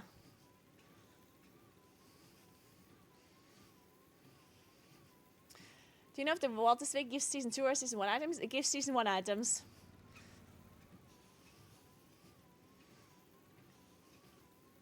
Walking is more muscle involved than running? Wait, why? Is that true? Really? Huh.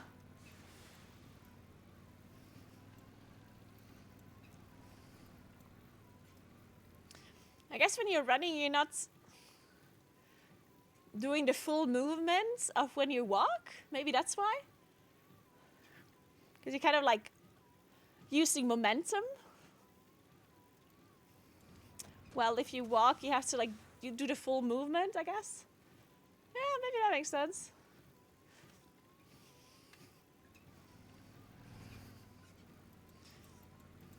Gravity exploit. Yeah. I can't believe runners are exploiting gravity like that.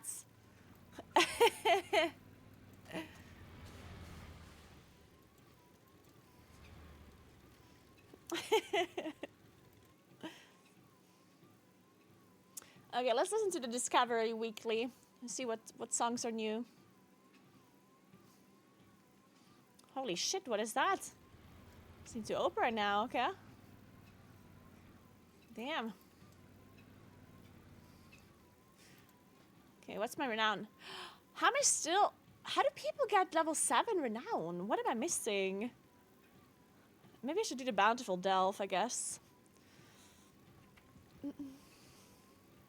You need songs to sing about walking. Yeah, shit. I should listen to These Boots Are Made for Walking.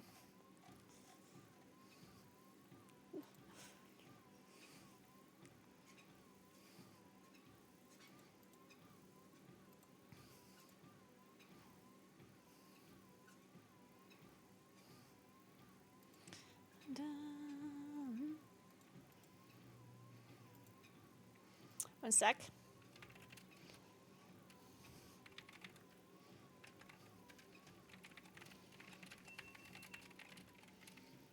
Okay, need to pause the timer for a second, Chris.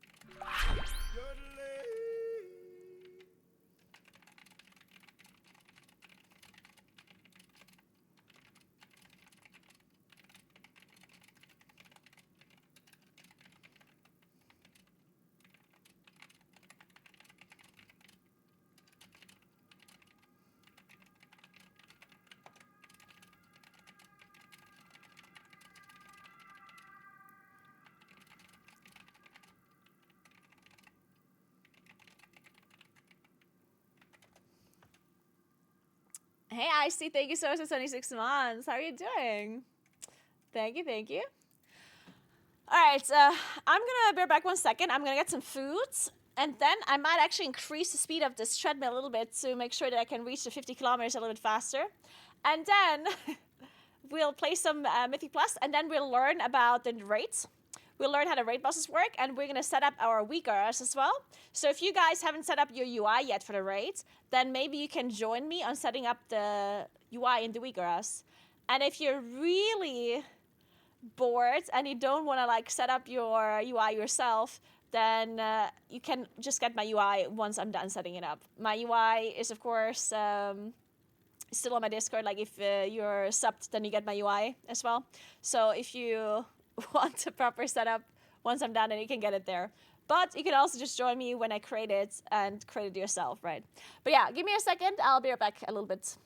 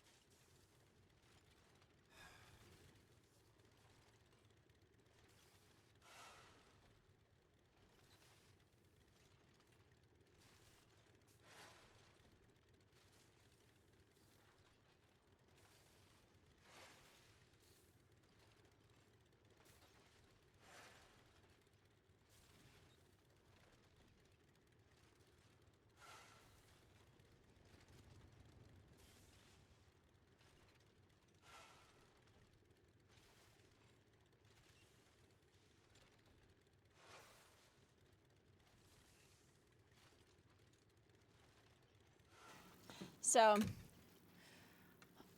maybe I should stretch my legs for a second.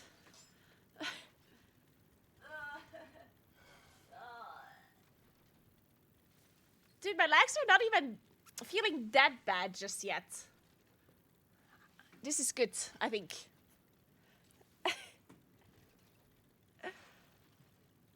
Yeah, my legs could feel so much worse right now. The last time I walked 30 kilometers, the legs hurt a lot more.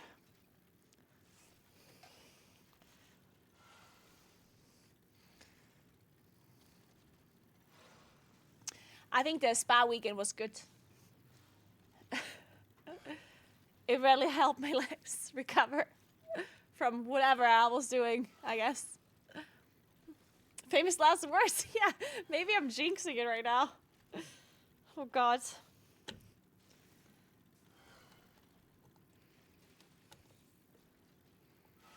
Okay, so I have a yogurt now. I'm too scared to turn on the microwave because I have a feeling that the power might drop whenever I turn on like an additional kind of electronic device that requires a decent amount of power. Because the last time my power dropped was when I had my radiator turned on. And this time the power dropped when the microwave was on. So I'm kind of worried that my microwave is gonna drop the power. So I'm just gonna eat this yogurt without warming it up.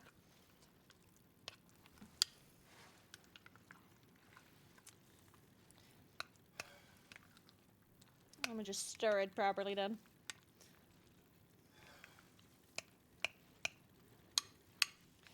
Okay, let me continue walking.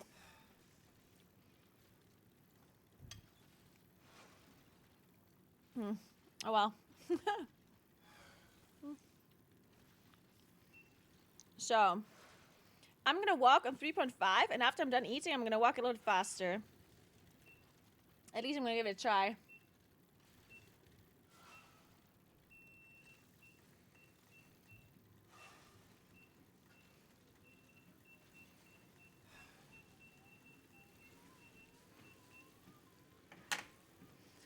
Alright, while we eat, I guess I can just...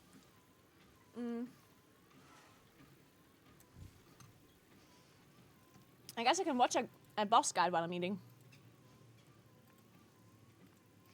Who has got guides up?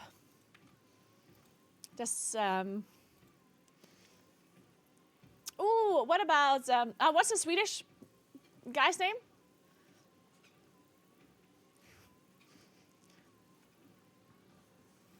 I love watching Stenki. I love watching Stenki guides.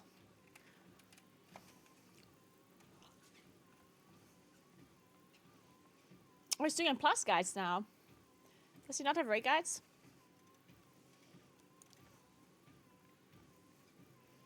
He only has some plus guides. Shit. I mean, those would be interesting to watch too, I guess. But let's watch Ready Check, I guess. Let's watch Ready Check. Let's see. What is the first boss?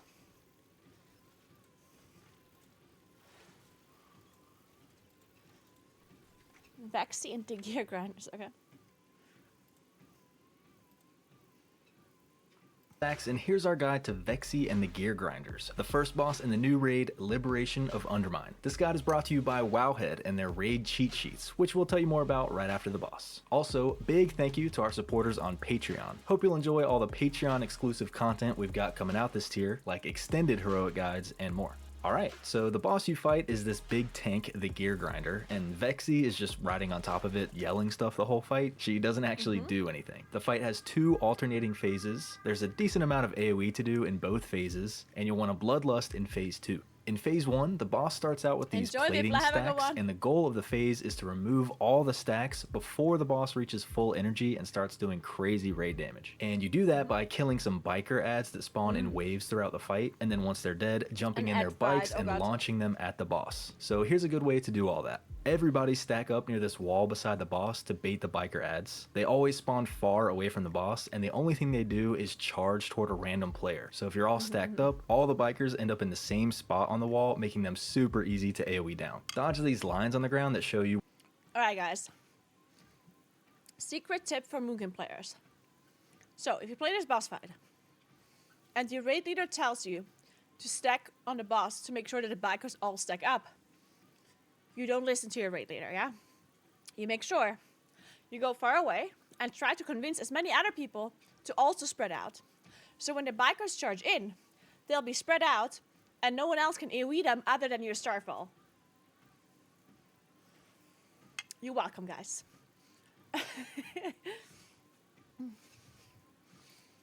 Where the bikers are going to come through and then kill them really quick. You don't want them to get another charge cast off and get all scattered around the room. Once they're dead, people need to jump into each bike they leave behind, aim it at the boss, and then press 1 to launch it. Each bike that hits the boss gets rid of 1 plating stack and does a bunch of boss damage too. You'll need 2 waves of biker adds to get rid of all the plating stacks, but there's a 3rd wave you can use too if you miss a bike or something. Just try to stay stacked up near a wall and near the boss pretty much the whole phase. Other than that, there are some other regular mechanics going on too. The boss casts a tank buster called Tank Buster, which does big physical damage to the tank and knocks them back and leaves a dot on them that increases damage taken from the same cast. So the tank should taunt swap every time this happens. This cast also does a bunch of raid damage for a few seconds, which ramps up over the phase, so the later ones actually kinda hurt. A couple random players get marked for incendiary fire and drop these fire circles at their feet for a few seconds, which everyone has to avoid. A couple random players get this big purple circle on them from spew oil, which puts a dot on anyone in the circle when it expires, so they have to get out of the raid. And on heroic, the boss puts this pool of oil on the ground under itself whenever it casts the tank buster, and puts oil under the players that get those purple circles. The oil is slippery and does damage to anyone in it, so the tanks have to keep moving the boss out of it along the wall, and the players with the circles should drop their oil toward the middle of the room so that it's out of the way.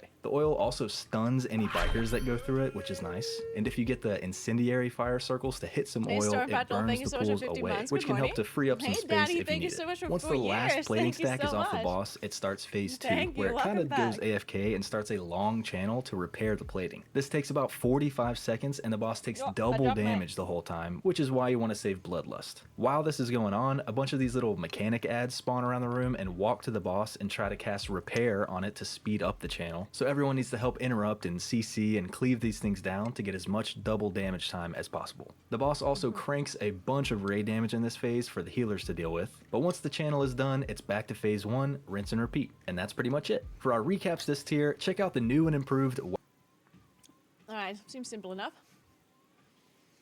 Alright, let's see what David linked. When you're done with the 100 kilometer, you should say this.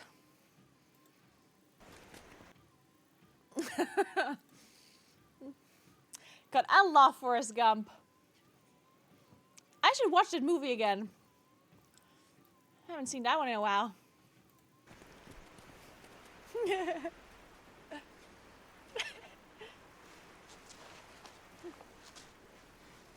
Quiet, quiet, he's gonna say something.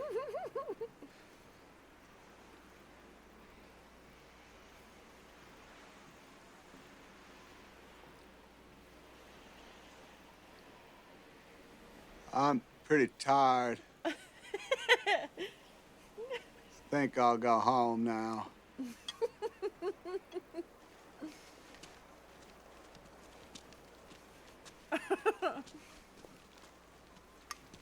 I love Forrest.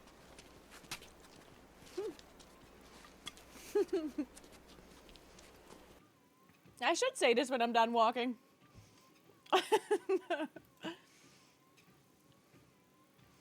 You can probably watch it 3 times over while you walk. How many times can I watch Forrest Gump while walking 100 kilometers? That's the question.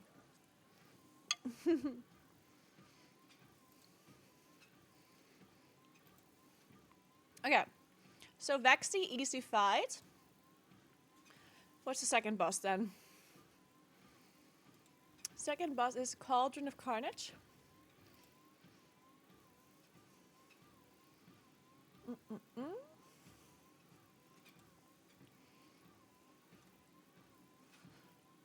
There we go.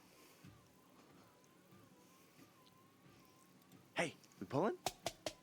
Hey, I'm Zax, and here's our guide to Cauldron of Carnage, the second boss in Liberation of Undermine. This guide is brought to you by Wowhead and their raid cheat sheets, which we'll tell you more about right after the boss. Also, big out thank you to our 31 years supporters ago? on Patreon. Hope you'll Holy enjoy all the shit. Patreon exclusive content we've got coming out this tier, like mythic walkthrough guides and more. Alright, so Cauldron is a 2-boss fight, where you split the bosses up and fight them on opposite sides of the room most of the time. There's only one phase, it's almost entirely single target, and you want to bloodlust on pull. Before pulling, split your raid evenly between the 2 bosses, because you eventually want to kill the bosses around the same time, because when one dies, the other one starts a ramping in rage. Once you pull, the bosses have to be kept over 40 yards apart from each other, because they go immune if they're too close together, and everyone should stay over 60 yards away from the opposite boss, because they both pulse stacks of their own dot on players in range, and you definitely don't want to be stacking up both dots. On the left side of the room, you've got Florendo, the big T-Rex. When he puts this big bomb on the ground near a random player, everyone on that side needs to stand in its circle when it's exploding in order to reduce the amount of raid-wide damage it does. On Heroic, the bomb also leaves a big pool of fire on the ground forever, so everyone should stay grouped up near the wall to bait the spawn of the bomb so you don't fill up that whole side of the room too fast. And also dodge the little waves that come from where the bomb was.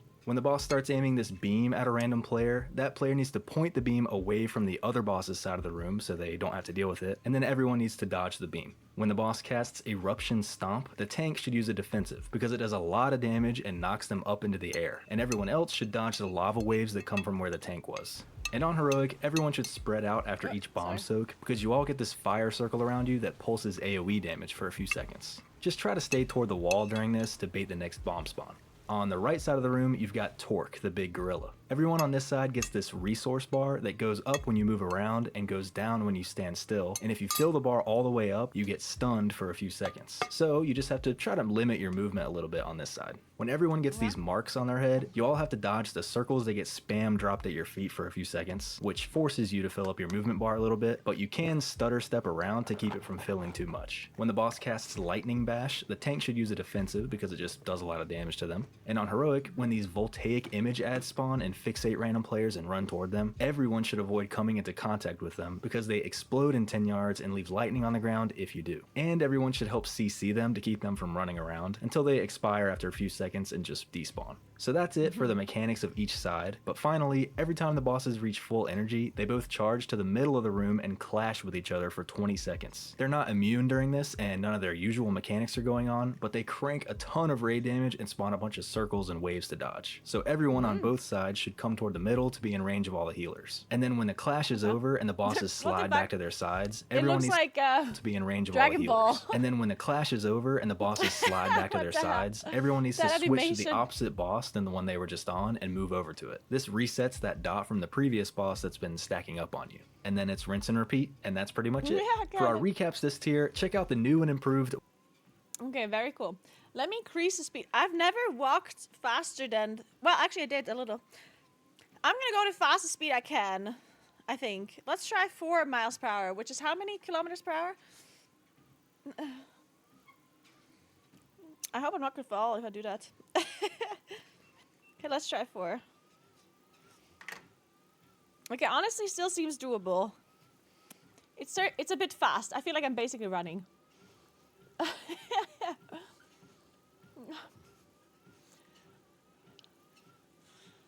Alright, Kuros, are you here to update the speed? I'm now walking 4 miles per hour. I don't want to lose any of my...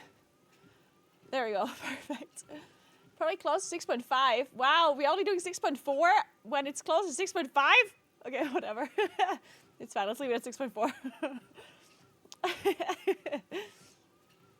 So, next boss. Is there like a map? Can somebody tell me which boss we can do when? So Vexy we have to do first, right? And then, do we have to do Cauldron of Carnage? What's the layout of this raid?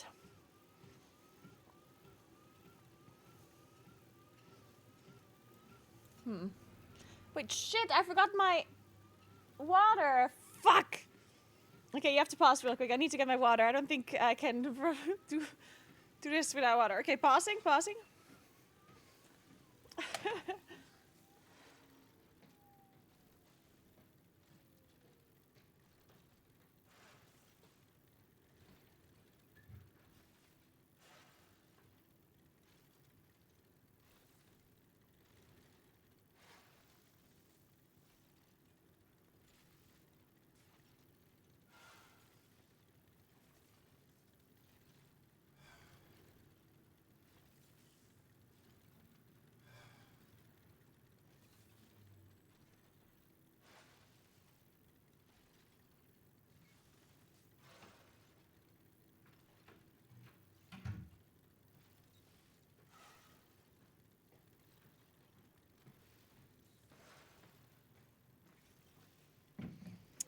All right.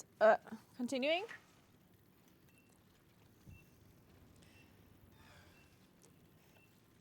2-5 in any order. Oh, interesting.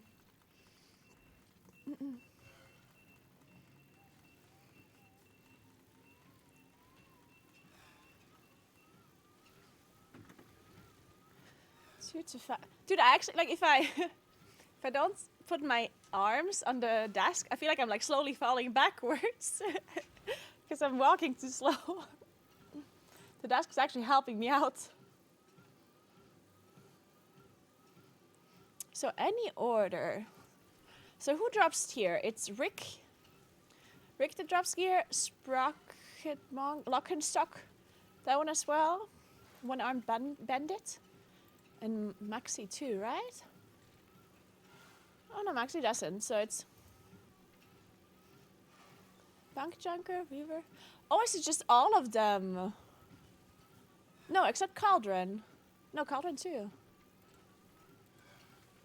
So boss 2 to 5 just all dropped here, I guess. So 1 drops nothing, then 2, 4. Wait. 2, 3, 4, 5 dropped here. And then it's 6, 7, 8. Who is 6th?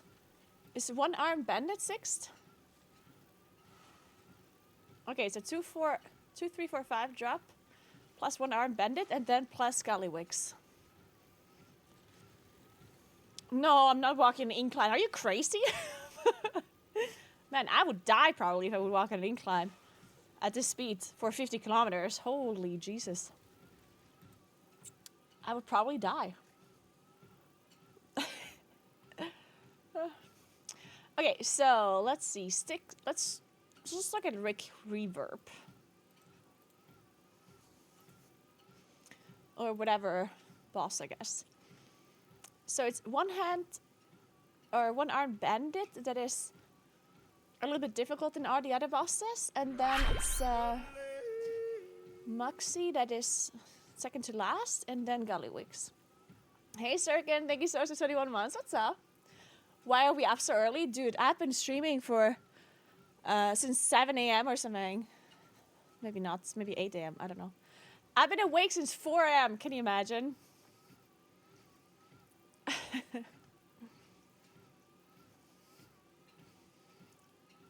So let's listen to Rick then. Let's see what Rick can do. Hey, we pulling?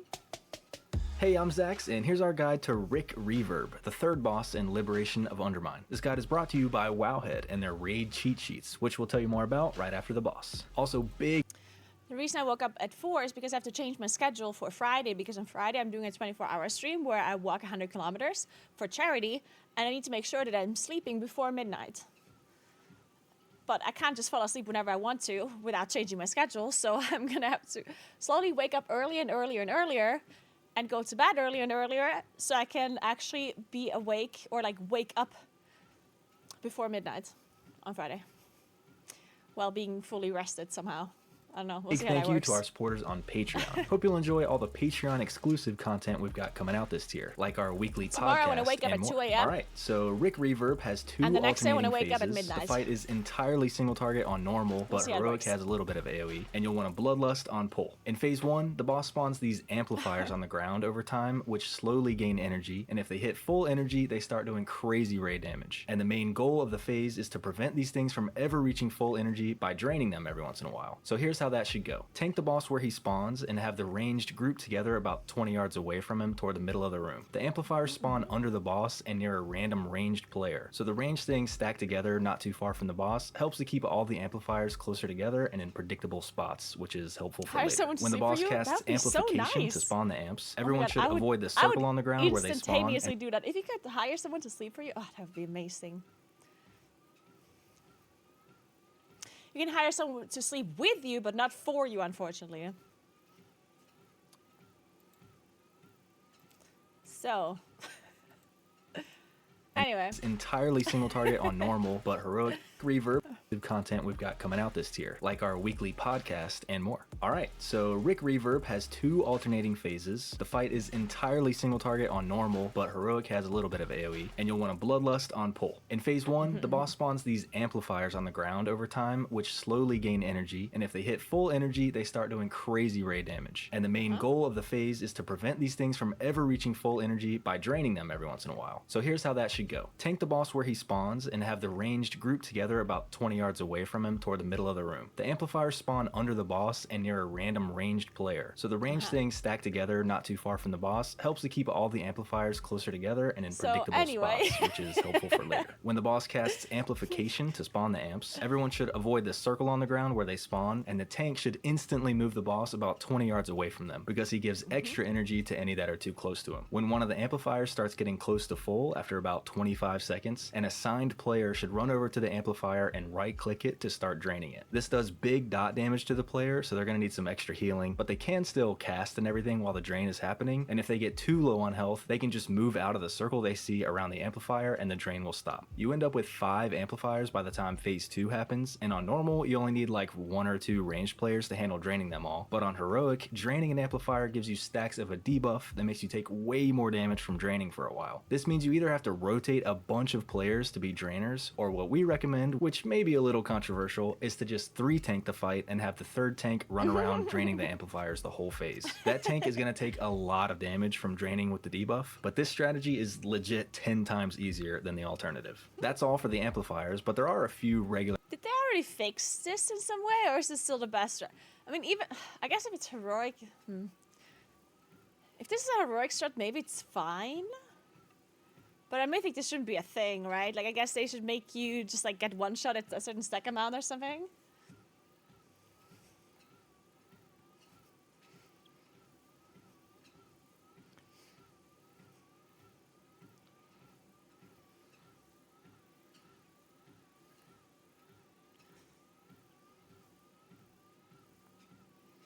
Yeah, I also don't think that Blizzard would want to see 3 tanking. That's generally something that they don't like seeing.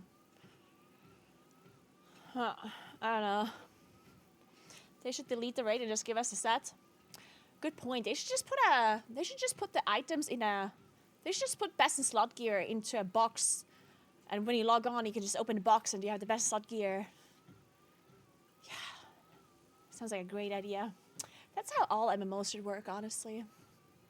Dude, by the way, talking about this, you know how they said that we're gonna get dinars in the next like 0.5 patch, and I uploaded a short or like a TikTok where I had, because I was interviewing Ian Hasekostas and he said that we're gonna get dinars in 11.1.5, and I uploaded the short on TikTok, and all comments on that video were negative towards dinars.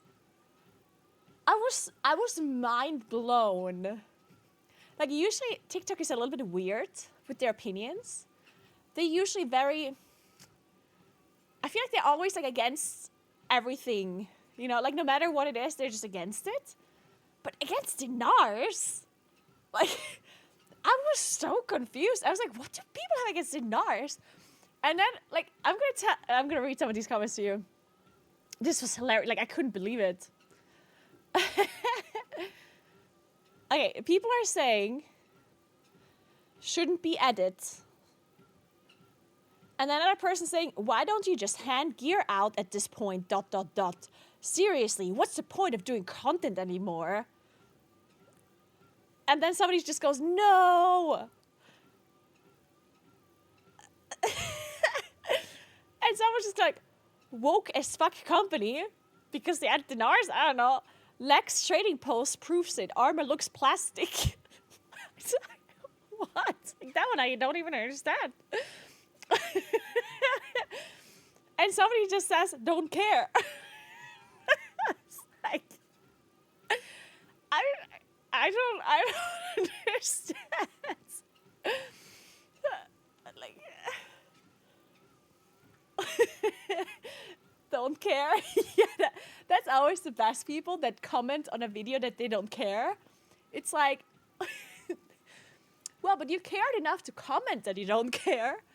And by writing the comment that you don't care, you will get more videos like this suggested to you, which is literally the opposite of apparently what you want. So all in all, whatever you just did is really stupid. But it gives me more engagement, so I appreciate it.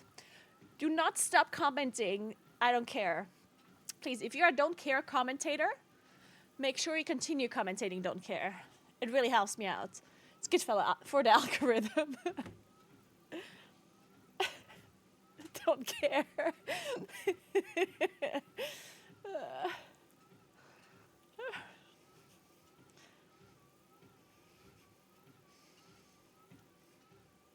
I mean, not everyone has time to sit in front of a computer all day grinding gear. Usually it's the people who are playing 24/7 that bitch about everything. It's funny that you say that because in my opinion, it's usually the opposite.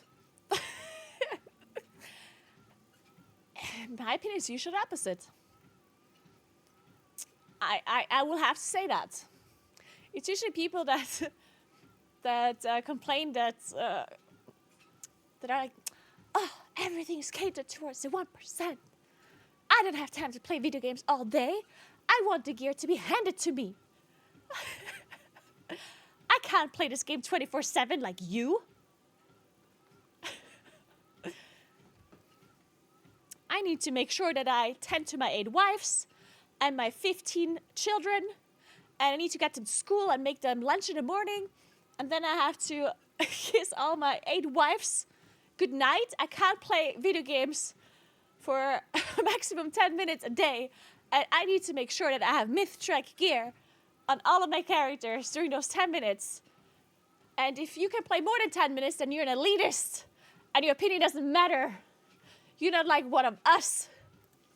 Mechanics going on too. Everyone but the tank has to stay out of the Only front of the 8 boss wives because his melee swings do a There's little your 5 frontal. months This to frontal start a also puts PvE, stacks what's of the debuff on anyone it hits that drastically increases damage taken. So the tanks should taunt swap on the boss at as low stacks as possible, usually around 4 or 5 stacks. When the boss casts Echoing Chant, it makes all the amplifiers shoot these circles out in all directions for a few seconds, which everyone has to dodge because they do crazy dot damage. When the boss casts Sound Cannon, it marks a random player with a beam and then fires a blast at them a couple seconds later. This player should mostly just stand still so everyone else can easily dodge the blast. When a few random players get these blue circles around them, they should spread out and everyone should stay out of other people's circles because they pulse AoE damage in the circle. Also, if you have the blue circle on you, don't drain an amplifier because the circle makes you take increased nature damage too. And on Heroic, when these little barrels spawn around the boss, everyone needs to help kill them before they explode on the raid after 15 seconds. If even one of them goes off, it's probably a wipe, so this is super high priority. Plus, you even get a haste buff for doing damage to them. Once the boss reaches full energy, he starts phase 2, where he goes immune and starts casting Blaring Drop, which spawns this expanding ring under him that basically one-shots anyone it hits. And the only way to survive this ring is to find a random amplifier that has this blue circle around it and run into the circle before the ring gets to it, because everyone in the circle automatically gets knocked up in the air when the ring gets close, which lets you avoid the ring entirely. Then you have to do this a few more times back to back until the boss goes back to phase 1. This is why you want to spawn all the amplifiers kind of close together in phase 1, because you don't have a lot of time to run to each amplifier before each ring comes through. And it's not in a journal, but in testing, all the amplifiers were spamming those circles all of phase 2, so you have to dodge a ton of those while all this is going on too. Wait, how when you did get back to phase 1, there will be one amplifier left over that didn't get destroyed in phase 2, so put the boss about 20 yards away from it and then rinse and repeat.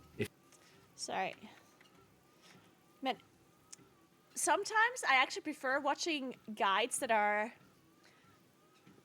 Like, don't get me wrong, I think Ready Check Pull, they do make really good guides. And the purpose of them is to be like TLDR, like very like condensed.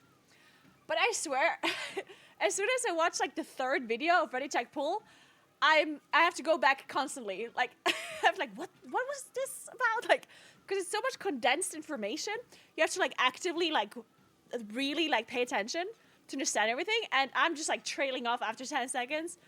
It's like when you listen to an audiobook while doing another task and you have to like constantly go back. Yeah, my brain glazes over, yeah. Run into the Blaring Drop, which spawns this expanding ring under him that priority. Plus you even get a haste. Even one of them goes off, it's probably a wipe, so this is super high priority. Plus you even get a haste buff for doing damage to them. Once the boss reaches full energy, he starts phase 2, where he goes immune and starts casting Blaring Drop, which spawns this expanding ring under him that basically one-shots anyone it hits. And the only way to survive this ring is to find the random amplifier that has this blue circle around it and run into the circle before the ring gets to it, because everyone in the circle automatically gets knocked up in the air when the ring gets close, which lets you avoid the ring entirely. Then you have to do this a few more times back to back until the boss goes back to phase 1. This is why you want to spawn all the amplifiers kind of close together in phase 1, because you don't. No, that's where you are. You should maybe worry about the alarm. Your building might be on fire. Don't have a lot of time to run to each amplifier before each ring comes through. And it's not in the journal, but in testing, all the amplifiers were spamming those circles all of phase 2, so you have to dodge a ton of those while all this is going on too. When you get back to phase 1, there will be one amplifier left over that didn't get destroyed in phase 2, so put the boss about 20 yards away from it and then rinse and repeat. If you get all the way to a third phase 2, the boss enrages and doesn't go immune this time, and he spam casts the ring for the rest of the fight. So once you run out of amplifiers, it's GG. And that's pretty much it. For our recaps this tier, check out the new and improved Wowhead cheat sheets. A quick and easy way to get all of the key info for every boss in Liberation of...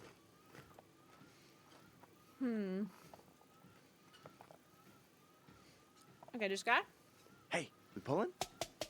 Undermine. Also, coming out this tier, like extended heroic guides and more. Good morning, Alright, guys. What's so up? How are you Styx doing? only has one phase. There's a little bit of AoE to do throughout the fight, and you'll want a Bloodlust on pull. This fight is actually super unique because of the main mechanic that happens every time the boss gets to full energy. He casts this big lightning channel, which spawns a bunch of these green garbage piles around the room, and also spawns a big bomb randomly in the room, and also automatically puts a few random players on these trash balls that constantly roll forward. And you have to use one of the trash balls to destroy the big bomb before it explodes on the raid, and the rest of them can be used to do huge boss damage. So here's how you do all that. When you get put on a ball, you get this resource bar that shows how big your ball is, and you need to make your ball bigger by first rolling over some small garbage piles to absorb them, because you can't absorb the bigger piles until your resource bar is halfway. And then once your bar is halfway, rolling over some of the big garbage piles until your bar is completely full. It only takes like 4 small piles and 3 big piles to fill up. Then once you're full size, you either run your ball into the big bomb to destroy it, or if that's taken care of, you run it into the boss, which does more damage the bigger your ball is. The current tank is always chosen as one of the ball people, so they should be assigned to be the one to take care of the bomb and focus on absorbing piles around where it is. And the ball players that aren't the tank should try to stay away from the area around the bomb so that the tank doesn't get all their piles stolen and can actually get to full size in time. It's really not a big deal if the non-tank players are completely full size when they run into the boss. Just get as big as you can and then send it, because you only get a limited time on the ball before it just despawns. But yeah, if you can get that bomb taken care of consistently, you're like 80% of the way to killing the boss. That's the big mechanic check. There are a few other things going on in the fight though. First of all, getting ran over by a ball does do damage to you and stuns you for a second, but there's not really a guaranteed way to prevent that. It's just something that happens. When the boss casts Incinerator, it puts these fire circles around a few random players, which does pulsing damage in that circle, so everyone should stay out of each other's circles, but also the circle burns any garbage piles it comes into contact with, so everyone needs to make sure they aren't standing too close to a garbage pile pretty much the entire fight. Burning a pile turns it into a pool of fire and also puts a stack of a dot on the entire raid for a long time, so avoiding this is a big deal. The boss also spawns a couple different kinds of ads at full energy. There's junkyard hyenas that have to be tanked, and on heroic they put a dispellable disease on the tank that decreases their healing taken, so disease dispels are nice if you have any. And there's scrap masters, which are ranged and don't have to be tanked, but they have a channel that should be interrupted to prevent a bunch of random single target damage, and they put a circle on the ground where they're going to jump to, which everyone has to avoid. The ads can actually be absorbed by the trash balls too, which is nice because they count toward making the ball bigger, and when the ball is destroyed, the ads get spit back out and take double damage until they die. So the ball players should definitely look to soak these up when they can. For the tanks, the boss casts Demolish on the tank right before full energy, which does a lot of damage and increases their damage taken for a while, so the tank needs to use a defensive and still hold the boss for a couple seconds until they get chosen for the ball thing, and then the other tank can taunt. And if you want the same tank to do the ball every time, they can taunt back a few seconds before the next full energy, because the debuff falls off right before the next.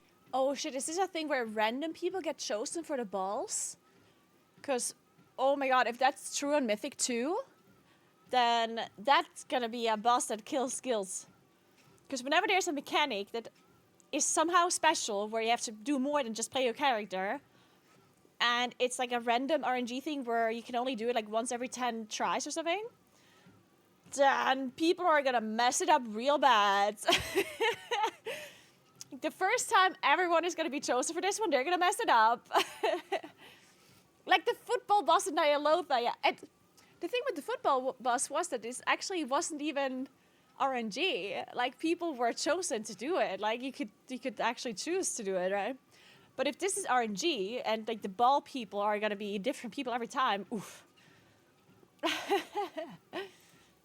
Next Demolish cast, and they can just get chosen every time. The boss also casts Meltdown on the tank every once in a while, which does huge damage over 3 seconds, so they should use a defensive for that too. And on Heroic, the full energy cast also spawns these territorial bombshell ads that are attached to different garbage piles. Everybody needs to help kill these ads before they explode on the raid after 30 seconds. They detach from their garbage pile once they get to 75% health, and everyone should help grip or knock them in closer to the boss so they can get cleaved down. It's also super important that the garbage ball players avoid running into any of them, because that triggers the explosion on the raid and wastes the ball. Finally, at some point after the first full energy cast, the boss has a short, almost intermission where he flies up in the air and goes immune and spawns a ton of circles to dodge, and then a few seconds later he crashes back down in this big circle, which everyone has to dodge, and knocks everyone back and does a bunch of raid damage. Then he goes back to the usual mechanics, but now he has a buff for the rest of the fight that increases his attack speed and makes him spawn 2 of the big bombs at full energy. This means you need the tank to take care of one of the bombs as usual, but you also need one of the random ball players to destroy one too. Hopefully Bigwigs or DBM or a weak aura automatically assigns a person to do the other bomb, but if not, the raid leader should call for one of them to be the bomb destroyer and they take care of it. And if that doesn't happen, it's just a scramble and everyone with a ball should make sure both bombs get destroyed or else you're dead. The boss also starts automatically igniting garbage piles for the rest of the fight, so there's some extra raid damage for the healers to deal with. And that's pretty much it. For our recaps this tier, check out the new and improved Wowhead cheat sheets, a quick and easy way to get all of the key info for every boss in Liberation of Undermine, including concise strategies, key assignments, and any pro tips. I totally missed the rest of this.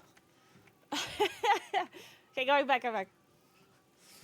Finally, at some point after the first full energy cast, the boss has a short, almost intermission where he flies up in the air and goes immune and spawns a ton of circles to dodge, and then a few seconds later he crashes back down in this big circle, which everyone has to dodge, and knocks everyone back and does a bunch of raid damage. Then he goes back to the usual mechanics, but now he has a buff for the rest of the fight that increases his attack speed and makes him spawn 2 of the big bombs at full energy. This means you need the tank to take care of one of the bombs as usual, but you also need one of the random ball players to destroy one too. Hopefully Bigwigs or DBM or a weak aura automatically assigns a person to do the other bomb, but if not, the raid leader should call for one of them to be the bomb destroyer and they take care of it. Okay, that's actually a good thing. If this is like a private aura thing, where a weak aura cannot assign you to be a bomb player, this is so much easier for a raid leader to just call one person, right?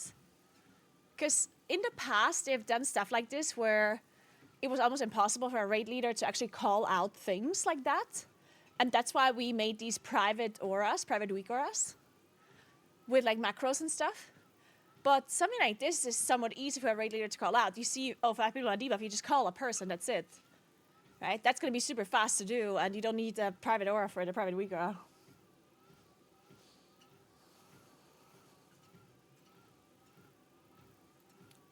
And if that doesn't happen, it's just a scramble, and everyone with a ball should make sure both bombs get destroyed or else you're dead. The boss also starts automatically igniting garbage piles for the rest of the fight, so there's some extra raid damage for the healers to deal with. And that's pretty much it. For our recaps this tier, check out the new and improved Wowhead cheat sheet.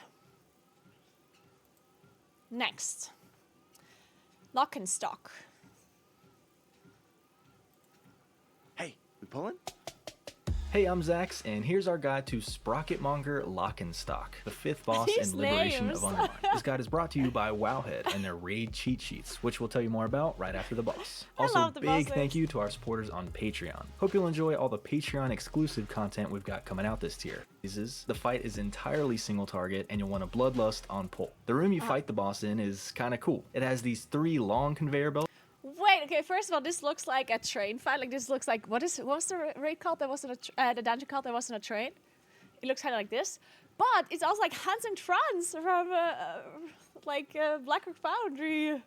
I loved Hans and Franz. It was so much fun. belts that go through the whole room, and these two little conveyor belts going sideways in the middle. The little ones are more dangerous because they're always moving and they have holes of death on either side of them and traps on them. So I'd recommend staying off those if you can, but the long ones are usually safe to be on. Phase 1 has a bunch of mechanics that are all super straightforward, so I'll just kind of rapid fire through them until we get to the more interesting ones. When the boss electrifies sections of the room with wire transfer, don't stand in the lightning. He changes the sections that are electrified throughout the fight, so you do have to relocate every once in a while, but the patterns are always the same each pull. And the electricity doesn't actually cover the conveyor belts, so you can use those to get around. The Sonic Baboom cast is just raid-wide damage at dot that the healers have to deal with. When the boss puts these marks on random players with Screw Up, they spawn these drills under their feet for a few seconds, and everyone has to avoid them or else you get stunned. For the tanks, the boss's melee swings apply stacks of a debuff that increases damage taken and slows them. And then every once in a while, the boss casts Pyro Party Pack on the tank, which gives them a bomb they have to run out of the raid with because it does fall off damage after a few seconds. The stacking slow is supposed to make running out more difficult, but every tank has a movement ability to make it pretty easy, so the tanks just need to taunt swap every time this is cast. And I'd recommend that the tank with the bomb should always go to the far ends of the room because everyone else will tend to stay closer to the middle. Then there's the interesting ones, which are the 3 inventions the boss has. Every once in a while, the boss casts Activate Inventions, and a few seconds before that, you can see the inventions being moved into place on one of the long conveyor belts. Once he finishes the cast, the invention does its mechanic. The first one that happens is from these pylon things that are always on the left conveyor belt. They blast fire beams across. Okay, I missed half this again.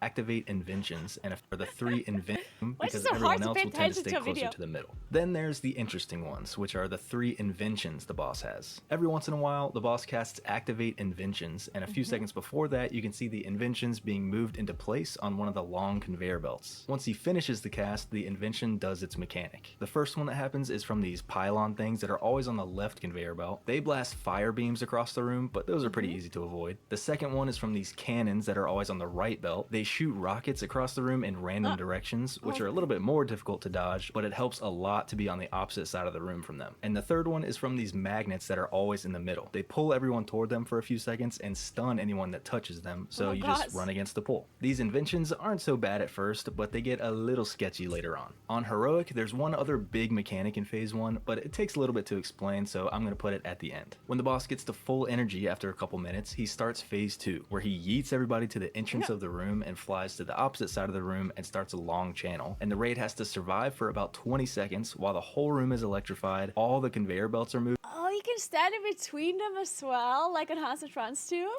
Very cool. With the middle one even having some traps on it. All these little circles are spawning on the ground to dodge, and the boss is pulsing raid-wide damage and heal absorbs. The boss does take damage during all this, so the melee can see which side the boss is going to and run up the conveyor belt on that side so they can reach him and get some damage in. And the ranged can run up the middle and get in range of the boss and then stand on the little edge of the conveyor belt where you don't get moved, but you also don't get electrified, assuming that doesn't change from testing. Once this is over, it's back to Phase 1, but the boss gets a damage buff after each Phase 2, and more importantly, he upgrades one of his inventions, and now you can get multiple inventions at the same time. The first one that gets upgraded is the fire beams, which are now huge void beams that take up way more space. And now these get activated anytime he activates another invention, so you have to dodge the rockets while avoiding the big void beams, and then you have to run against the magnets while avoiding the beams, which are both pretty tough combos. Just try to keep an eye on where the pylons are beforehand so you can pre-move to a safe spot, and be on the opposite side from the rockets to give yourself more time to dodge. After another Phase 2, the rockets get upgraded to be void orbs that do some raid-wide damage if they hit anyone, and they are super hard to see through the void beams. And what happens after the third Phase 2 is a mystery, but it's probably pretty tough. That's everything for normal, but now it's finally time for that one heroic mechanic that happens in Phase 1, and it is a doozy. Every once in a while, the boss spawns 4 of these mines on the ground in set locations, and you have to stagger setting these off because they explode all at once if they're left alone for too long, and because setting one off does damage to the raid and gives everyone a debuff for 2 seconds that increases damage taken from another mine blowing up. But you also have to rotate the players that step on each mine, because stepping on one does damage to that player and gives them a long debuff that massively increases the damage they take from stepping on another mine. In testing, these spawned 3 times in each phase 1, so you need to assign 12 players to be in charge of setting off their mine in the assigned order, preferably ranged DPS or healers. And depending on which sections of the room are electrified, the mines can either spawn in a square, like the first set, or in 2 split groups, like the second set. And you need a pattern to blow them up in so 2 don't get set off at the same time. So in the square version, I'd recommend starting top left, looking. Oh, they can also spawn on the same side. I mean, the assignments would still not be that hard, right? Like one person just always has the top left here, which would be this one in this case, this one in this case, this one in the other case, right?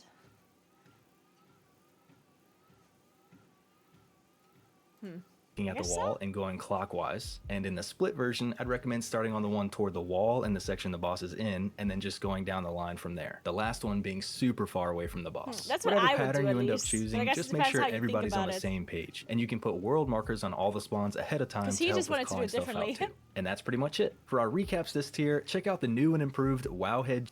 This seems like an... Is this one of the early bosses? This one seems very difficult. I don't think this boss fight seems very hard. It's like, I wonder if this is gonna be like a little bit of a wall for the race to go first. All right, so we're missing some bosses. Let's check out Gallywix though. Hey, we pulling? Oh god, a 9-minute ready check pull video. Oh shit. Hey, I'm Zax, and here's our guide prediction for Chrome King Gallywix, the last boss of Liberation of Undermine. There's no actual footage of the boss since it wasn't tested, so there's no shot you just asking me to unban a player in Overwatch. What do you think I am?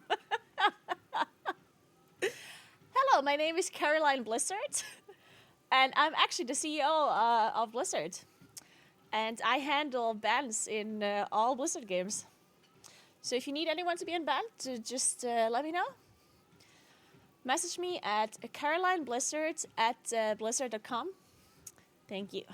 So this is really our best educated guess based on the dungeon journal, but we'll update this guide once the boss is killed on heroic and we see what the best strategy is. Thank you to the sponsor of this video, Wowhead, and their raid cheat sheets, which we'll tell you more about right after the boss. And of course, big thank you to our supporters on Patreon for making this video possible. Alright, so quick overview of the fight. You fight Gallywix in his fancy little flying machine, and the entire fight takes place on this one big circular platform with a little hole in the middle. And you can also see that there are these 4 big things around the edge of the platform, but those don't matter until phase 2. Speaking of which, this fight has 3 phases with an intermission after phase 2. There's a few adds in phase 2 and 3, so it's not entirely single target, and you're definitely going to want to save Bloodlust for phase 3. You'll see why later. Now let's get into phase 1. There's a handful of mechanics that are common in every phase of the fight, but the main unique thing in phase 1 is a cast that does big damage to the tank and also does a frontal in their direction that does a ton of split damage to anyone it hits. This frontal has to be soaked by at least 3 people or else you're dead. And you'll probably want a few more people in there because the split damage is pretty high, but you don't want a ton of people soaking it because everyone that gets hit also gets a big heal absorb on them. This absorb has to be healed off within 30 seconds because it does damage to the player when it's removed based on how much absorb is left. So if you get it all off, it only does a little bit. On heroic, this damage hits the whole raid, so it's even more important to minimize how many absorbs you get and heal them all off. The cone also makes the soakers take double damage from the next cone cast, so you have to alternate who soaks each time.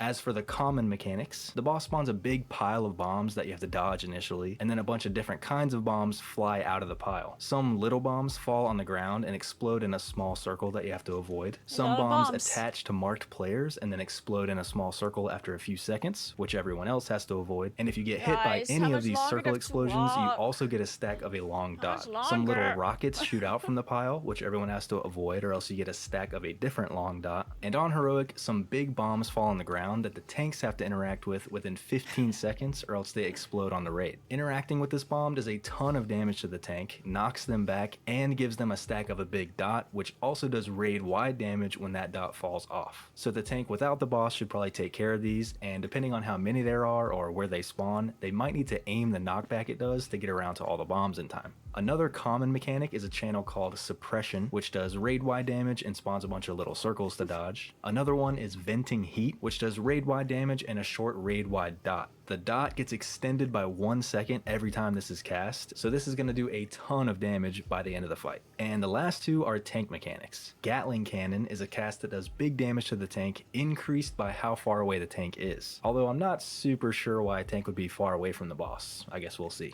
And Trick Shots is a buff the boss gets every 4 seconds, and whenever the boss changes targets or gets all the way up to 10 stacks, he dumps all the stacks into the tank, doing big physical damage and applying a dot per stack. So whenever the tanks taunt swap, the new tank should have a defensive going already, and you probably don't want this to ever hit 10 stacks because that would do a ton of burst damage. And that's it for phase 1. Nothing really It's the crazy last going boss, on yeah. in this one. But then when the boss gets to full energy, he starts phase 2, and that's where things do get a little crazy. At some point, the boss tries to activate one of the 4 structures around the room called a Giga Coil, which does insane pulsing Of course, damage a to the Giga raid Coil. that's pretty much only survivable for a few seconds at best. And the overall goal of the phase is to prevent this damage by blowing up the coil he wants to activate with some bombs that get brought into the fight by a particular ad. So to do all that, I think the timeline goes something like this. You're fighting the boss, dealing with the common mechanics, and you can see which coil the boss wants to activate next by these 2 lights on it, which are called Giga Controls. Then this Dark Fuse Technician ad comes flying in on his rocket that explodes when he lands, which you have to dodge. He is carrying a Giga Bomb, and you have to kill him to get him to drop it on the ground. Then before the boss can activate the coil, someone picks the bomb up and runs it over to one of the Giga Controls, which automatically detonates the bomb and destroys one of the controls. This causes a control meltdown, which prevents the boss from activating a coil for 1 minute, and you go back to dealing with the other mechanics for a minute. Then when that minute is running out, you The kill race will another first one of start those ads with the tomorrow. bomb and do the same thing. Bring the bomb When over NA to gets explode it on the other reset. control. This gives you another minute of safety, but destroying the second realistically, control it doesn't also start gets for a rid of couple of that days coil because they're gonna entirely do and spawns a splits big first. pool of lightning around it for the rest of the fight. So- And you keep repeating all that on the next coils until the boss gets to 50% and goes into the intermission. Unfortunately, a few things are pretty unclear about this whole process, mainly how many of those bomb ads spawn at a time and how often. If it's just one ad that spawns every minute, that lines up with the minute-long interruption, easy peasy. But if there's more than one or they spawn more often, that's where it gets a little more complicated, because you don't want to spam the bombs onto the controls because you'll run out of controls too fast and the whole room will be full of that lightning on the ground. And the Giga Bombs can only sit on the ground for 30 seconds before they explode on the raid, which does a lot of damage but is survivable. So if 2 of the bomb ads spawn every minute, for instance, you would use one of the bombs on the control and you would have to tank the damage from the other one exploding on the raid. Or who knows, maybe you can yeet the bombs you don't need into the hole in the middle of the room. We'll just have to see those details after launch. There are a few more new mechanics in this phase too. The boss casts a big beam in a random direction, which everyone has to dodge, but it also detonates any Giga Bombs it hits. So you might have to move the bomb.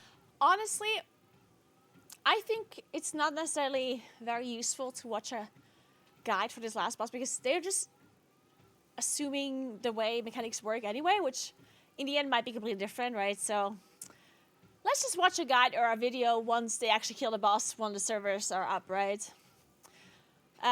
Chorus messaged me about like the viewer rate, and since Wednesday is gonna be a little bit weird for the viewer rate because I'm gonna be streaming super early because I have to adjust my sleeping schedule for Friday, which means I have to wake up at like midnight, which means that I'm gonna be streaming much earlier because I have to go to bed to like 2 p.m., 4 p.m. or whatever. So we might do the viewer rate on Friday because I'm gonna do a 24-hour stream anyway on Friday, and I'll need things to do. So maybe we do the viewer rate on Friday. And until then, I'm sure somebody has killed the boss, the last one, and then we can have a proper guide for it that we can watch. But we haven't watched the other 2 bosses. We still need to watch. So Vexy is the boss with the ads, where you have to like stand up for them to charge in, right? And the boss has a damage increase at some point. Then this guy is like the 2 boss thingy where I have to split up. Then Rick Reverb. Is this the guy with the bombs, right? Oh no, this is the amplifier guy. Okay, the things where you have to jump in and with the Anserac mechanic. Then Styx. Who was this guy again? Oh, this is the guy with the bombs. Then Lock and Suck was the guy on the conveyor belt. Okay, so we have to read the One-Armed Bandit and Maxi. When I say read, then I mean watch, because reading is way too difficult.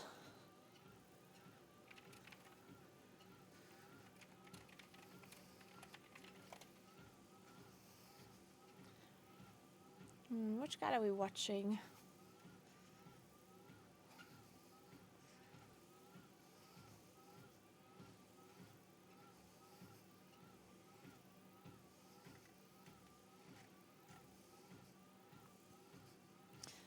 Let's watch whatever this guy is. The One-Armed Bandit is the 6th boss of the Liberation of Undermine raid.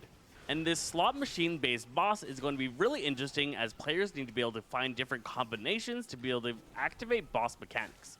If you ever enter the same combination twice, the boss enrages and wipes the entire party, so you're going to be needing to track which combos you can complete. Wait, one more time. Boss enrages, able to activate boss mechanics.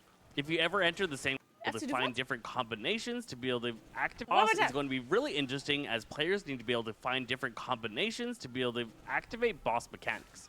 If you ever enter the same combination twice, the boss enrages and wipes the entire party, so you're going to be needing to track which combos you can complete. Different combos will have different difficulties for your group, so coordinating which ones you want in which order is going to be ideal. In Phase 2, everything goes a little bit wacky, and you have a tight deadline to be able to take this boss down. So But which boss had that same thing where it could activate combos and then different abilities depending on what you activated? Which boss was that again? I mean, a bunch of bosses had something similar, I guess. I guess there's a bunch of bosses where you could do this. You're going to be saving your lust mechanics for that phase. The general thing to understand with this boss is there's 4 different types of coins that you need to be able to interact with, and inserting these coins into the boss is going to activate a special ability. And each combination of, say, bomb money or fire lightning is going to give a different effect. The boss has a lot of health, and there's a lot of damage required to be able to take him down. You're going to have to take advantage of mechanics within this boss fight to give yourself big damage boosts to be able to take this thing out effectively if you're in the right item level. On pull, the boss has 2 real assistants beside him that are going to be casting electric blasts. You need to burn these things down as quickly as possible, stopping them from getting very many of those casts off. He's going to periodically put foul exhaust debuffs onto the team. This is a heal block that deals damage over time and slows your movement speed. Healers need to be on top of this and making sure to use bigger healing cooldowns to get this cleared off the raid quickly. The tank mechanic is a big hit. This will slam down onto the tank and leave a marker above the tank's head. After a short delay, the tank will then unleash a lightning field on the ground below them. Ideally, you're going to want to stack these lightning fields as close together as possible to maintain room in the arena, but there is going to be some mechanics that can remove these from the field in later stages. This hit hits really hard and definitely needs a defensive cooldown. Tank swap every stack because it leaves a big debuff that increases damage taken by 600%. The boss will regularly emanate out some blue beams, and after a short delay, a rolling roulette coin comes out of him and rolls along the beam's path. If the roulette coin hits you, it deals millions of damage and stuns you, so it should definitely be avoided. However, if you manage to stand in the path of the coin without getting hit by it, you get a big 10% increased damage done buff. Players should be watching for these blue lines and getting in the line of them to get that big buff. You're going to need it to kill this boss before he enrages. As the coin moves along, it will eventually hit the wall and fall over, stunning anybody in a large area where it lands. After it's landed, a player can go over to it and interact with it to roll it again. They're able to control the angle of it and shoot it back across the stadium. This gives players another chance to get that 10% increased buff, and you should be coordinating using it out after the first buff has fallen off. Every coin out in the arena gives the boss a damage buff, so you definitely want to be consuming these, and you can't just hold them to get a longer period of time having the buff. You want to use them as often as possible. Upon reaching 100 energy, he begins spinning his roulette wheel and summoning out 3 ads. These real assistant ads are going to spawn in the center and to the left and right of him. Made a boss for XQC. Hey, Score. Question. Currently, your UI works with the game in Spanish. My English is very bad, and it's difficult for me to understand the game in English. Did it work well, or should I change the names of each spell? You're asking if... Oh, well, so technically WeakRS should all work no matter which client you use, because it works with spell IDs, like numbers, rather than the actual name. But yeah, as Kurs is saying, Grid 2 abilities have to be changed.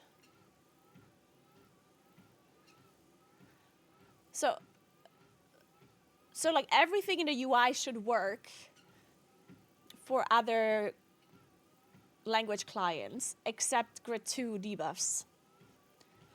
So if you want to display the same debuffs or stuff that I do in my rate frame, then you will have to change those because they work with names rather than spell ID. And whenever you have to enter the name of an ability, then obviously I'm entering the English name.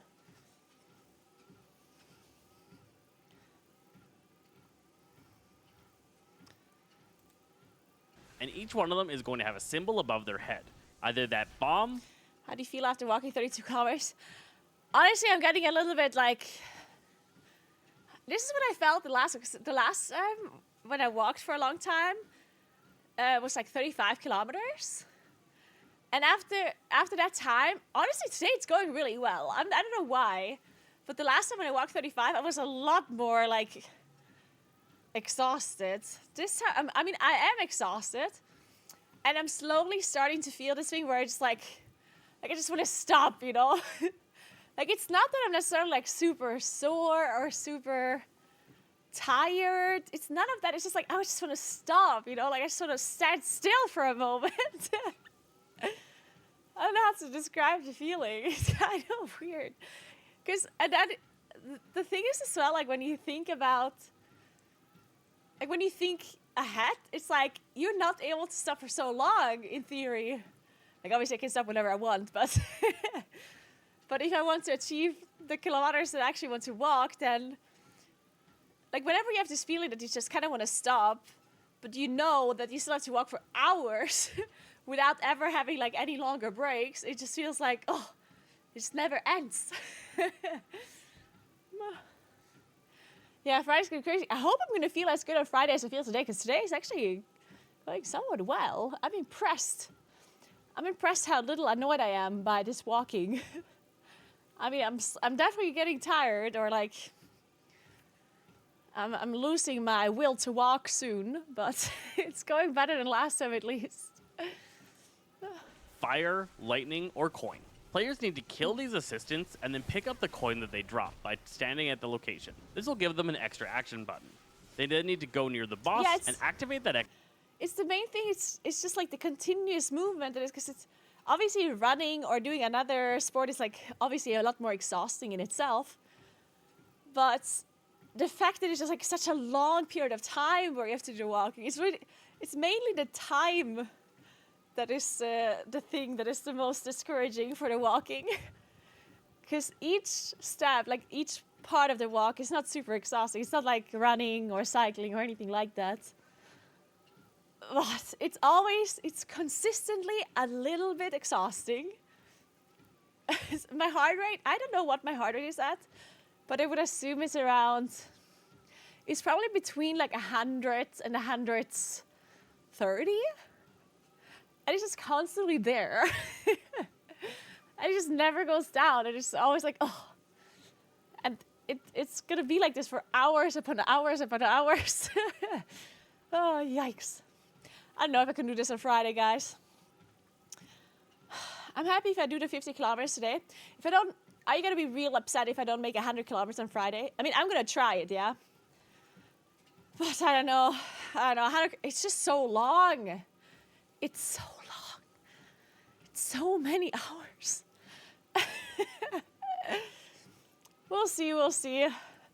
Extra action button to be able to slot the coin into the boss and begin the roulette wheel. Once 2 coins have been inserted in the boss, or after a couple of seconds, he's going to lock in. If he had 2 coins when locked in, he'll begin activating the effect that those 2 coins give, unless that coin combination has already been given.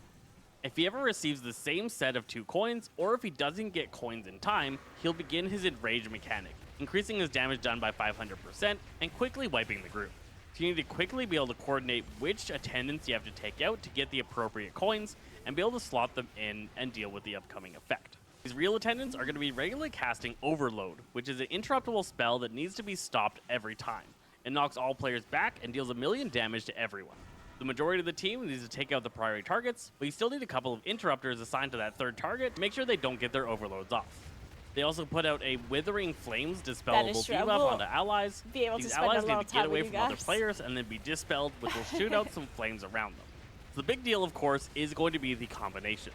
That's There are true, 6 total Salomio. combinations that you can deal with this boss, and each of them results in different Yes, effects. I will But there's some definitely have similarities to between rest them. up and Shock enjoy the coins 8th of add March. some so kind of Tesla coil to the International arena. Women's Day is The going to be Tesla my coil rest is going to be day. a unique object that's going to have some kind of effect that goes off based off of which other coin went in with it, and can be reactivated by players, dealing a chunk of damage to that player, but reactivating the effect and removing several of the electrical fields from the arena.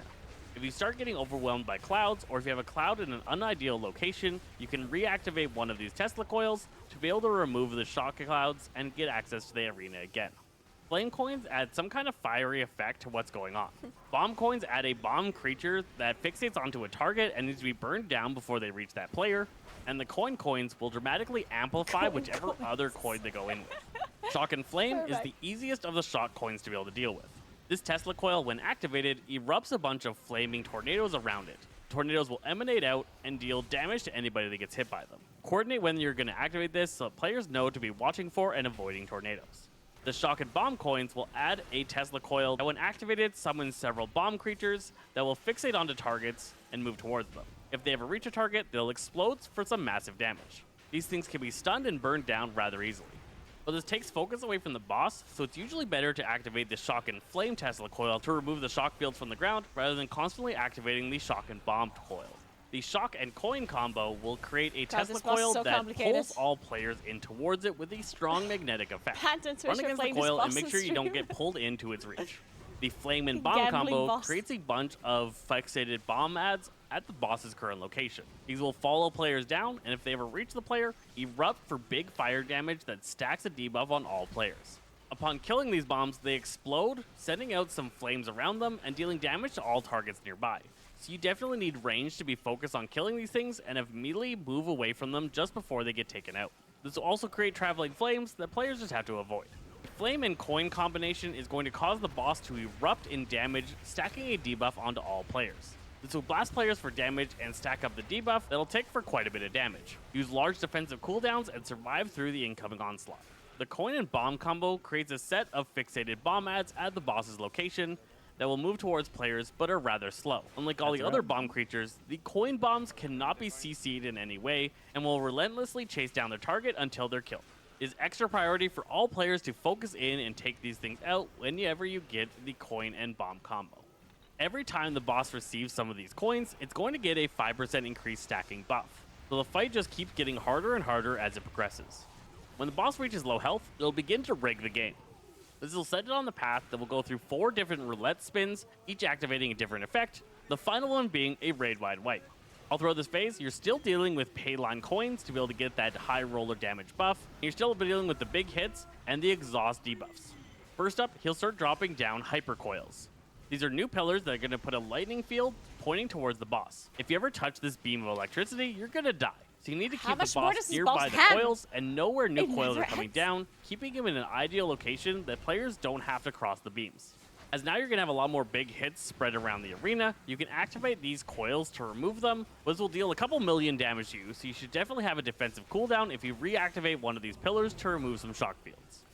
Sometimes the way this person speaks reminds me a little bit of Chef John from foodwishes.com. Do you guys know Chef John? Start marking players with red arrows. After a delay, or if the target dies, he'll then unleash a fiery attack towards that location. So players need to watch out and be able to sidestep out of the way without touching one of the electric beams. Eventually, he'll start shooting out money. The scattered payout is going to deal raid-wide damage that pulses every couple of seconds. All throughout this phase, he's dropping more and more of the coils, and you're going to constantly be running out of room that's safe for you to be able to move about. You're going to be dropping big hits on the tanks Maybe and Tortolip. constantly running out of space. A couple seconds after doing the scattered payout, he's then going to begin Explosive Jackpot. This is a long Explosive cast that, if it goes Jackpot, of off, course. is an instant kill wipe mechanic on the entire raid. You're going to want yes, to lust as soon as he hard enters into end this phase raids. and burn him down as quickly as you can, trying to make Wow. sure you can take him out before he explodes. I hope this guide helped you Actual figure out how hard to take end out the rage one-armed boss. bandit. If you want to figure out Very the mythic cool. mechanics, we talk about that in our mythic guide right over here. Okay, let's talk about. Let's look at a Mugsy fight as well. That's the second to Mugsy last is boss. Galawix's head of security and the second last boss in the Liberation of Undermined raid, In World of Warcraft, The War Within, this is an extremely complicated boss fight with an alternating set of main mechanics. Extremely complicated. More complicated than one before. Fuck. You know what? We've listened to enough. My brain cannot handle anymore.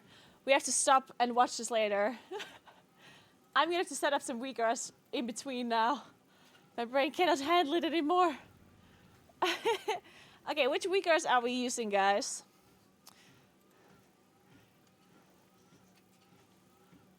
Cause these weakers, does he have any?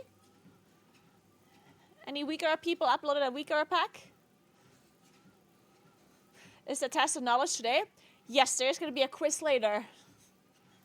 I hope you took notes.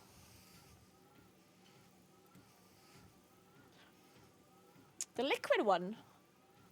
Okay.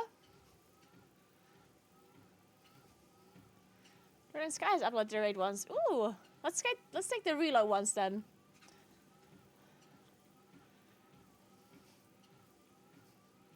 But I assume Northern Sky and reload ones are the same, yeah?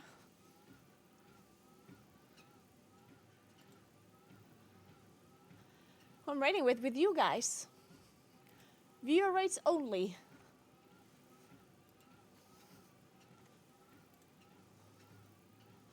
Wait, are these different ones now? Do I need both? Do I need both of these weakers that you linked?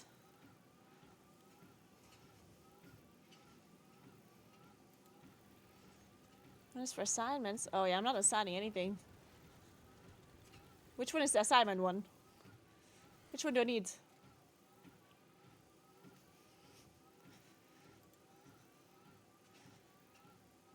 So I need the second one?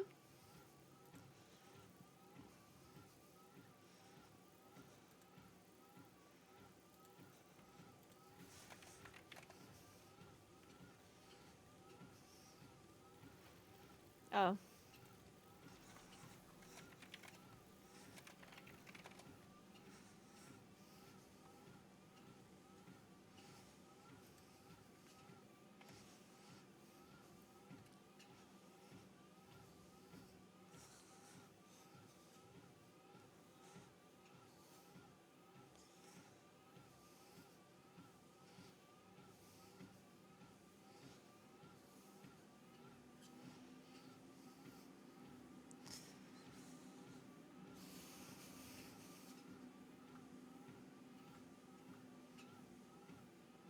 That's a long loading screen.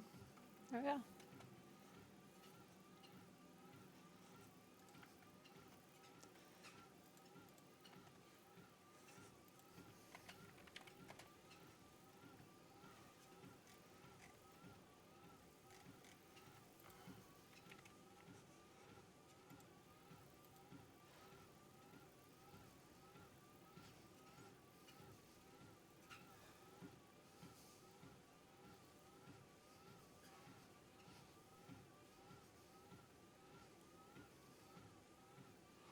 There we go.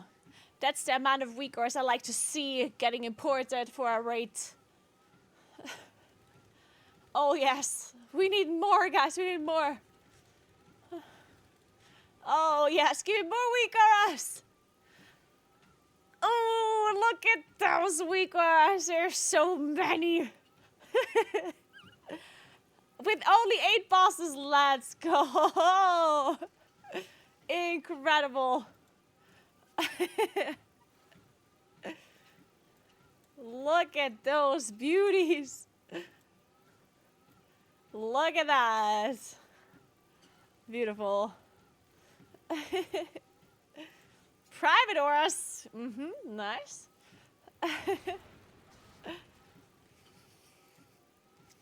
Oh, they actually, like, he actually put them in the same thingy now? Like the anchors? I'm sure anyone tank aura group? Aura group.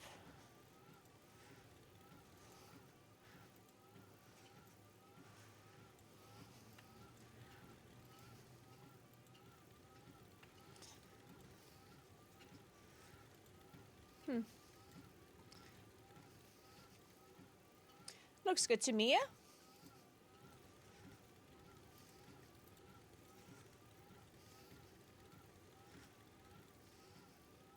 Okay, this aura group is a little bit off. Oh, it's Hank or us.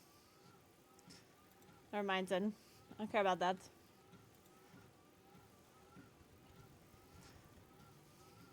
The new raid comes out tomorrow after the reset. So after the weekly reset. No, depending on when your weekly reset is for your region. Nova.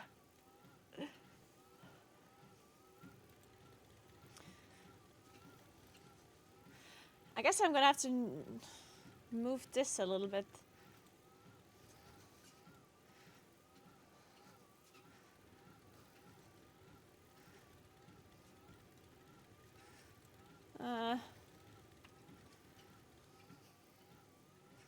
Sure, this sounds good.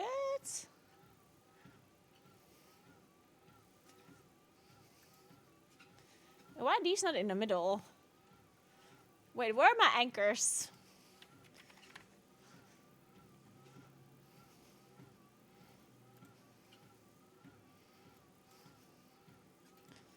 Are my anchors just not in the middle or what?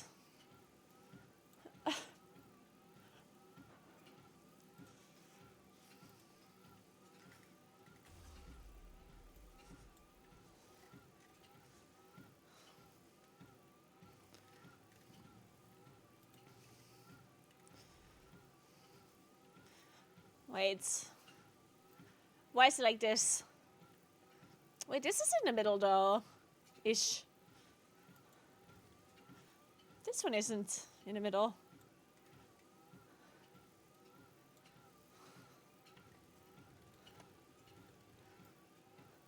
There we go. I mean, these aren't really in the middle either. They should be here, I guess. Well, actually not like that. It should be, how big is this icon? 70, should be 45. Wait, 35. There we go.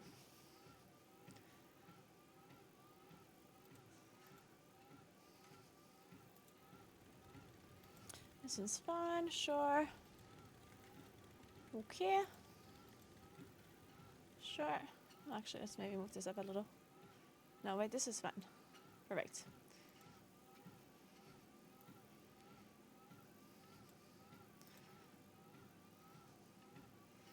Sure-ish, I guess. I mean, this can be on top of my character, it's fine.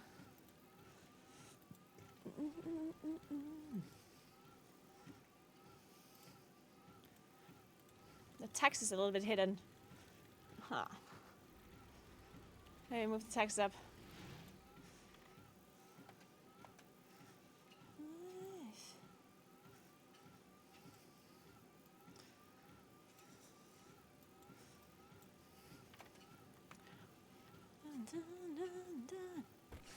Terrified.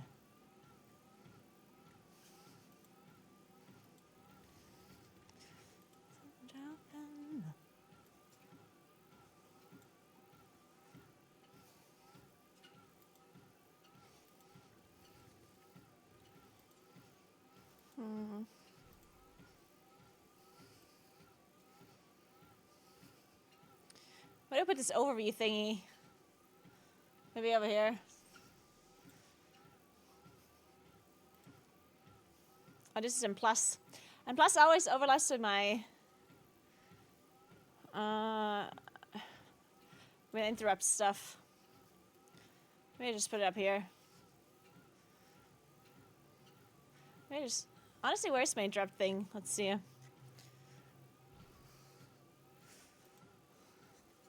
Oh wait, I can't see it here because it's Omni City.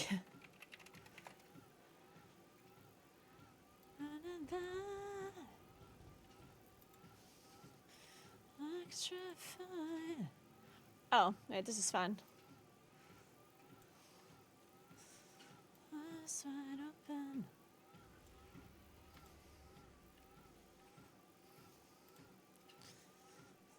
Eyes wide open.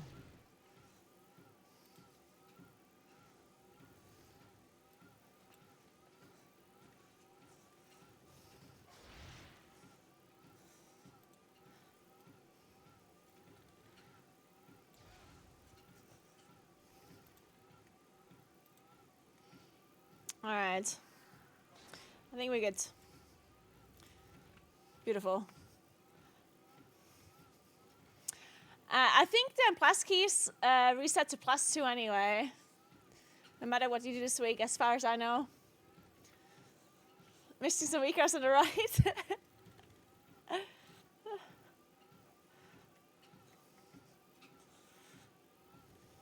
I know, right, Tortolo?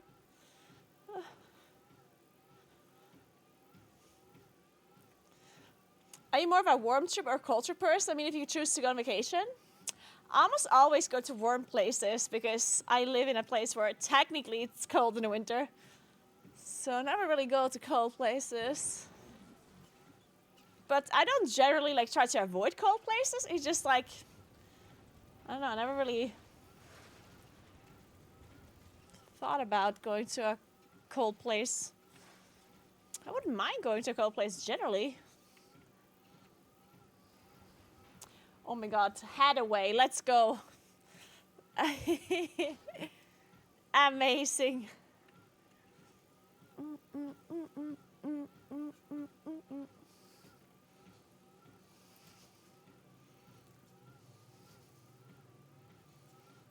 What a jam.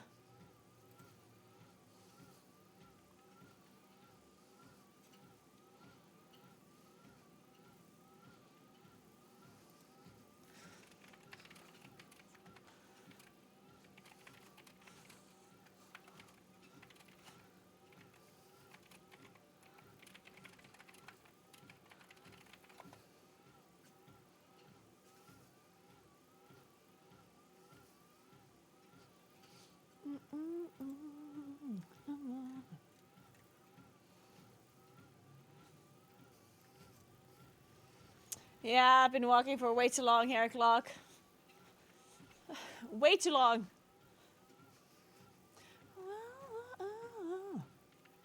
Okay, be right back 1 second, and then we're gonna watch the final video for the last boss. And then we're gonna play a little bit of Unplus, is the plan, once we've done the UI thing. Alright, pausing. Be right back. Oh.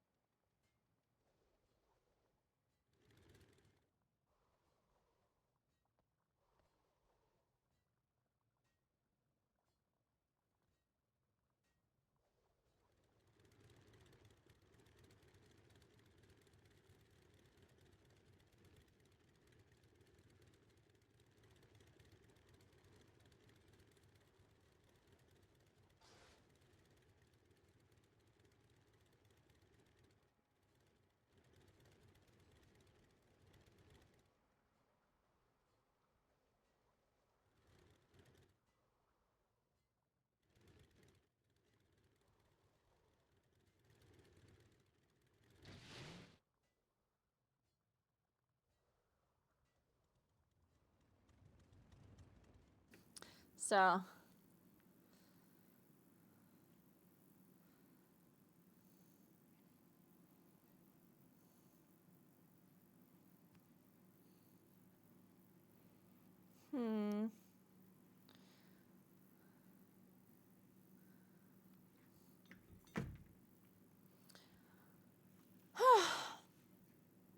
Okay, quick stretch.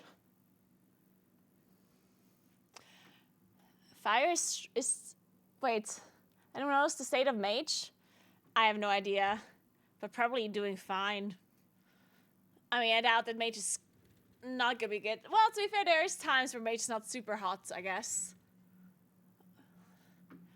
Like, you always want one mage because of intellect, obviously, but sometimes mage is just not doing, like, super, super nice.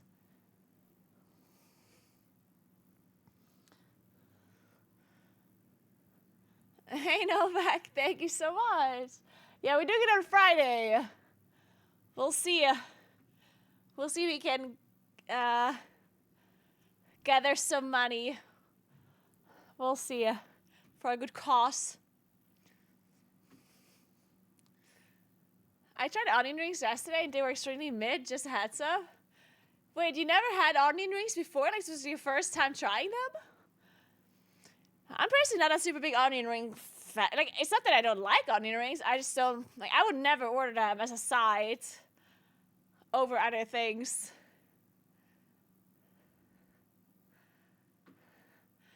You think onion rings are S+ tier? Really? I don't know. I don't know about that. I think that when it comes to breaded deep fried things, I think the best breaded deep fried things that I had are Spanish croquettes. Like, they're filled with like different stuff, but usually with a white what is it called? Bechamel sauce. It's a mix. I think it's like a mix between bechamel sauce and potatoes, and then some other like sometimes there's like ham in it, and sometimes there's whatever. I mean, honestly, there's like, it can be anything really that's in it. The main ingredient is just like the fact that it's breaded and deep fried, and there's bechamel sauce in it. It's so good. It's delicious.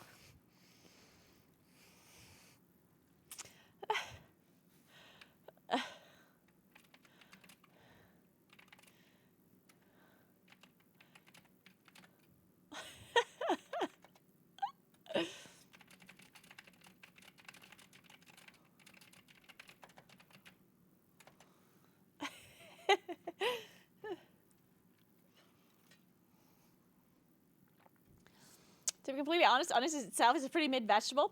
I mean, I'm personally also not the biggest fan of onions. I mean, obviously onions are very good in food generally, like if they're sauteed and stuff. I just don't like onions raw, and I don't like them when something really tastes like onion, like, and if... But onions are really good in food generally. Like, it gives food a lot of flavor generally, right?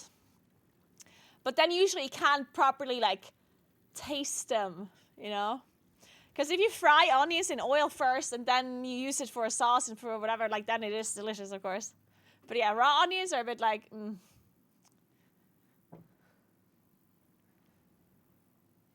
I sometimes eat onions. I mean, it's not that I don't like. I sometimes eat raw onions on grilled cheese. And I like onions on pizza with tuna. But I prefer without onions. If I'm going to eat a tuna pizza, then I usually have it with other stuff. Yesterday I had a pizza with tuna. It was delicious again. It was tuna, capers, mascarpone cheese, and dried tomatoes. It was delicious. Very good. Sounds like crime. It's not. It's very good. It's canned tuna, of course. Fresh tuna on pizza, I don't know about that. Has to be canned. Thanks for 57 Monster Arky. What's up? Okay, let's continue walking. Hey, Warsenad, what's up? Thank you so much for Prime. Thank you, thank you, thank you. I wouldn't eat it. I mean, if you like tuna, then you will like this pizza. It's just that you never... Like, I think in some countries it's just not very common to have tuna and pizza, I guess. But if you like tuna, you would like the pizza that I just mentioned. It's delicious. I did not make this myself. I ordered it in a restaurant.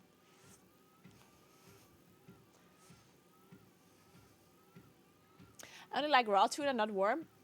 You don't like warmed up tuna from a can? Like in a sandwich or something?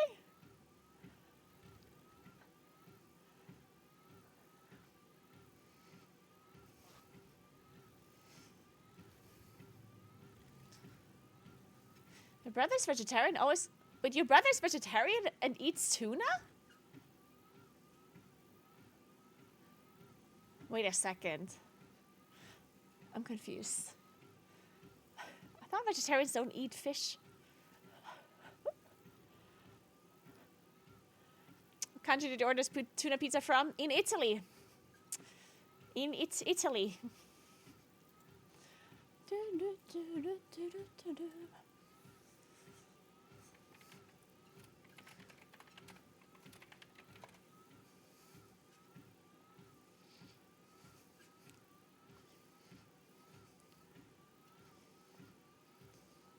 Oh, pescatarian. Ah, I see. So they just don't eat meat. But do eat pizza.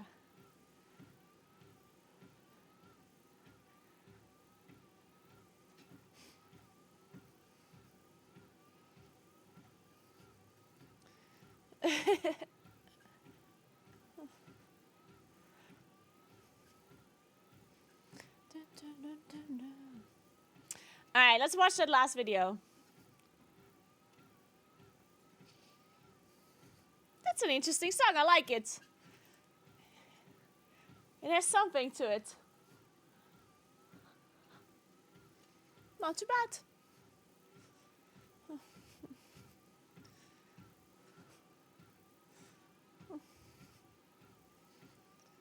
They only eat fish meat and fish, eggs, and veggies. Wait, what? What are we talking about now? Oh, pescatarians? Oh, you mean fish? Like you said, fish meat. Fish meat, that's not what it, like fish is just called fish, right? There's no such thing as fish meat. But I know what you're saying.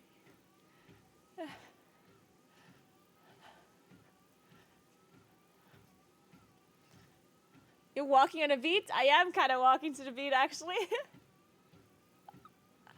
Tuna with mayonnaise and melted cheese. One of my favorite sandwiches growing up.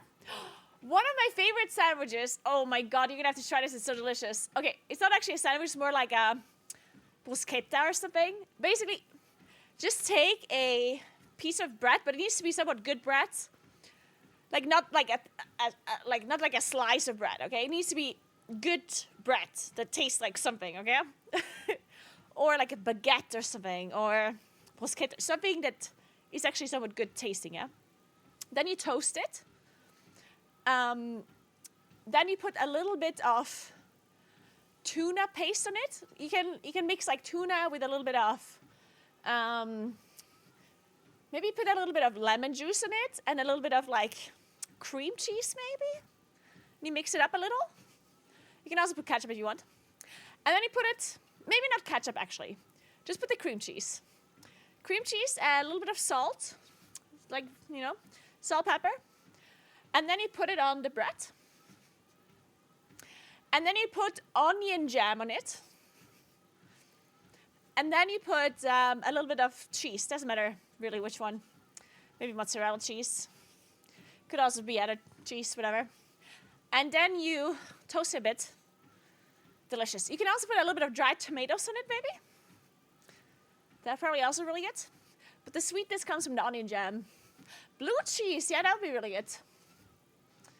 The fuck is onion jam? Google it, it's delicious. Trust me, this is so good. I need to make onion jam again, it's so good.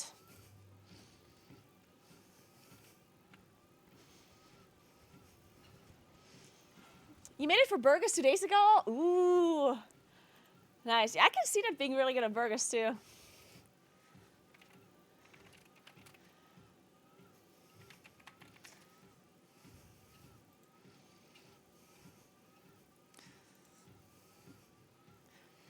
Okay, listen, I'm gonna show you. It looks disgusting, but I'm telling you it's delicious.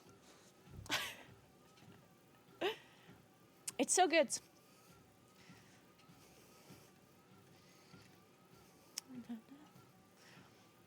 Baguette tuna.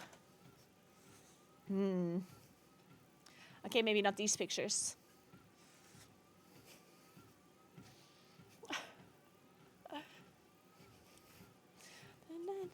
You should try though. Anyway, let's watch the last guide. So we still need to listen to Maxi. Okay, last boss guide, and then we're gonna be done with our raid prep for now. Maybe tomorrow I will rewatch the guides to make sure I remember, because otherwise my brain will like wipe it off my memory.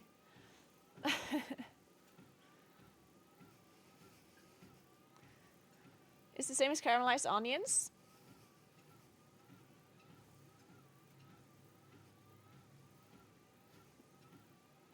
I don't think so. Probably somewhat similar. You literally, like, you're just doing the same way you make strawberry jam, you make onion jam. Like, you just replace the strawberries with the onions. And it sounds wrong, but you don't use it for, like, you don't use it the same way as you use, like, a fruit jam. It's the same as chutney, kind of, you know, how you use chutney for, like, cheeses. And you will use onion jam for, like, savory dishes. But it is sweet. It will taste sweet. But obviously you'll still taste the onions. So you don't want to, like, use it the same way as you would use a normal jam. You're not going to put it in a croissant or something, you know? Well, you probably could. Well, actually, croissant with ham and onion jam? Probably delicious. Cheese, onion jam? Yeah.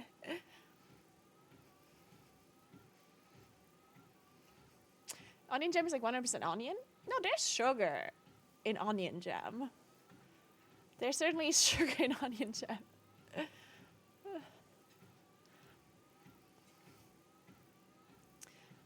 Just the same as there's sugar in strawberry jam, yeah? Like, the way you make it is the same. But obviously one is fruit and already contains sugar in itself, while onion doesn't really... I mean, onion does have sugar in it too, I guess. Just not as much as strawberries do, I guess. Is head of security and the second last boss in the Liberation of Undermine raid in World of Warcraft, The War Within. This is an extremely complicated boss fight with an alternating set of main mechanics based off player choice, a frustrating intermission, and a chaotic final phase. So buckle in, we're in for a lot of incoming mechanics. I was not actually able to get this boss very far in my PTR testing, so a big shout out to Kagami, who is allowing me to use his footage from taking the boss down. You can find a link to his channel in the video description. Alright, so Mug and Z are the two heads of a two-headed ogre, and your team has to choose which one's mechanics you're going to be dealing with at which time. This room is split into a gray side and a brown side, and the side with the majority of players in it is the side that you deal with the mechanics. I'm Italian. As long as you're on one side, the boss constantly gains energy, and if he ever reaches 100% energy, he wipes the group. So you can't just stay on one side that you're used to dealing with and take the boss down. You are going to have to alternate back and forth, but you can choose when to transition him based off what's best for your team, as well as you can decide which side to start on based on what you prefer. When the entire team is on the brown side of the arena, Mug takes over, right, and he is a shaman. You're going to be dealing with earth, fire, lightning, and ice attacks. On the side, he's going to mark two players with Earthshaker jails. There will be brown circles around them, with after a delay will erupt walls in a circle and spawn a earthen elemental in the center. These walls break line of sight, and the players inside are going to be trapped in there fighting the earthen elemental. Okay. This thing will be rotating around doing cone. This is going to be so frustrating for healers. It's wait. No, did they change this thing that line of sight is actually displayed in the raid frames now? Did they ever change that? Like, if somebody's not in line of sight, is the player frame grayed out now or not?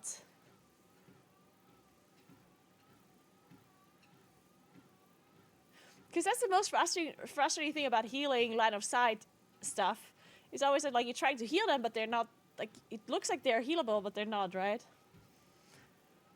Yeah, so for healers, it's going to be annoying. I guess it is an assignment thing, so the healers know who's going to be in and who's going to be out. So, like, as long as the healers aren't stupid, they'll know who they can heal and who they cannot, I guess. Based attacks that the players have to be moving out of while dealing damage to him and It's so interrupting annoying, his though. casts. On Heroic and lower, upon killing the ad, you're going to get knocked back into the walls, and if you hit a wall, you detonate it and move outwards.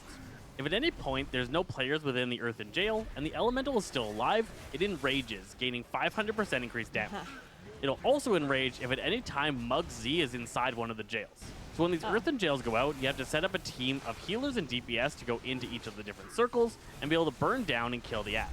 During this phase, he also marks some players with icy circles. And on Heroic or higher, a white arrow will point at you when you have one of these circles. This will give you a slipping and sliding mechanic that you're going to slide around as you move, and then if the arrow is pointing at you, an icy shot is going to shoot out and deal a huge amount of damage to you. If this shot hits one of the jail walls, it'll detonate the wall and open up that area so other players can help with the elemental inside. So players that get this icy effect need to move so that there is a wall between them and their arrow. There are two tank mechanics in this phase. The Storm Fury finger gun will shoot out at the current target and do a big AoE cone in front of the boss for a short duration. Okay, The tank cool. targeted with this needs to face the boss away from the group and take the zap themselves. This then creates a bunch of electrical pools around the arena that players have to avoid. The other tank mechanic is his Molten Golden Knuckles. He's going to punch the current tank, sending them flying backwards and leaving a trail of gold behind them. They'll then gain a debuff that they need to move around to be able to lose stacks from. If after 12 seconds they still have any stacks remaining, they're going to become stunned for 30 seconds. The tank that gets knocked back needs to run around and drop the golden pools on the ground. However, these pools do not go away and are going to stay for the rest of the fight. You need to maintain these pools along the outer walls, trying to avoid losing too much space. Your group needs to know when to move from the brown side over to the black side. You're going to do this either after the first or after the second set of Earthen Jails, depending on your team's damage output. You need to be able to make sure that all players can move to the opposite side. You're going to have to be able to take out the Earthen Elementals and then get over to the other side. Once a majority of players has moved to the opposite side, do a short duration elemental discharge doing damage to the party, and then begin the alternate phase. Z is a mechanics and demolitions expert, summoning a bunch of bomb-based creatures and having all mechanical-based effects. He'll summon some Mark II electroshockers immediately upon starting this phase, and players need to be able to burn these things down. He'll summon a series of crawler mines around the arena who will focus in on targets and slowly walk towards them. If any player touches a crawler mine, the crawler mine will detonate, sending that player knocked up in the air and creating two small soak zones that players need to get into. You have to be very careful with the movement in this phase because players are going to be accidentally soaking touching zones. crawler mines if they aren't paying enough attention. And the player that gets knocked up can get knocked into additional mines. The crawler mines are immune to damage and relentless. They will continue to chase you down until they have managed to touch a target, and then you need to soak these soak points before it wipes the group. He'll mark one player with a large soak circle. Multiple players need to get into that area, and then a OCJD, goblin thank you is going so to much. fly Just love in and appreciate detonate that. on the Welcome, area, welcome, leaving welcome. a large molten pool on the ground, and then causing a volunteer rocketeer to spawn that needs to be burned down by the players. This goblin is going to channel I'm a not beam into casting the targets whistle that deals first. stacking increased I'm damage gonna and will eventually take the be targets a out. You need neutral to prioritize to take out the volunteer News rocketeer reporter for the immediately. whistle first, guys. All players I might hit not by be this soak casting, zone get a but I 500% will increased be damage reporting taken news from future soak zones for from 1 an minute. unbiased You're going to have half of your party soak the first one, perspective. so that half the party can soak the second one if you go through 2. The tank All the mechanic on this one drama is pretty and news interesting. will be He's covered going on to my pick one stream. party member and put a red line So pointing why towards even them. watch the race The go tank first when needs you to can get just in watch my between the stream, boss guys? and that target, and then use a defensive cooldown. Don't worry, The guys. target I'll keep you behind the updated on tank the is race going to take details. damage based off of On how all the much juice and all the mitigation the drama. tank It's had gonna when be it gets great. hit by the effect. Player will also get This a race big so red far is circle quite around them that obscene. over a short duration will detonate, destroying all mines around them and causing their soak zones to show up. So that player needs to get away from all mines, making sure not to detonate any by accident. And finally, he occasionally picks a player and begins channeling a big cone effect at them. If there are any bombs within the cone effect, he will detonate those bombs. So again, you need to poke this away from all other bombs and soak the damage. All players need to get away from this effect, making sure that it only hits the target that it's focusing on. This side is a lot of damage. There's so much going on, and there's so many soak points and mechanics they have to deal with, constantly getting into areas and dealing with the bombs. Before transitioning the boss back to the Earth side, you want to make sure that almost Hey, all May, of the what's crawler up? mines have been dealt with. You don't want to be dealing with constant crawler mines while you're still trying to deal with the jail side. Those can get pretty hectic. Drama Mugsy girl, is yeah, you constantly know. gaining a stacking You know how Moxie I am, buff guys. that Always increases ask for damage drama. dealt by 1% every 5 seconds. This buff loses 10 stacks whenever you switch its sides, so it's another way to reduce the incoming damage. Due to the sheer damage of the bomb side, it's sometimes recommended to transition him after one rotation of bomb effects and deal with the Earth side more often. Whenever you switch him sides, he puts a unique stacking debuff on all players based off which side you Wait. move to. It's funny because this is literally the icon of the other boss that was also changing faces on his movement. What was the boss called? Like Vaulted Incarnates, like the elemental guy. That's literally like the same mechanics and the same icon too. Core Grim Totem, yeah, exactly. 2. This debuff lasts 2 minutes, so you can't switch him back to the same side within 2 minutes of having transitioned there. Going back and forth, you're going to be constantly dealing him damage until you enter into the intermission phase. At 40% HP, he's going to begin a new phase. In this intermission, he's going to put a big white arrow pointing at a player. That player needs to move away from the boss, and all other players need to get in between the boss and the arrow. He'll charge through, splitting damage dealt to the target that he smashes into based off how many players he goes through. Upon reaching the destination, he'll begin rotating around the room with his arms out, shooting out 2 large cones of damage that'll kill you pretty quickly if you're in there. You have to rotate around with Oh, him. he does a After double the channel, laser he'll now. put out another arrow. Yeah. All players need to get into it, and then reposition to the new location, constantly moving around the arena until he's done this charge a number of times. This will begin Phase 2, which is a heavy burn phase. He gains all of the abilities from Phase 1, regardless of what side he's currently on, and you can no Of longer course he gains switch all his the sides abilities. by going to the different sides of the room. He's going to have all of the different mechanics, and he's also going to have a Bloodlust, increasing his haste by 30%. Now in this phase, you're going to be dealing with him putting out the bomb jails, the icy shards, as well as summoning the cluster bombs and shooting out the fiery projectiles. Constantly rotating through all the abilities crammed into a much smaller space and dealing with both sets at the same time is absolutely chaotic. You're going to want to be lusting as soon as the intermission phase begins and trying to do as much damage to him during the intermission as you can so this final phase does not last very long. Attempts I've seen, players managed to get into about 20% before Phase 3 began, but still a significant amount of time based off the HP of this boss and how many mechanics you're going to be dealing with. The final problem in this phase is that if he ever reaches 100%, he will just raid wipe the party, and you can no longer get rid of the Oh. double-minded fury debuff by switching him sides. So there is a hard enrage mechanic at this point that you're going to have to burn him through. You're going to want to be stacking the That's a lot of mechanics up hard against the enrage wall for the mechanics, jails interesting. and having the bomb players This guy move looks around in the very center of the room, difficult. kiting the bombs around as much as possible. If a bomb ever touches Old raids don't stand in the fire. New raids don't stand anywhere. the walls of the Actually jail, true. it will detonate the wall and create these soak point mechanics. So you might want some of your bomb players to go into the jails to be able to have the bombs detonate and get rid of the walls a little bit sooner, so more players can help take out the elementals inside. Watch out for the finger guns, the spray and pray, and the guided rocket, trying to make sure not to get unfortunate targets caught in these different mechanics. I hope this guide helped you figure out how to handle Mugsy. If you want to know about the mythic changes, we've got a mythic overview right over here. I'm Zesty Fresh with Zaza Games, and we'll catch you guys. All right. So the mythic difficulty, we'll wait with that one because honestly, they're just gonna do split rates for first few days anyway. So we'll have some time to read up on the mythic guides, I guess. So.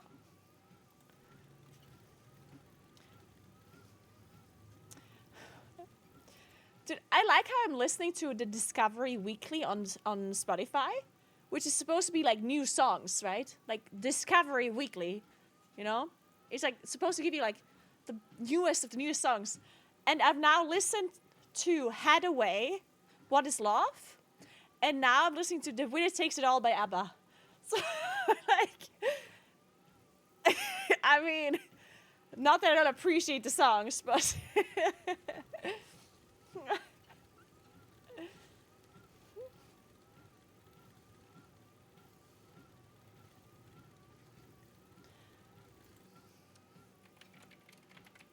Let's listen to...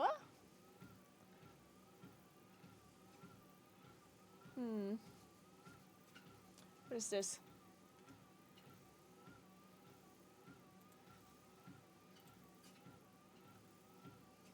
Sure. Okay, let's actually do some plus now. Actually, wait, before we do a plus... Okay, let's do... We can do this while I do a plus. So I'm thinking, yeah? For Friday, for the charity stream, I was thinking, and my chat was thinking, that we should put up some donation goals for the charity. And I still have to come up with the goals. I need some ideas. You guys need to help me out. Some of the ideas for the donation goals were related to like real life streams that I could do in the future. For example, doing a biathlon stream. In case you don't know what biathlon is when you're like cross-country skiing and like shooting on a target and then going like again. I could try that in real life and stream it.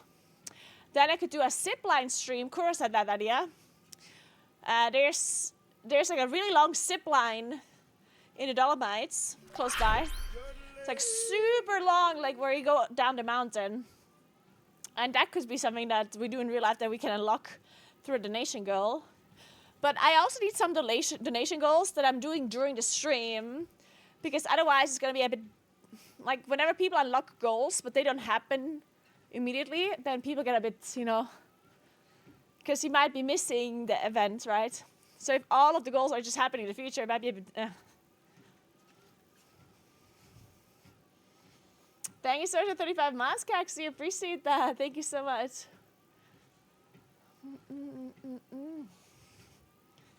Yeah, some giveaways I wanted to do for sure, like some general giveaways, like, I don't know, Amazon giveaways and mount giveaways and stuff. I can do that, yeah.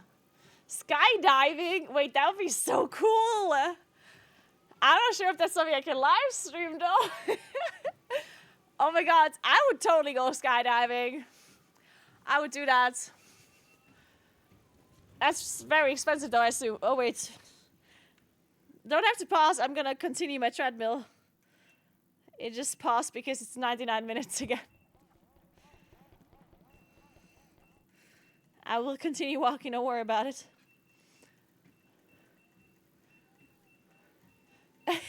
Cammy.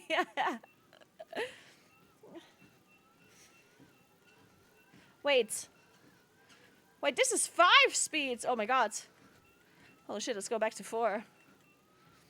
Dude, my treadmill goes to 5. Did we know it goes to 5? Chris, I thought you said it only goes to 4. It just goes 5 miles per hour if I want. Holy shit. I don't want to walk 5. That seems a bit crazy.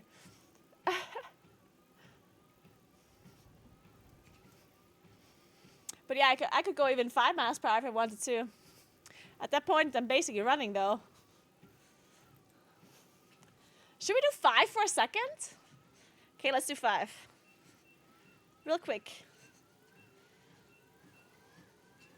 Wait, it goes faster even! Holy fuck! Wait, I'm going 6 miles per hour. It goes even faster! Wait, how fast is it going? What? Wait! Wait, holy jeez! Whoa! Okay, actually, wait. Holy shit, it goes faster than 5! And faster than 6 even! Dude, what the fuck? How fast is the treadmill going? Okay, guys, I'm going 5 miles per hour now.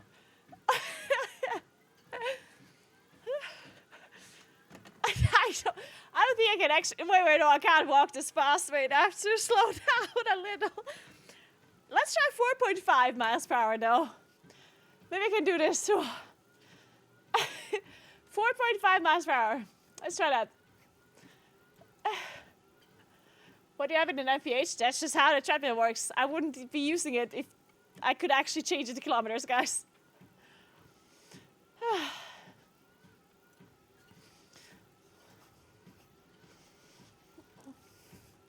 It is miles, it's miles.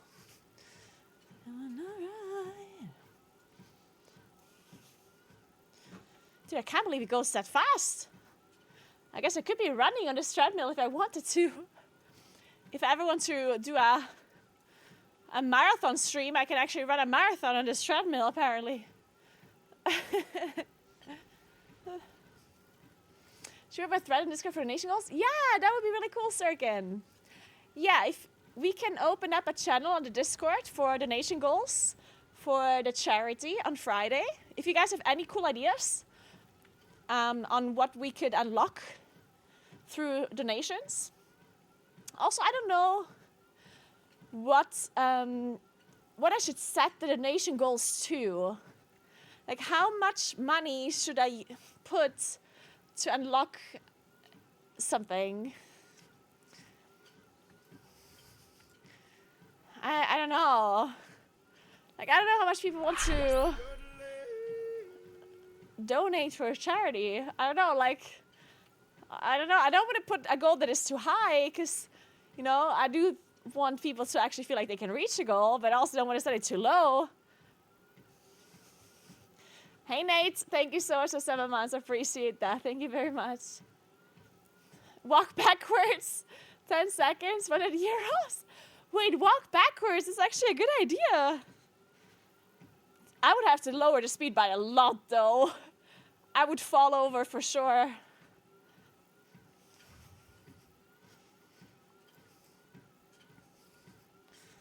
I'm doing team building in London tomorrow for a few days, and they asked me to bring an item that means a lot to me, so naturally I'm taking my Naguura postcard. Oh, that would be interesting to explain, Hannah. I would like to listen in on that conversation.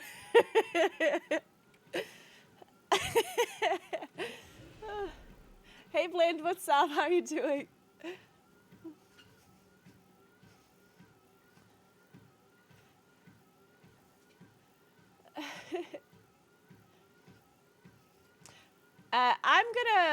I'm gonna walk the 100 kilometers inside. I'm gonna be playing Pleasant stuff while doing it. Yeah.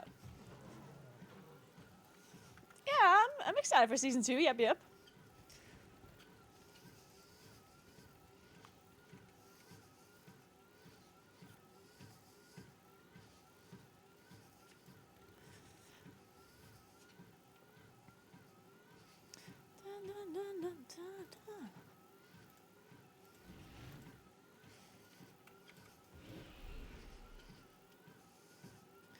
All right, let me know once we have the channel, Kuros, so I can link people to it.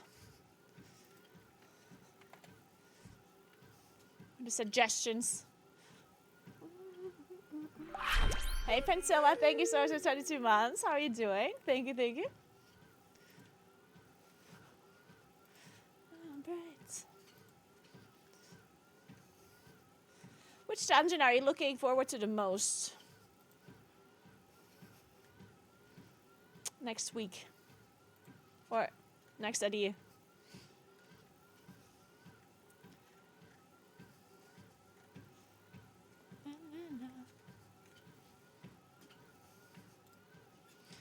Theater of Pain? Seriously? You're looking forward to that dungeon? What the? Can't believe it. First we had people say they like Corthia, now they like Theater of Pain? Unbelievable. Man, this walking speed is a bit fast, honestly. I don't know about this. I'm not sure if I like it. Basically fucking sprinting at this point. The Priory, yeah, the Priory is something I'm looking forward to as well, I think.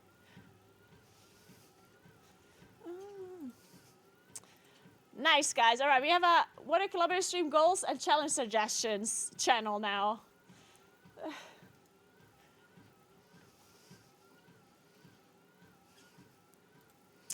All right, there you go, guys.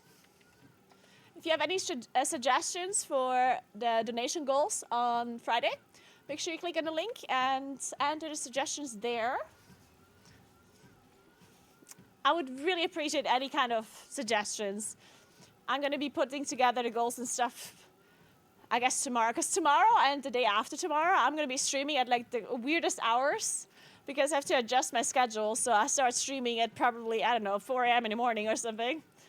Which means that a lot of my regular viewers are probably going to be asleep. So during those times, I can put together the goals and stuff and figure out the overlays and whatnot. You looking forward to workshop? I don't think I will hate workshop, but I was never like the biggest fan of the dungeon just because there aren't any like super big pools that you can do there. And I always like when dungeons have big pools. And workshop is just one of those dungeons that has a lot of like smaller pools going on in between.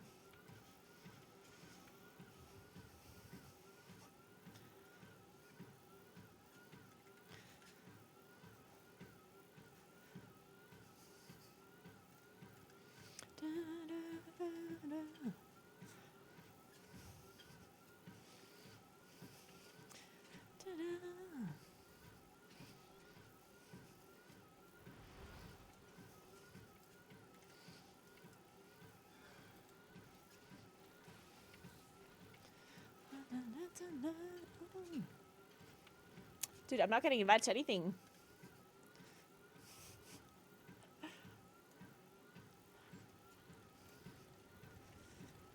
Sing These Boots Are Made for Walking by Nancy Sinatra.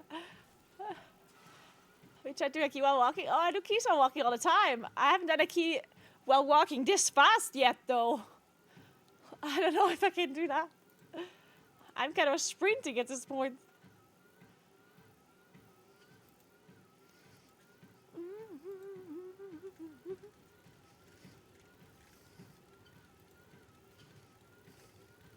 Somebody invite the poor Moonkin. Oh.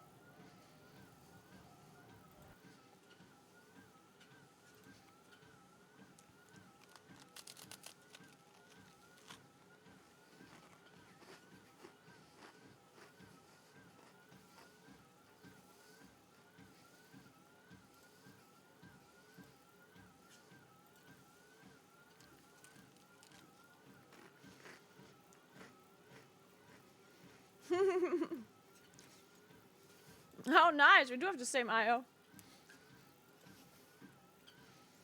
Wait, do we? Wait, that's a lie. I'm 2957.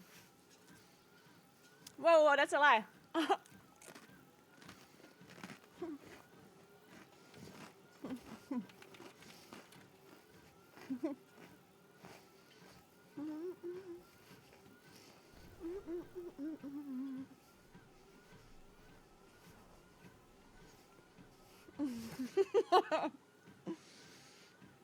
That Instagram thing about David's feed was funny as fuck. Yeah. I got a lot of messages about that Instagram story.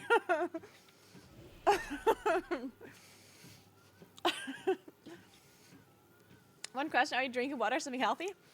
This is vodka. I didn't read that vodka is really good to fuel your walking speed. I wonder if I should be drinking tea though, but like cold tea. I don't want to drink something warm. Hey Roshar, what's up? Hey Calandra, thank you so much for 53 months. Giant cup of vodka. Ooh, we love giant cups of vodka. Good morning, Calandra. Do you have teleports for all the dungeons? How? By just doing them on... What level do you have to do it to get the teleport?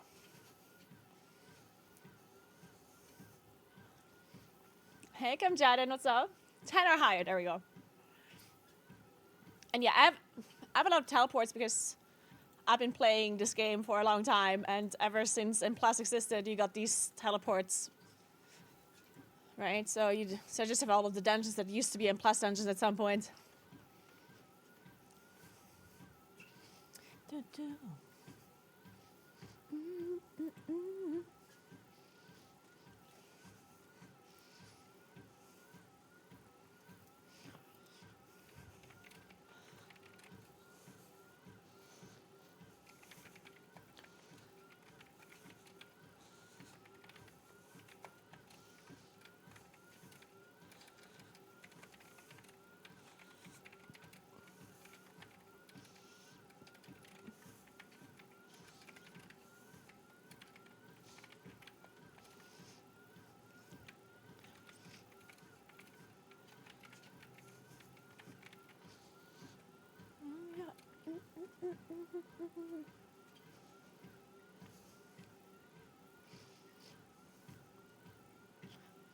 Don't believe me, just watch.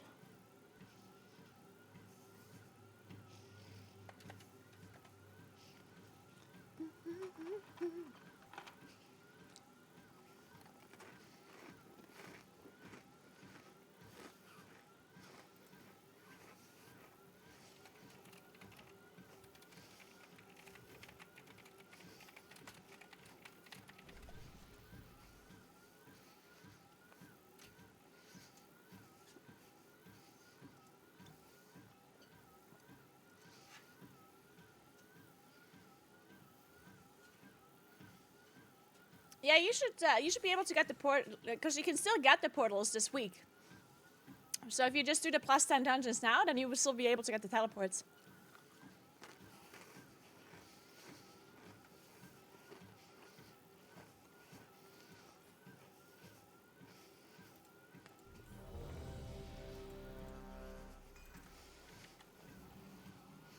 Do you think I can walk like this for this dungeon? Bit sure.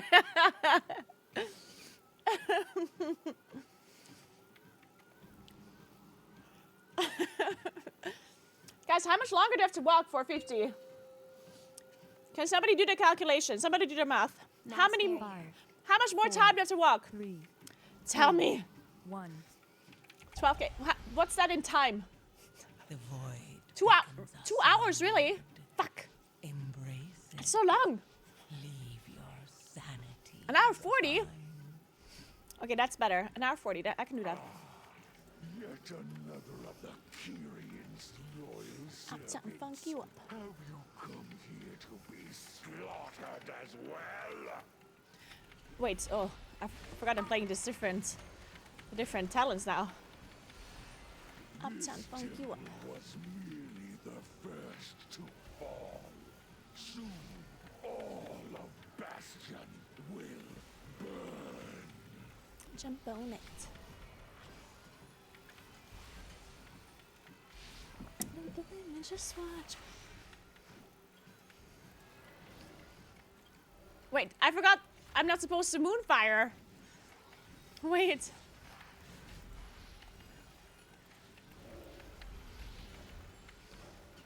Don't believe me, just watch. Mass barrier.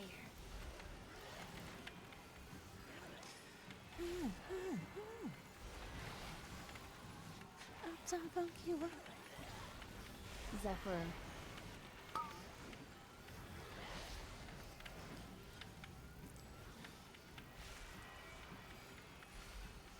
I forgot that my trees are moonfiring. I used to play Elun's Chosen for so long. Sure, Moonkin is a good option for season 2. Of course it is.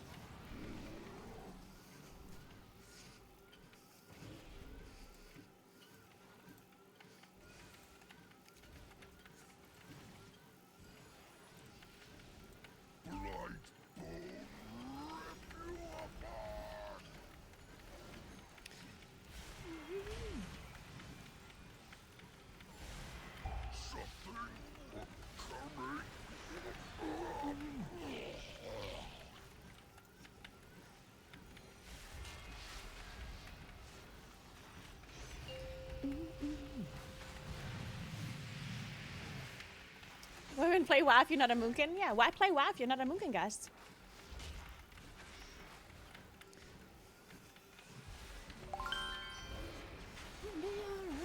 Dodingan! Thank you so much for the 10 sub gifts!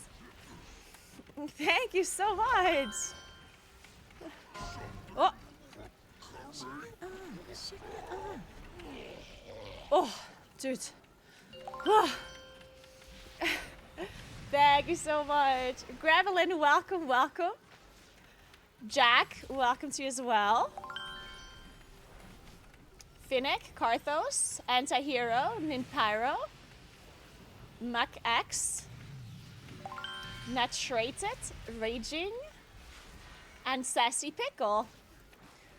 Oh my god, how good is that name, Sassy Pickle? Love that.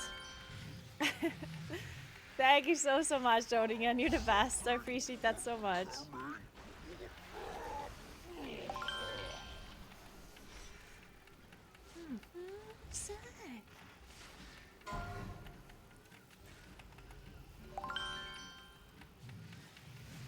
Ah. I don't know. I should call him.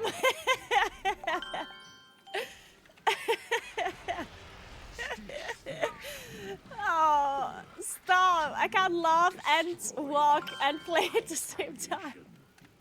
It's too much.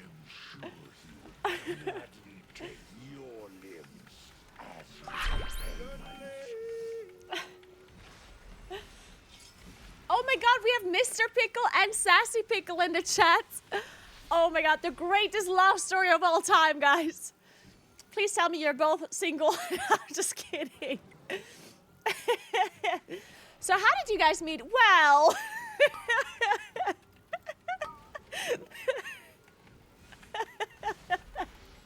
the pickles. Hey, Gasping, what's up? Good morning, good morning.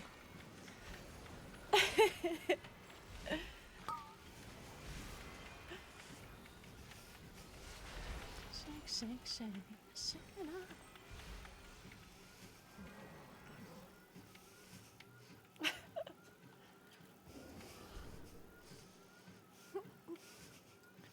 The pickle love will prevail. Hello, Savla. What's up? How you doing? Given Turtle, thank you so much for Prime. Oh my god, Savla, I did not know that. That's crazy. Thank you so much for letting me know. What would I do without you? Thank you, Savla. Hope you had a great weekend.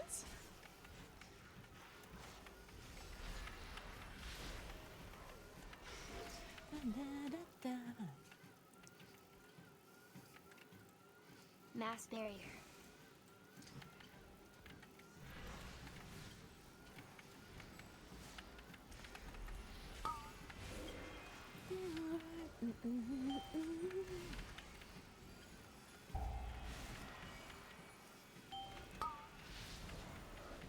My keybinds. I actually have a video about some tips and tricks on how you should be keybinding your abilities. I don't recommend using my keybinds because it depends on how you have your hand on your keyboard. For me, an ability, or for me, a key that might be really easy to reach might be super hard for you to reach, or the other way around. A key that is hard for me to reach might be easy for you to reach. Depends on your position of your hands on your keyboard. So if you want to figure out how to bind abilities the best way, then I would recommend watching that YouTube video. It's an old video, but it's still, like, nothing changed with keybinds, so the video is still very much relevant and up to date, so I recommend watching that.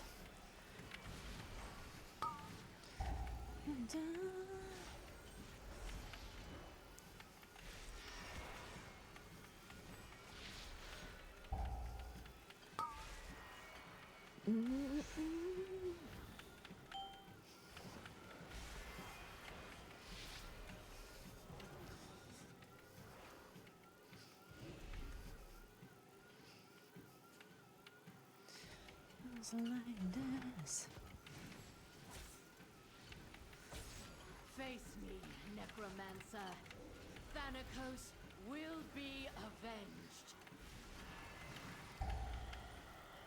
Are you so eager to share your underling's fate? Your vaunted courage will be your doom. Hello, Santiago. Your temple lies in ruin. Your brethren are butchered. You have already lost. Naguura's 10-inch fingers. I actually do have pretty long fingers, I guess. But I also have my hand on the keyboard a little bit weird. Like, for example, I don't like pressing 1 that much. I ended up finding Starfall to it, which... but I can't actually reach it that easily. I also don't like 2 as a keybind at all.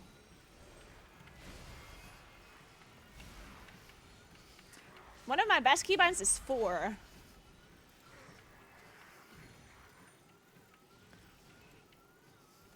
My best keybinds are 4. 4 EQ, R, and T. Zephyr. I think those are my favorite keybinds. Whoa! Only Rally the cry. strongest All right then. survive. Jesus. F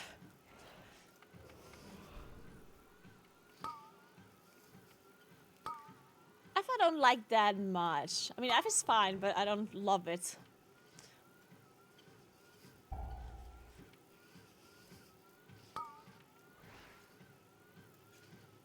Uh-oh, are we vibing? Oh no. I'm almost there, don't die. Wait. I think they did actually kill it. I could arrest. I'll take the spear.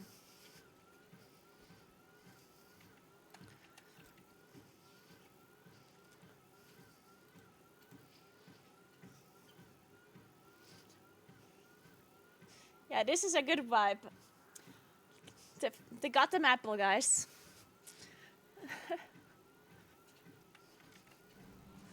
I do love the apple.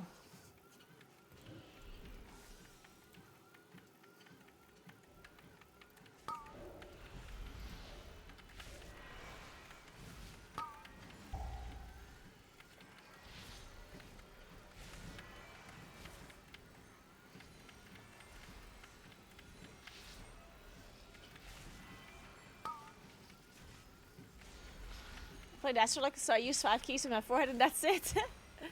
Honestly, Dastrolic was kind of a vibe in Shadowlands. Season 4, Dastrolic, kind of a vibe. I did love spamming my Rain of Fire.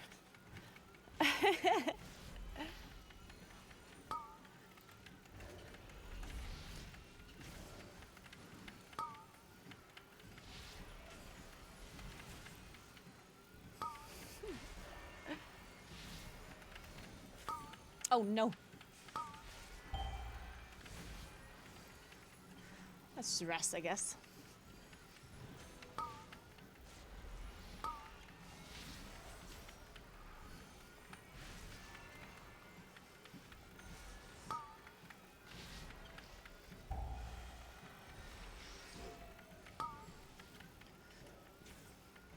You will be brought to justice. Nagani, Nagani, Nagani. Deny me the Oh, I miss sky, Nagani. then I Nagani was just shall great. answer in kind. Foolish Paragon! This, There is this. nothing you can do to stop us.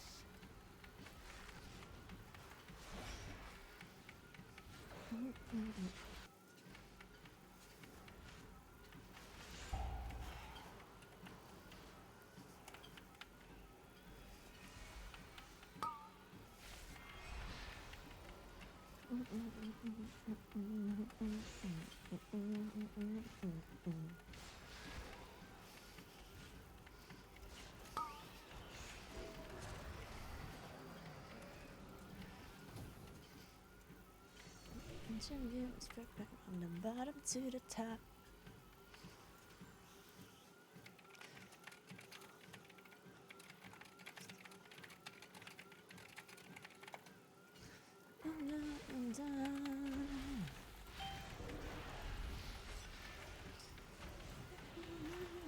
The fallen shall serve me again.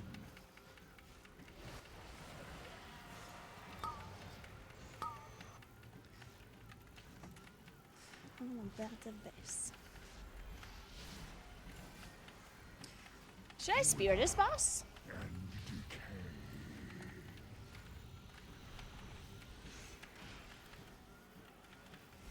I guess not, right? Final act of service.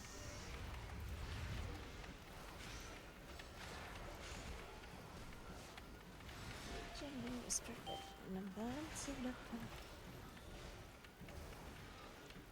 My soldiers rise once more.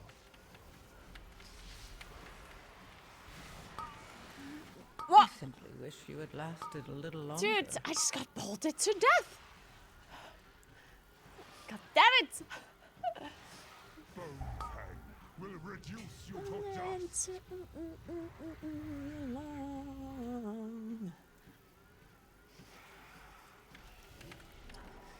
I can't blame anyone but myself because I had solar beam ready. Sacrifice So, to victory. can't even complain. I hate it when I die in World of Warcraft and I can't blame another person. Or in any video game for that matter. The fallen shall fall.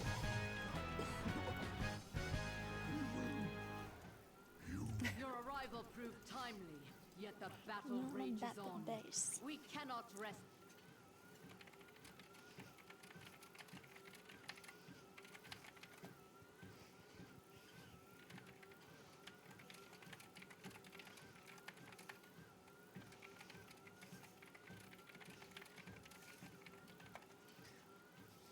Just a moment longer.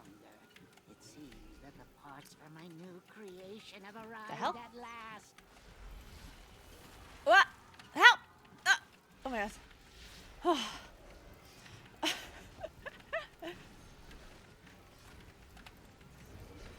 Dude, is my character bugged or something?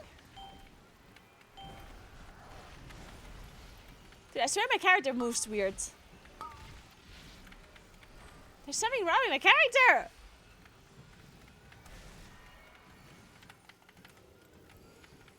What the fuck? Like, I'm...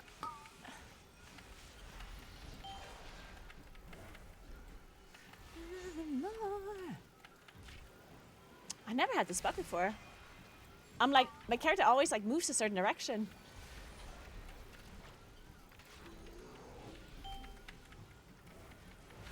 It's a pre-patch bug. Oh my god, that's so interesting. Huh. Justice. Okay, let me... So, it happens to everyone? Interesting.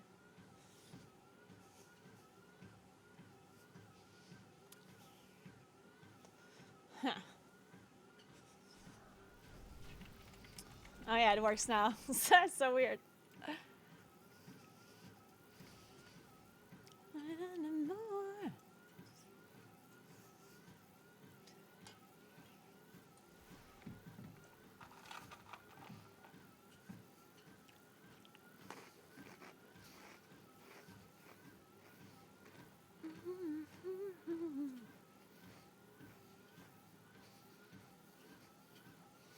You're just waiting for everyone to reload.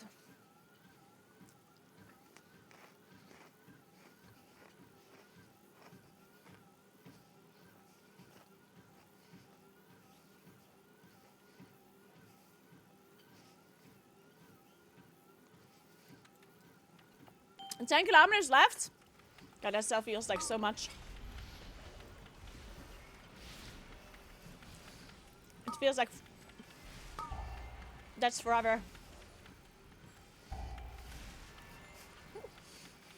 I'm honestly feeling not absolutely horrendous. It could be worse.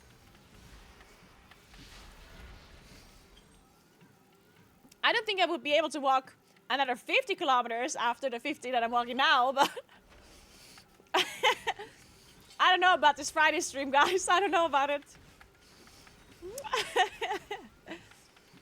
I don't know.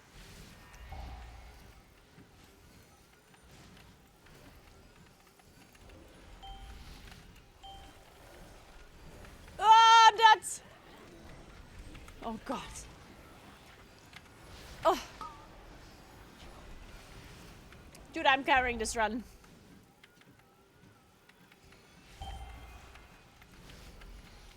Mass barrier. This was all me, I'm telling you.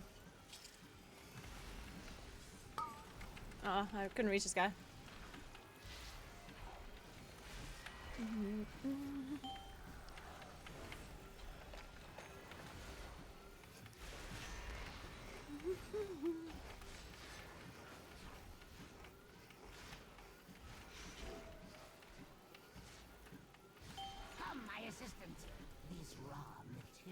are in need of processing. I guess a spirited boss. Yeah, I also would have liked to cast the race. Didn't work out this time though. Maybe next time.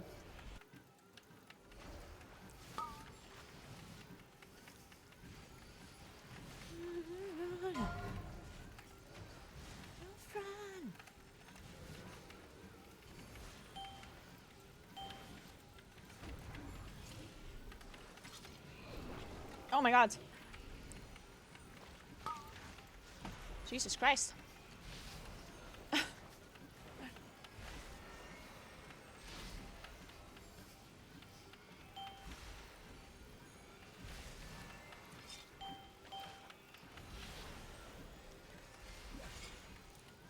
I'm being fixed by all the things. Competent.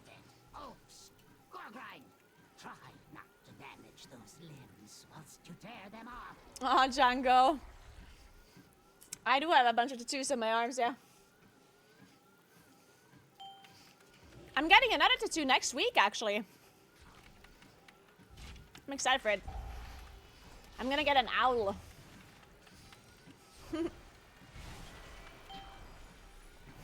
And a tiny spider. Because it was a Race to First donation goal for charity. So I'll get the spider as promised. Probably on my right arm. Maybe like a little bit on my shoulder too. Like maybe over here.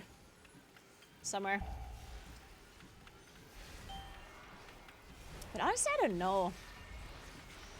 I mean, I kind of want it on my arm, but then at the same time, I don't know where else to... I don't know.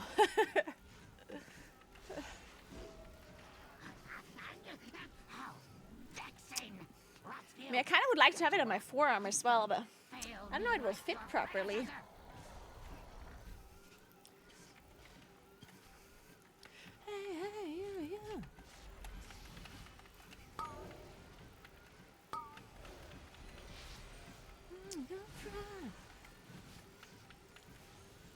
Tattoo is a big fucking sin. I guess I'm going to hell. I'll see you there.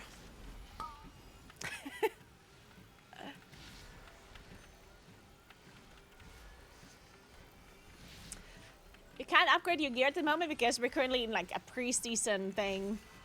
You will be able to upgrade your gear again next week. Or next ID.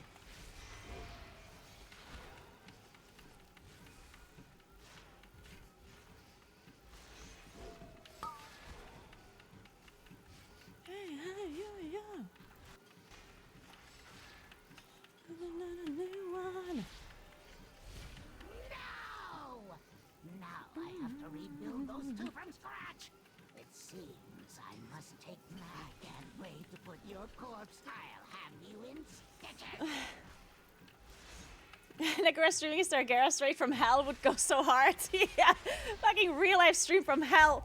Oh god, my leg. Oh god, I'm getting a crab, guys. Okay, don't worry, I'm fine, I'm fine. All good. False alarm. I'm good. Yikes. That was close. Okay, don't worry, I'm drinking water. Somebody throw some magnesium on me. Rallying cry. Somebody throw magnesium. Mass barrier. Don't kill that creation. Don't kill it. Don't kill. Oh. There's no way. We missed. We missed. It's okay. Nice try. We tried.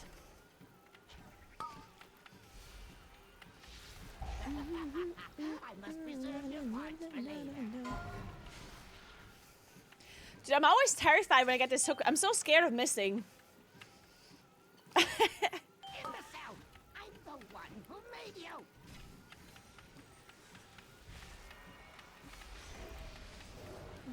Zephyr. Oh, I shouldn't have used my trees, actually. This was a big mistake.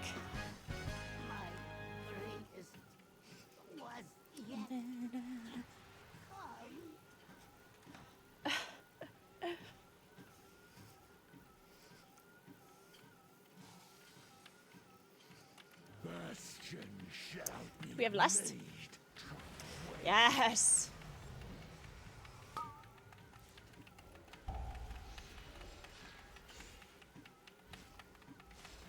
Wait, did they fix Dream Burst? Exploding on abilities that were in the air traveling? When did that happen? Huh. Interesting. I had no idea they fixed that. Or did they not? Wait, did they fix that? Or did I just like not look at it properly? Maybe they didn't fix it.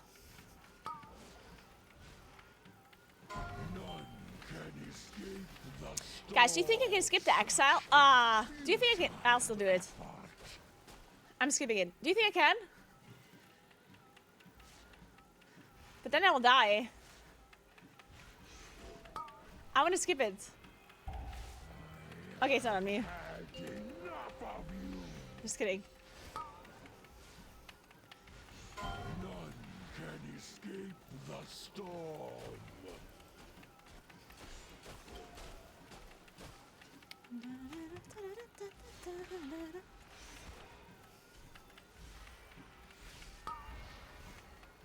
Hey, Spreedo, what's up? Okay, maybe I'm walking too fast. Maybe I need to walk a little bit slower, actually. My dice, my dice, my legs. Not sure they can walk this fast for that long. Oh. No! I was too early. Shit.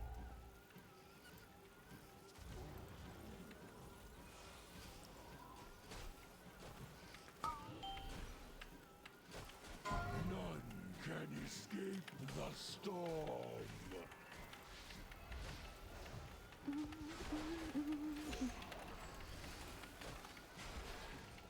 You seek me. I could melt it and curse someone else. But I might just get it again. Rallying cry. None can escape the storm. Well done. 13 points! Oh my god, I'm farming Raider IO.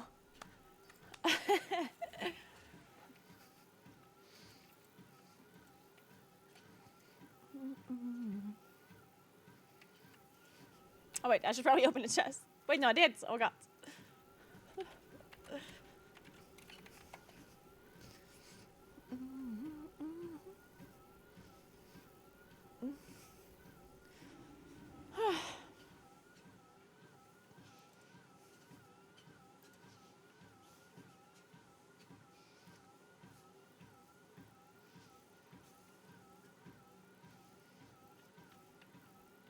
Wait, what? Oh. I forgot my Hearthstone is here.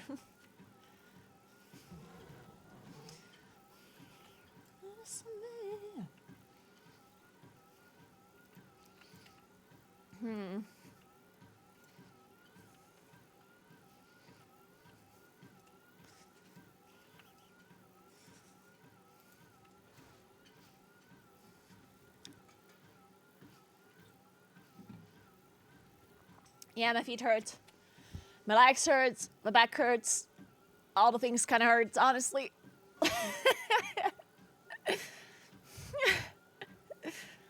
Everything a little.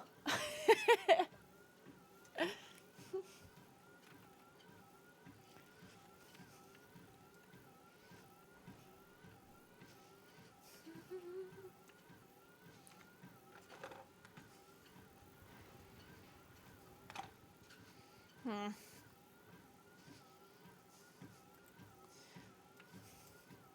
8 kilometers to go. Okay. I can do that. How much is 8 kilometers still? How much time?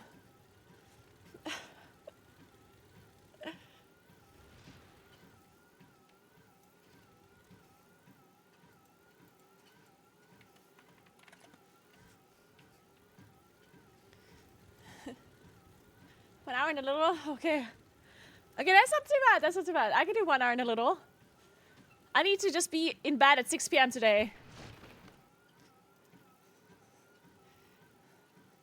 You need to invite me. I don't have an authenticator. I can't queue. I can't queue us.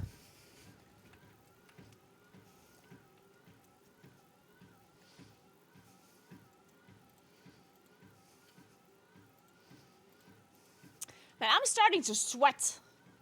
I'm walking so fast, it's actually exhausting now.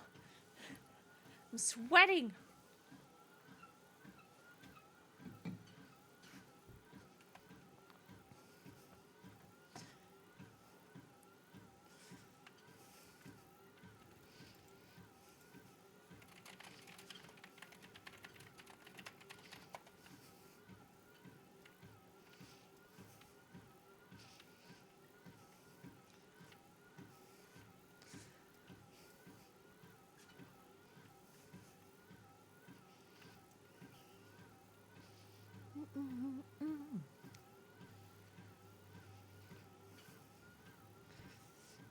I'm hopping in a treadmill right now too, but only for 20 minutes. All right, and have a good workout, hair clock. Hey, Skira, what's up? How you doing?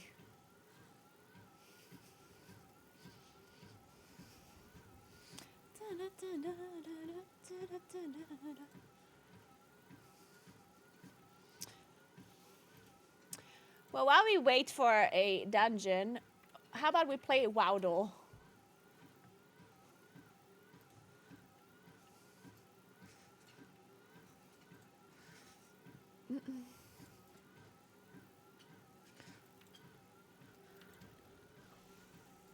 Wait, oh, there we go.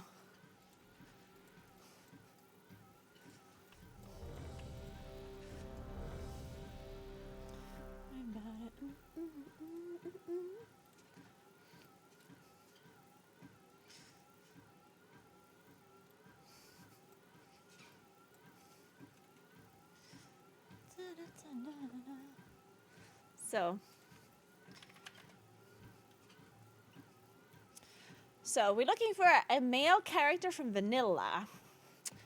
Male character. What about Ragnaros? Oh, so it's male? Not class nil. Not a human. What about? I'm gonna marry you. Kel'Thuzad is a mage, right? Sense and juice.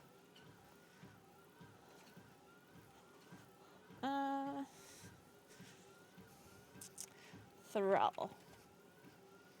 It's a shaman from Durotar, but not Thrall. It's Sippy Boy. No, what's his name? Vol'jin. Vol'jin, of course. Sappy Boy. No, no, no.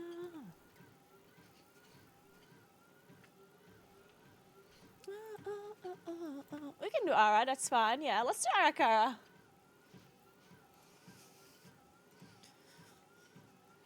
Something to do. I think I wanna marry you. Have you guys done Wordle in a while?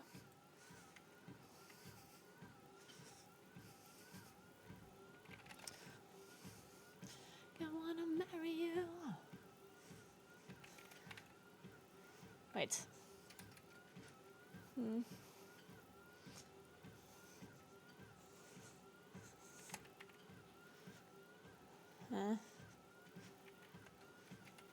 That's not a word? Man.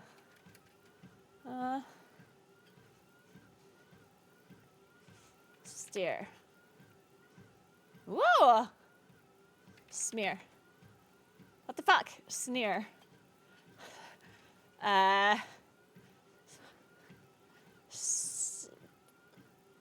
Swear? What the fuck?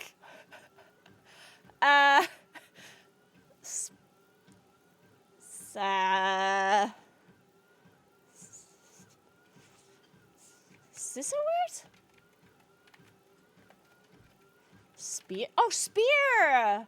Oh, of course, Year of the Spear! Oh, how could I think of the Year of the Spear? Oh, man. We're full. Let's go. Arakara. No, baby.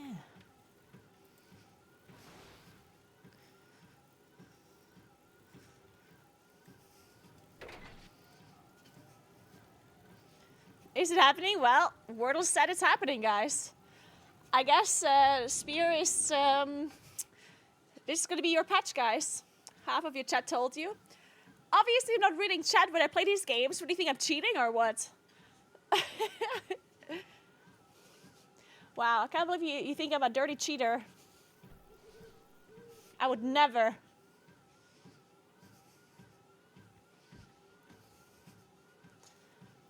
think I wanna marry you.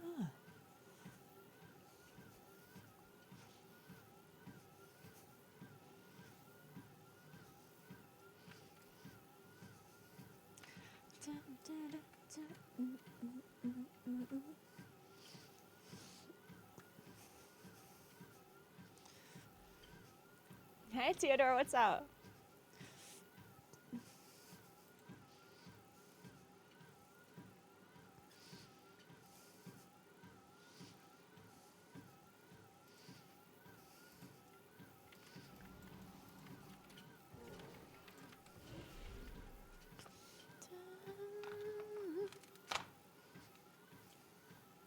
Breathing intensifies, yes.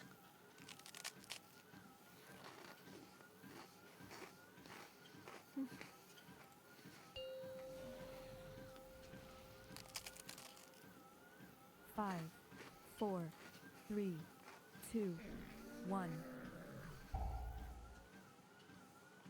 The void beckons us onward. Embrace it. Leave your sanity behind.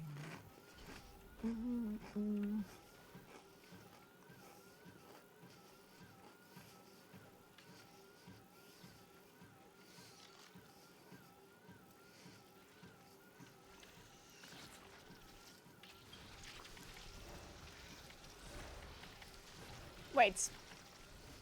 I forgot I have trees. But it's so much easier when you have trees, actually.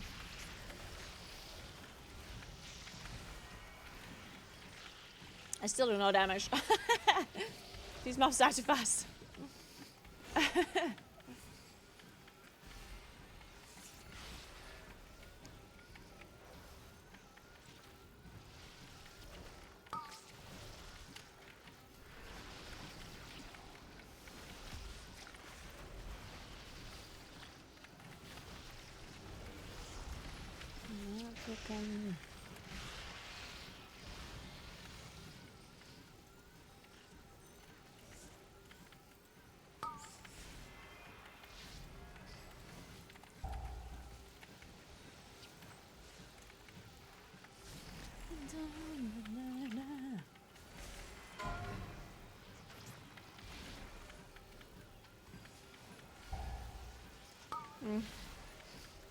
It's hard to tell how Druid will do in Season 2.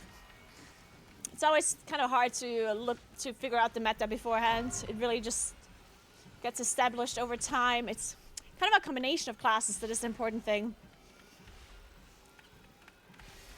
Like, if for whatever reason Rassador is going to be the best healer, then it's going to be hard for Moonkin to be meta, right? It just depends on what other classes are good.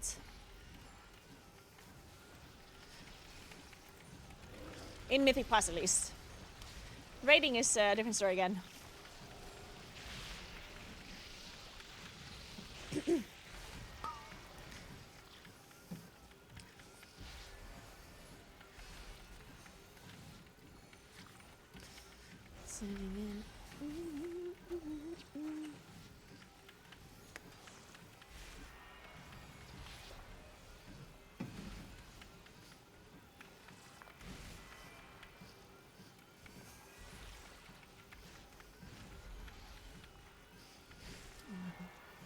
It's an alien headset. AW920H.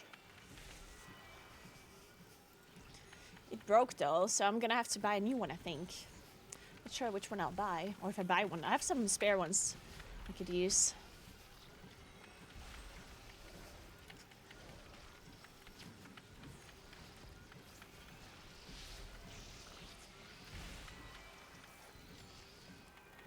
I don't want to listen to this song, so.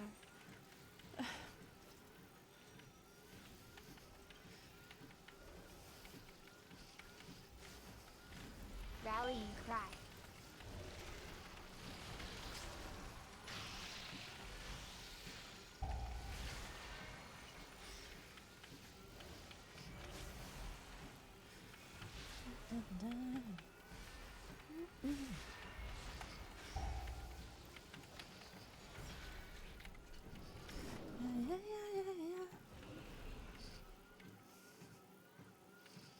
Yeah, sometimes I end up having a perfect song for the walking speed. You know, the best walking pad ever would be a walking pad that adjusts the speed to the song that you're listening to. Like, what if you could just, like, connect it to your Spotify account and it would just go off of this, off of the, like, song beat. That'd be so cool.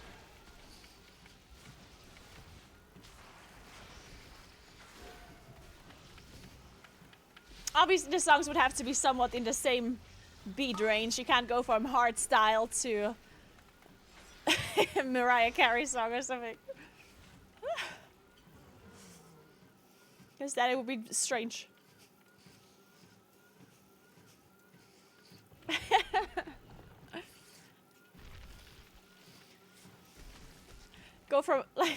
Going from like a Sunday stroll to a full-on sprint.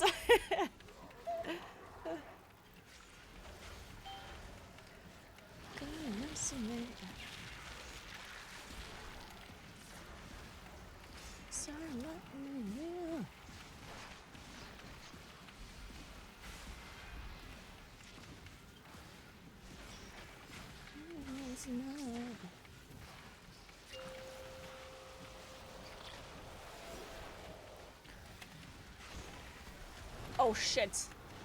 That was a puddle. Somehow survived that. I don't know how, but I did.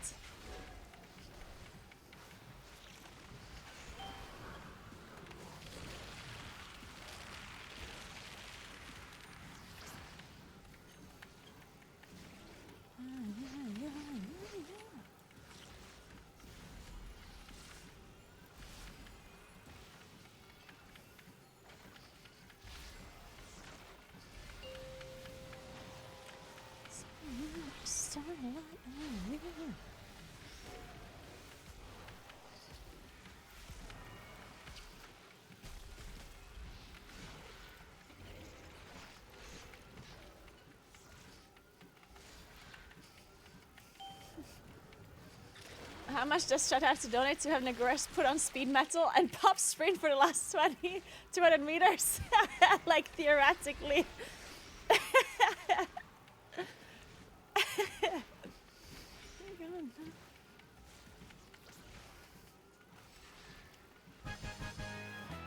I'm honestly impressed that this walking pad goes so fast that it even would be possible to actually, like, sprint. Now, maybe not full out sprinting, but I do think I could be, like, running on this walking pad. Like, it goes pretty fucking fast.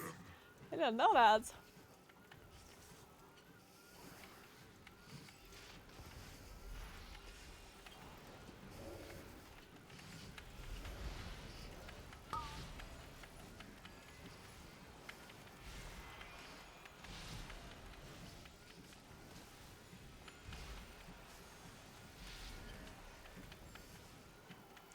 Looks like the second level of Android. That's actually a good point. I never thought about it that way, but it does look like Andorots, like the area. Yeah, true.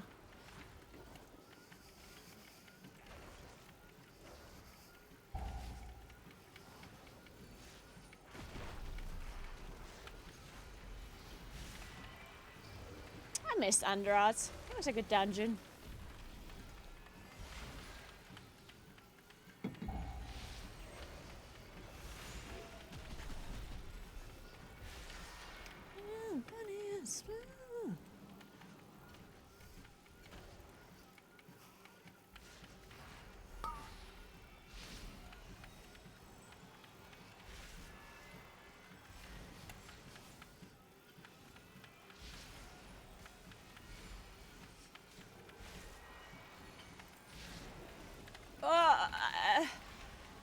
that was an Yep.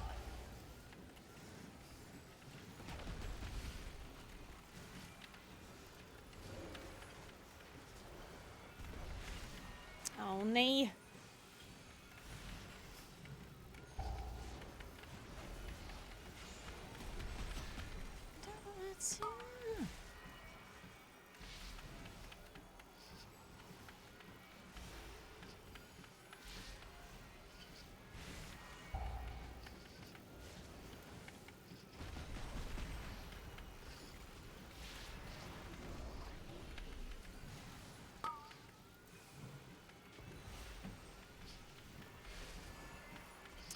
Right, so far so good.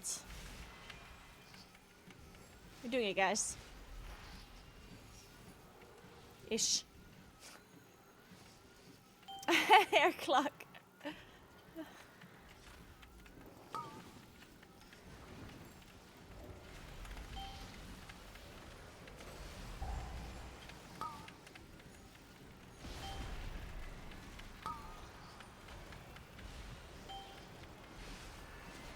Your What? survival wasn't What's that? necessary.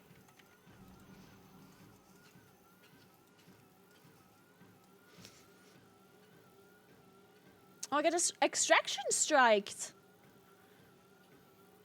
Huh. That's messed up.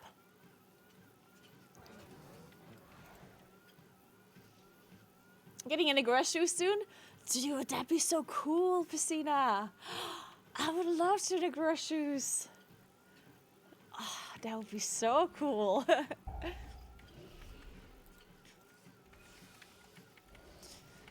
It's all over.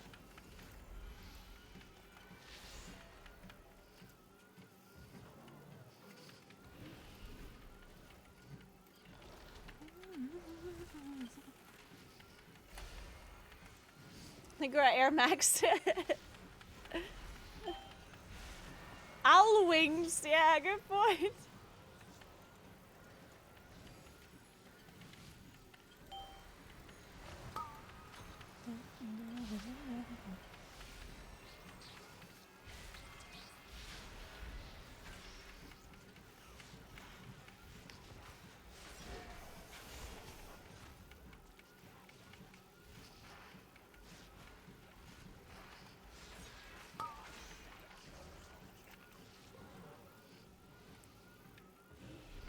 Incompetent drones. I will end you myself.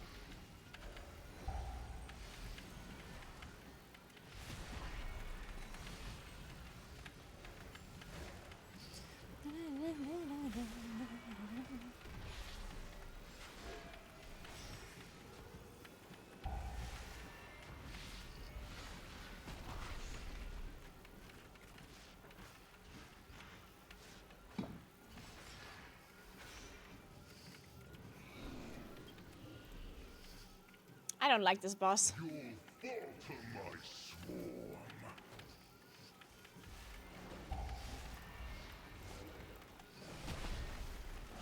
Yeah, I think they did fix it, the Dream Burst proc. They did actually, right? I think they did.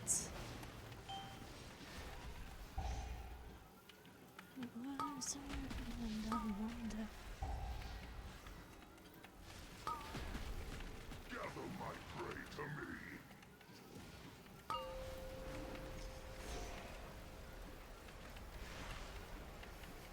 Nice done, thank you.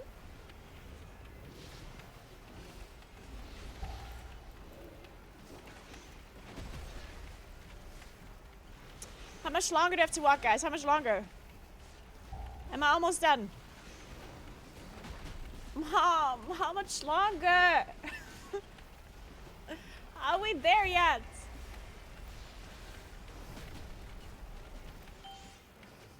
Five and 5? Okay, okay. 5.5, I can do that. That's not that long. Well, it's kind of long, but not that long.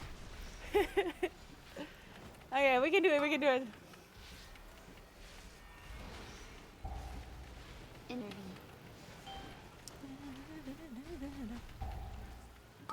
Oh. Rallying cry.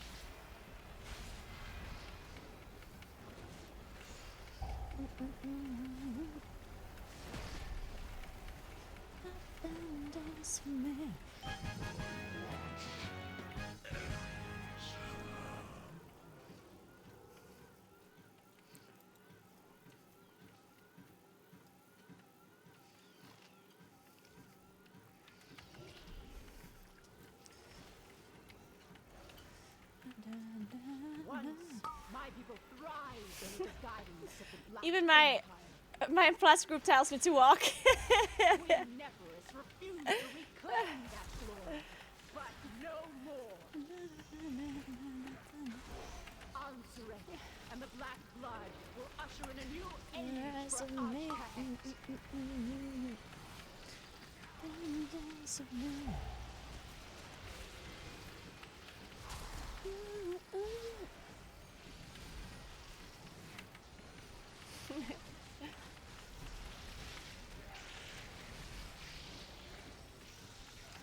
Nice, Jack. So are any of you guys actually changing your main to a different spec this season? Or like a different class? Or are most of you sticking to the same you played in season 1?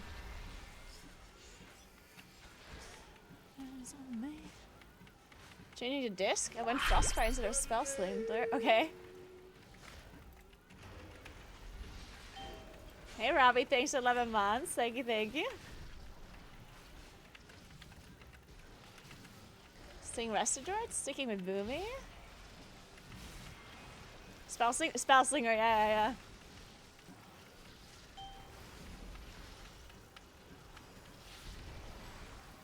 You're going sub-broke, even though you've mained Warlock for super long? Pre-patch TBC! Holy shit. It's a shame. I actually really like Affliction Warlock. Whenever I play my alts, I always like it when Affliction is meta. It's fun to play, I like it. You hate Affliction now, really? I don't know, I kind of like the Rupture playstyle. It depends, like sometimes it can be really annoying when...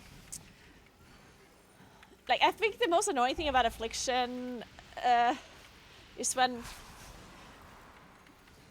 Like when your AoE is spamming Rupture, when that's the preferred rotation, but the mobs just always die way too fast. Like you can never play Affliction like quote unquote properly. It always seems like mobs are just never dying, or they're always dying too fast, and even if they're not dying too fast, then you still don't do as much damage as other people, even though you're pressing like a million buttons. It feels like you're doing so much work for so little reward. The harvest will prevail!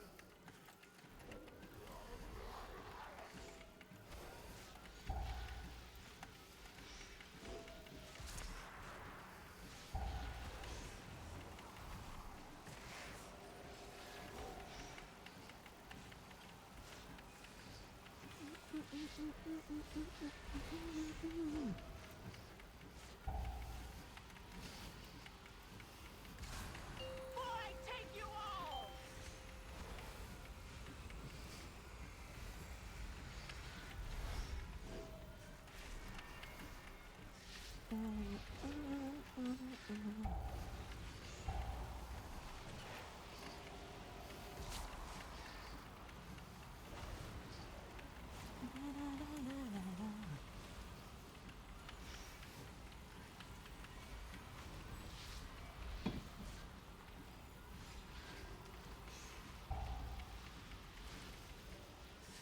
Yeah. Yeah, today we're listening to a lot of Lady Gaga songs. My Spotify is a Lady Gaga fan today. Boy, take you all!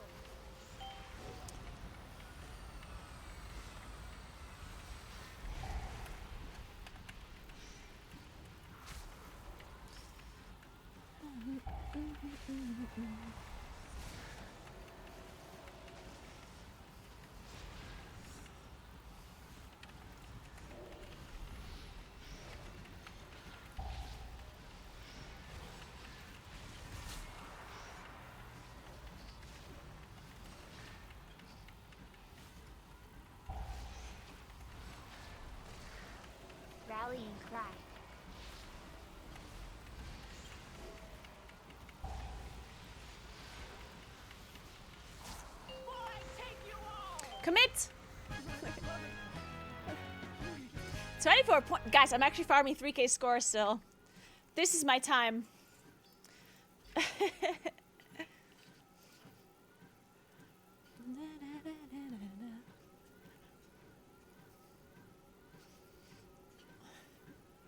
Yeah, I agree, Jack.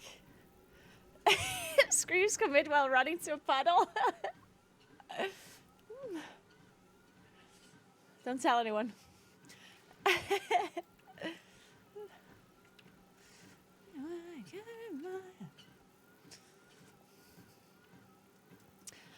Okay, I'll have to go AFK for one more second before the last stretch. How much longer?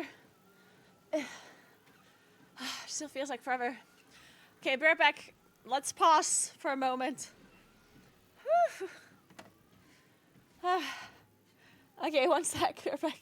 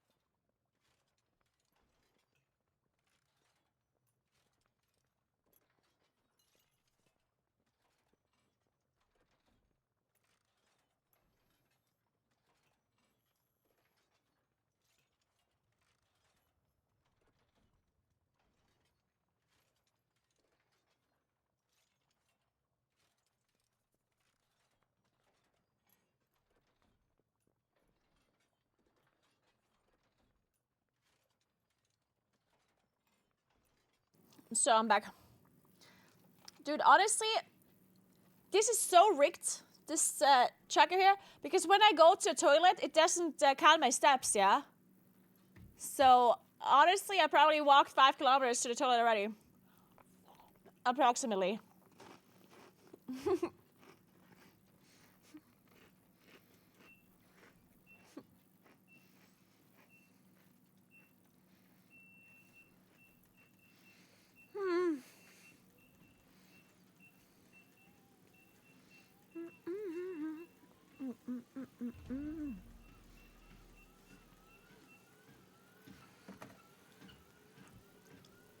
Guys, I think I'm drinking too much. I mean, it's better to drink too much than too little, I guess.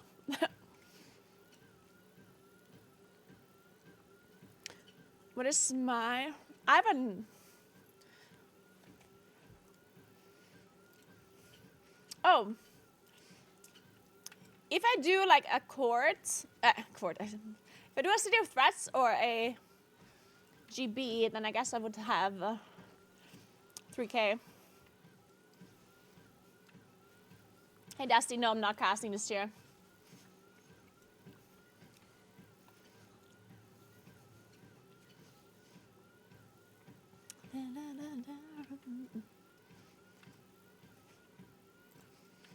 Nice. What is this dungeon here? Where we going?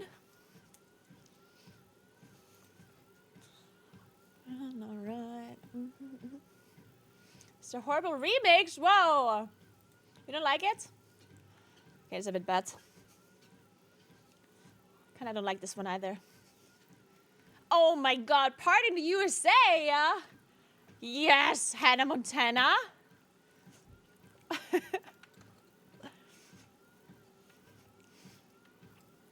It's a city of that's 15. Can we do that?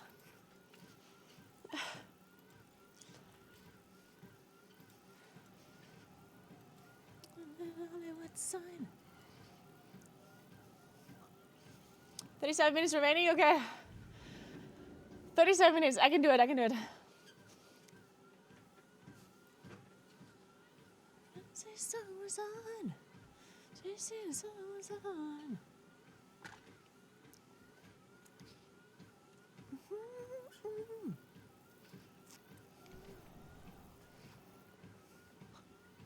We don't have bloodlust. We don't need bloodlust. I completely drenched in sweat. Honestly, it's too bad that I forgot my heart rate monitor at home. I would like to know my heart rate too. I'm sweating a little. It's pretty exhausting. The main exhausting thing is the talking while walking, I guess.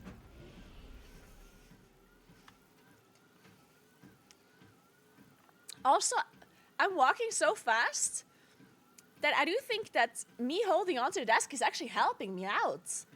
I think it's less exhausting to hold onto the desk versus not doing that, I think.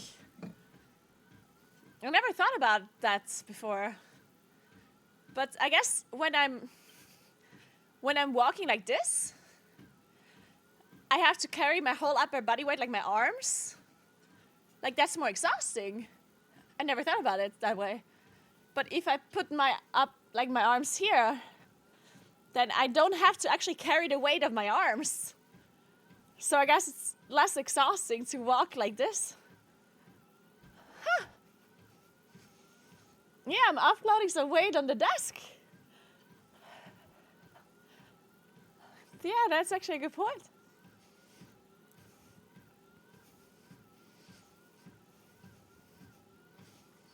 Yeah, I'm cheating. How much more weight can I offload onto the desk?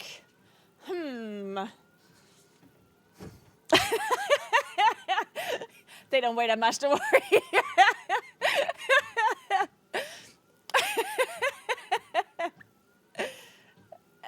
Can it be counted as cheating? No.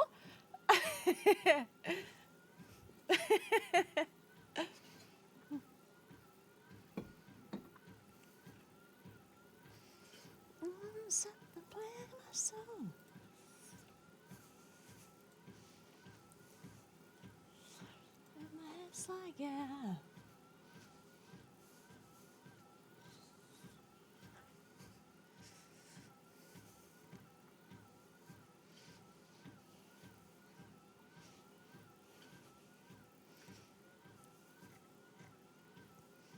Guys, if you have any more donation goals for Friday for the charity stream, on my Discord there's a channel that we created for any kind of goals for you to share. If you have any ideas, I'd be happy to hear them. Even if you have an idea, but you think it's like maybe like a quote-unquote bad idea, still write it in there because any kind of idea can help me come up with that idea maybe. We need donation goals for our charity to make sure that we can reach more, or that we can gather more donations overall.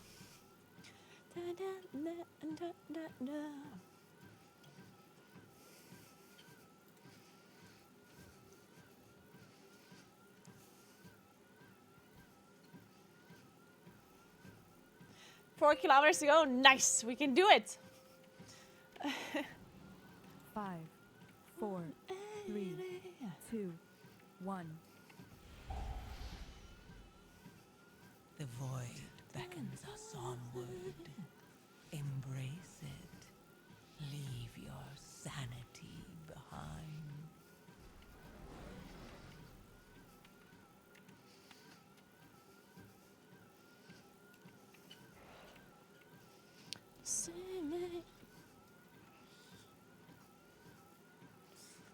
Wait. I guess we don't have anyone who can actually press this. Hey, Mimich! Thank you so much for the raid. That is so, so nice of you. Thank you very much. Welcome in. I hope you had a nice stream.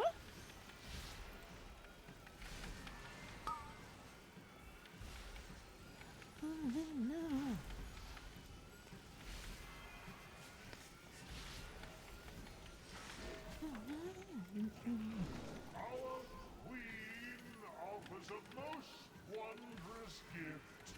We will become greater than we are.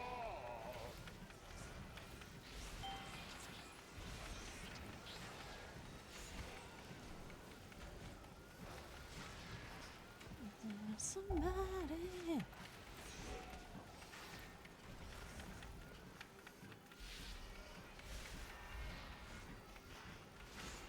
The lack of enhancement, ankle weight destination goal. Wow, you guys want?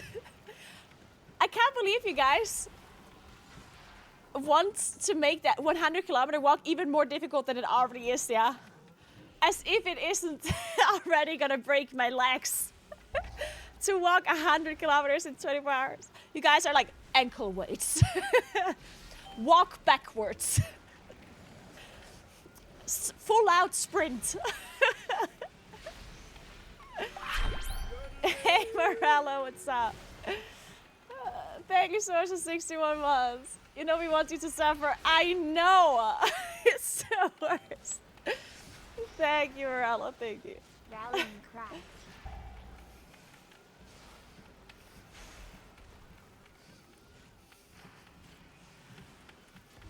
I'm wearing running shoes, yes.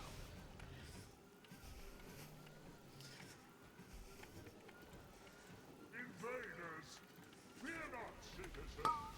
We will show them Onsuret's wrath.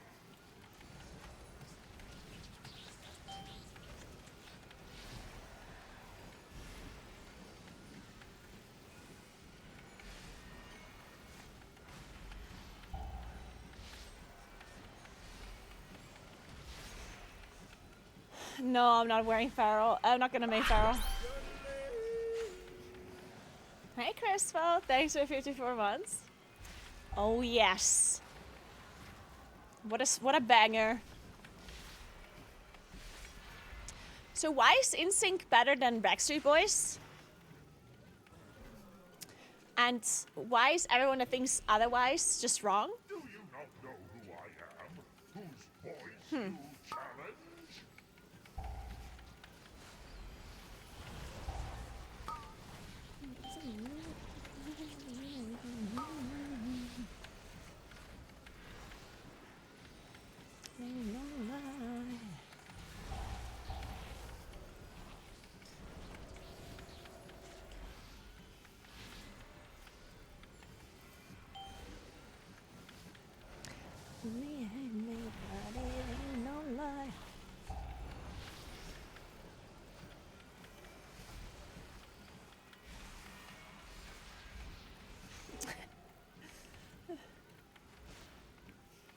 What? Your wife went to Brian's wedding for the Backstreet Boys? Wait, that's so cool. Sergen.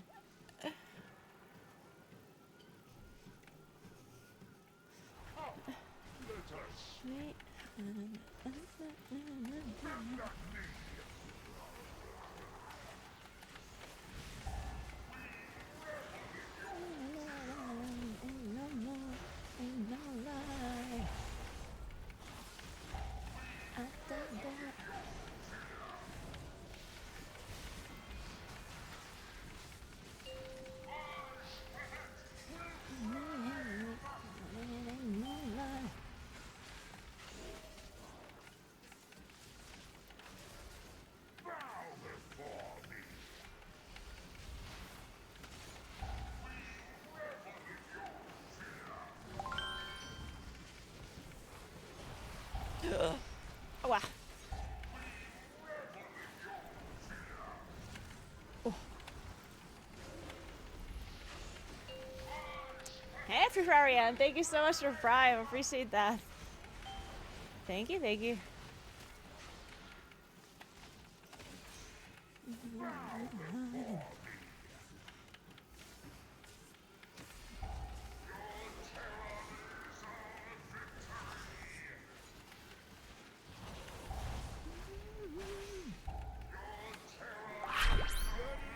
Ah. Jesus Christ. Rally cry. Hey Pajamas, thank you very much for 13 months. Welcome back. Hope you had a nice weekend.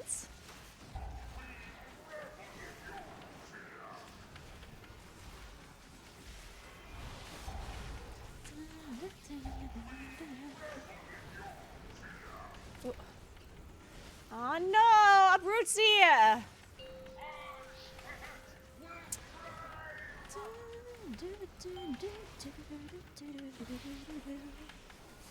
Guys, can you whistle? Honestly, I think whistling is totally overrated. Honestly, I think it's a bit dumb. It's a bit stupid, I think. I don't think it's that cool that people can whistle. Yeah.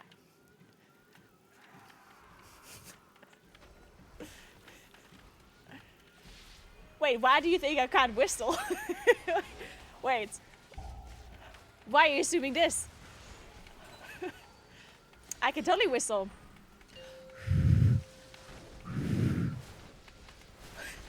Heard that? Yeah. I just don't think it's that cool.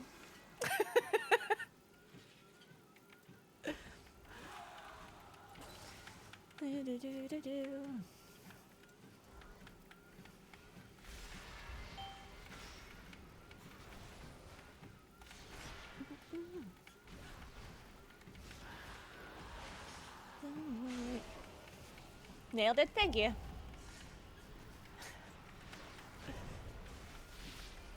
Three kilometers left? Nice! We're so close, guys. Don't worry.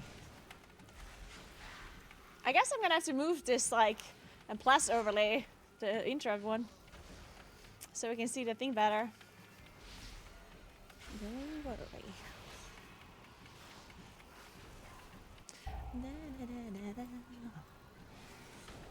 Impressive whistling.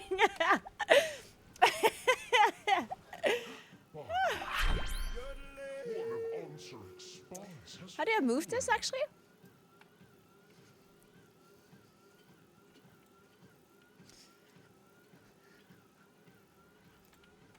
What?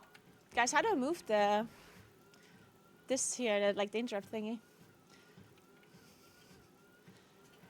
Hey, Blue Goat. Thank you so much for 1 year. Thank you very, very much. 69 says I feel attacked only just over 3k today. Oh no. Honestly, 3k is better than nothing. It could have been only 2k. Or 0.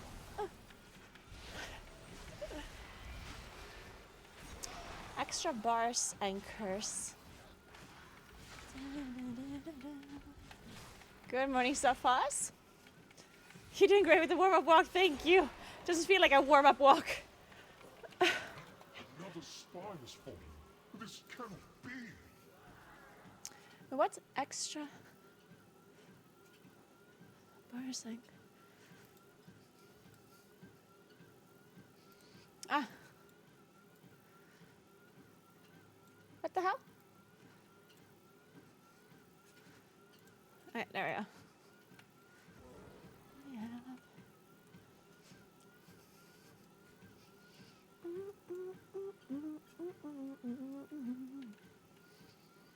Shit. Help.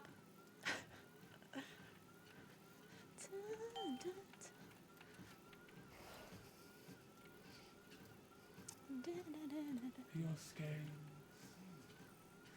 Wait. Wait, where's my team? You're doing great, guys. You're doing great. I'm almost there.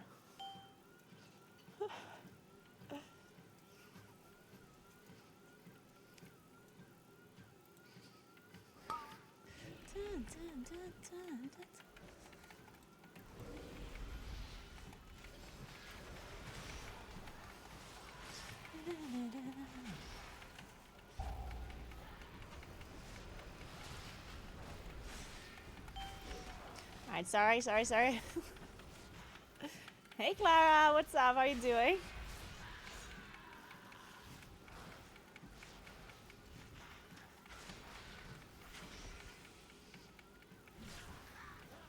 If this distressing trend continues, we will run out of spies.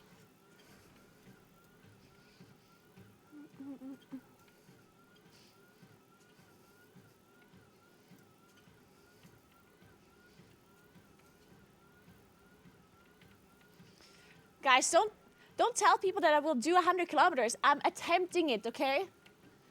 You know when somebody allegedly did something, you have to keep saying the alleged. There's a high chance I'm not making it, okay? I'm just attempting it.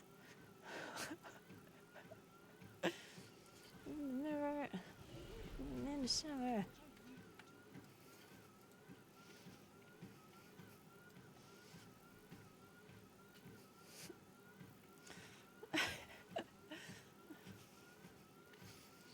No, I'm not giving up. I don't know. 50 kilometers is already a fucking lot, and I have to do this again? I don't know, man. I don't know. Seems a bit rough. Who came up with this idea? Who thought it's a good idea to do 100 kilometers in 24 hours?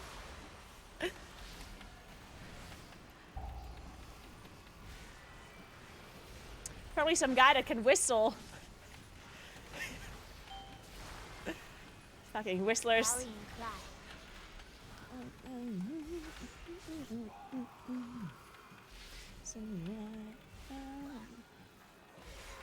Your target is the Grand Splicer, Isaac.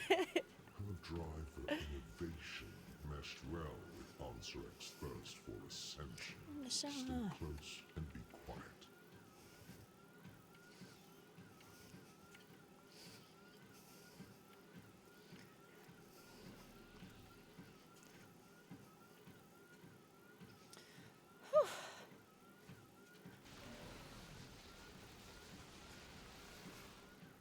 The Transformatory was once the home of our sacred evolution. Isa has made a mockery of our traditions. At the Queen's tisk, tisk, tisk. Dear Nizrek, a tribute. Our Queen. You know what's harder than walking 100 kilometers? Whistling, apparently. Pets will die. That will make you It's a small. I'll take it from here.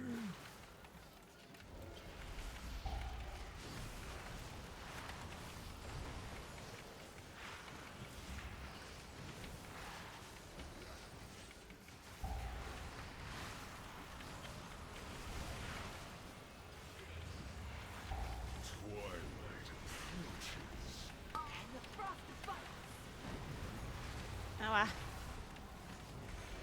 Man, this boss hurts.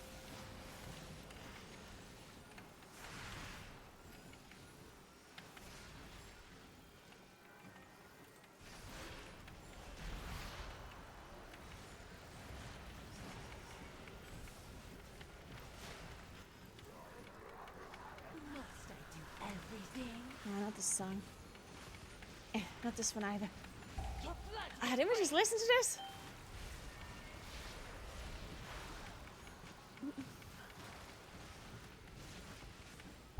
The blizzard surges. And darkness consumes.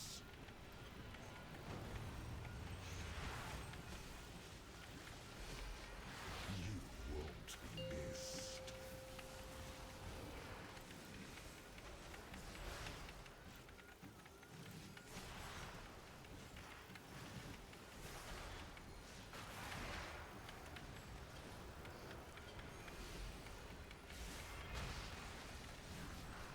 I'll take it from here.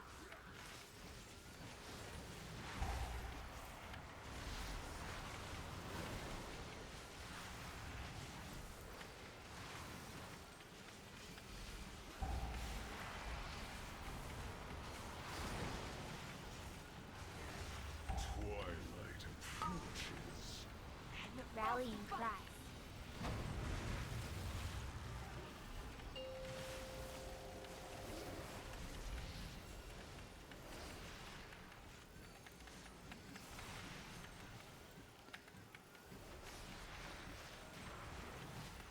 Man, these mobs are jumping too much.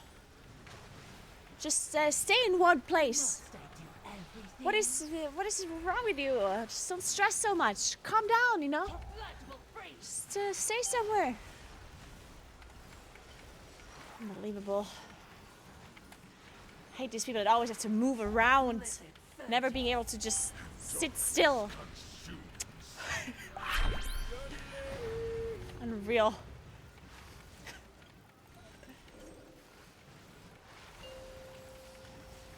Hey, Lamani, what's up? Thank you so much for 8 months. Appreciate that. Thank you, thank you.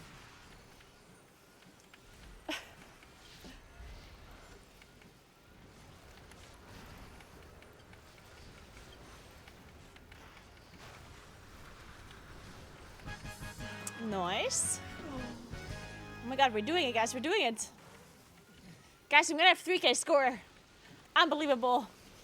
Hey, Sir Cozy, what's up? Our strands are strong. None will pass.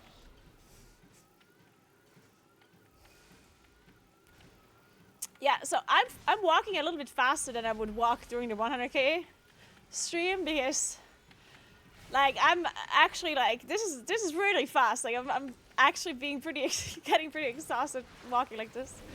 I don't think I can walk like this when I do 100K. The main reason why I'm walking so fast now is because I want to make sure I'm done somewhat quick because I need to sleep at 6 p.m. to be able to adjust my sleeping schedule. So I wanted to make sure to not drag it out for too long. But I don't think I can walk as fast as I'm walking right now for 100 kilometers.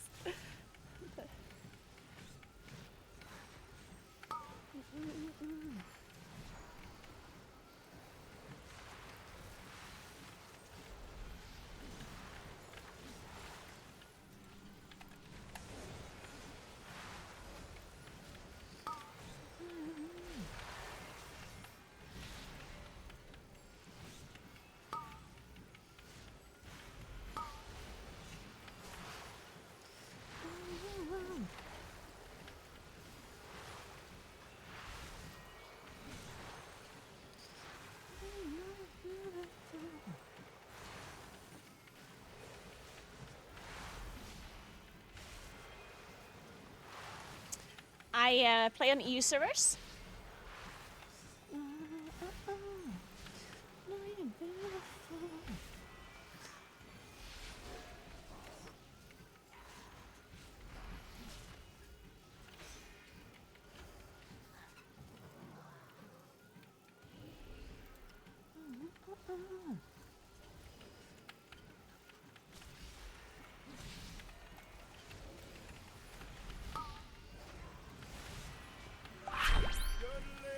Hey bro, thanks for 13 months. Welcome back. Hope you had a nice weekend. Thank you, thank you.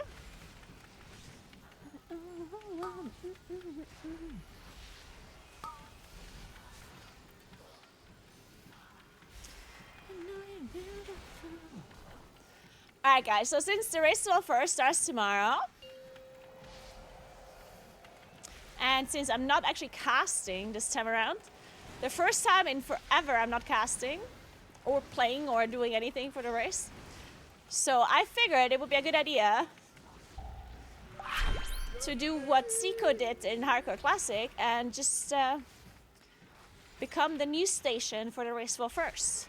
So if you want unbiased, neutral opinions and the facts laid out to you and all the drama about the race will first, then make sure you follow my stream.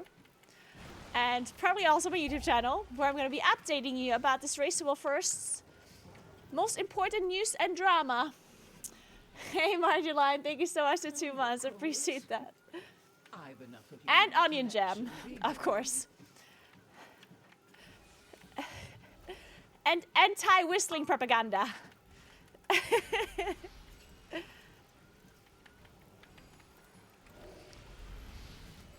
We do not support whistlers.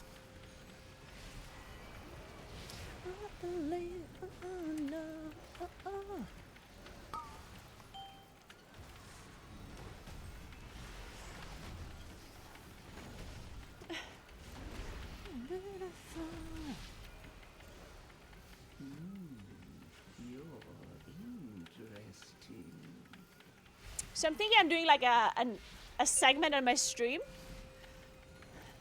whenever there's something to talk about. And maybe I even manage to get some people to join my stream for an interview once in a while. Maybe some casters that are currently not on shift. Maybe some players that are benched. Maybe we can do some cool stuff. Wouldn't you agree? Let's see which of the two you are. Oh.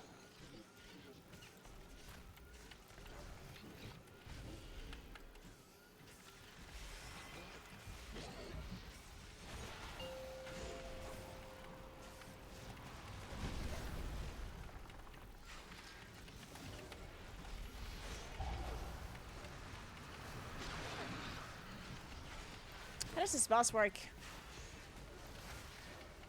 Am I a soaker or not? I feel like I shouldn't be. But I don't know.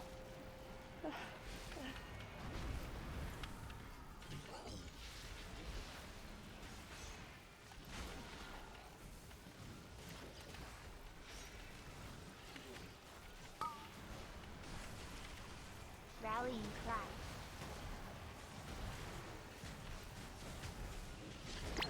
Oui.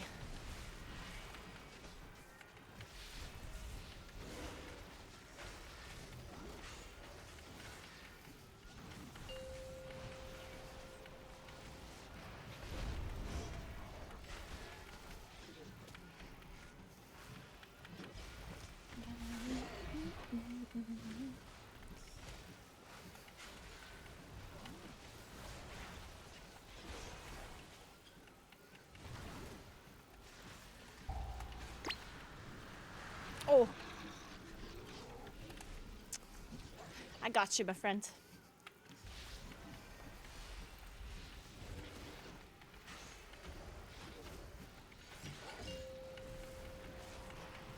How much longer, guys? How much longer?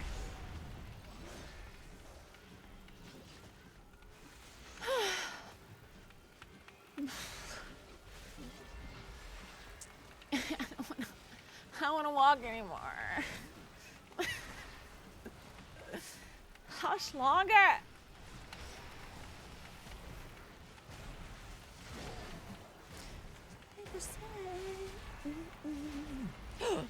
Our healer has deceased.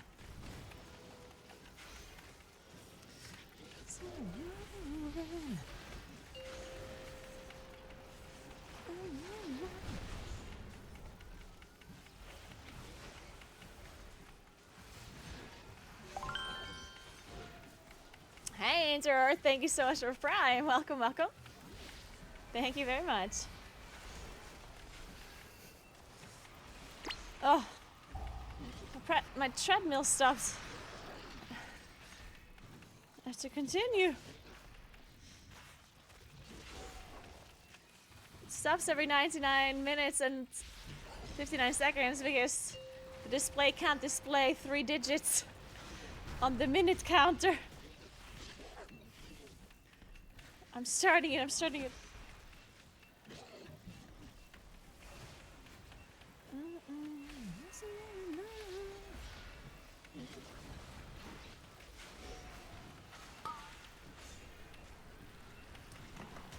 I got him. Oh, oh fuck! Wish you had Ah! lasted a little Kill the boss! Oh my god. Wait, we don't have a rest. The pursuit of perfection can be messy, but worthwhile in the end.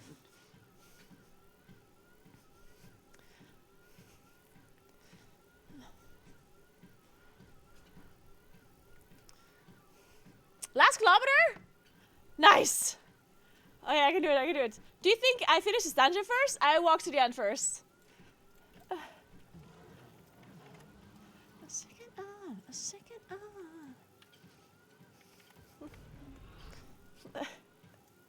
What if I time this key, get 3K score, and do 50 kilometers? Oh my god.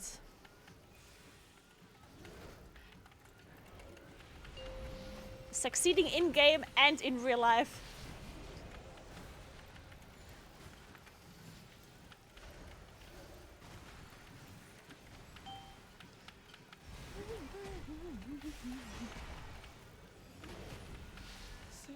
If you get 3K, another 50. Uh-huh. Witness the unparalleled wonder of transformation. Whoa.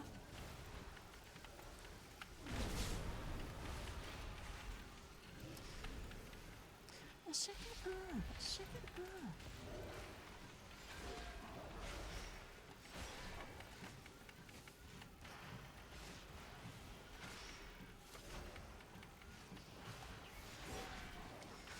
Shake it up, shake it up. Whoa. Dude, that was just me. What the hell? Jesus Christ.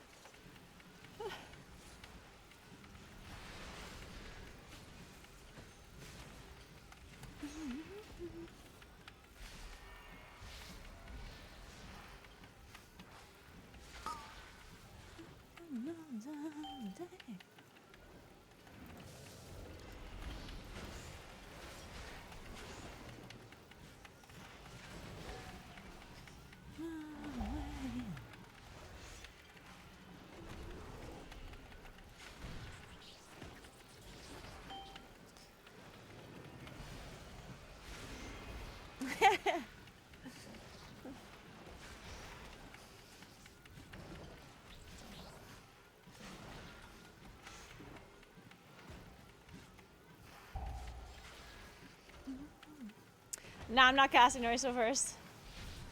Rallying cry.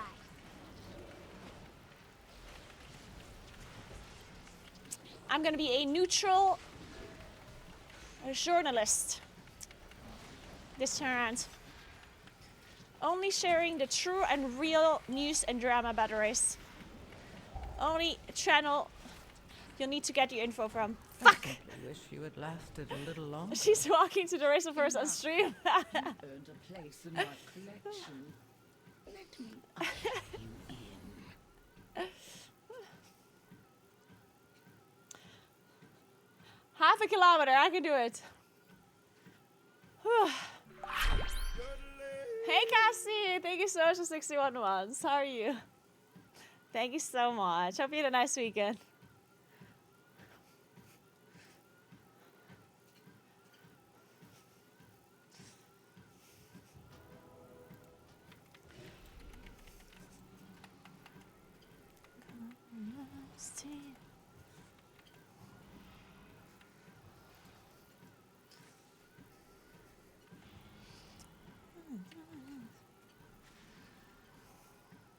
I'm so close, guys. I'm so close. Of our ascension. Possibilities. What can I make? Wow. Oh shit, we don't have a rest for now.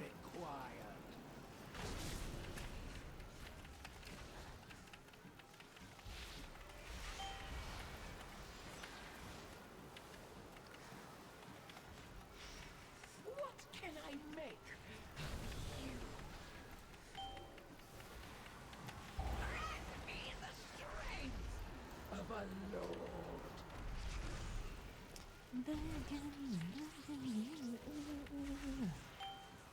Okay, no more rests.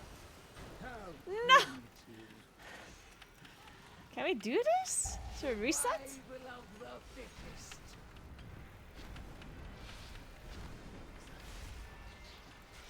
I guess. I don't know. The variables. How will you adapt? One with the weave.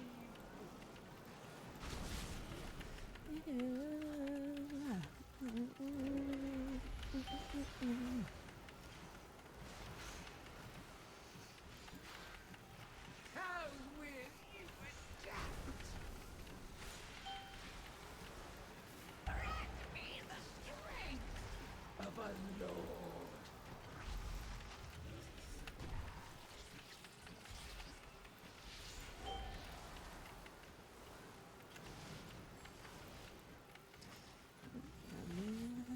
The strongest survive.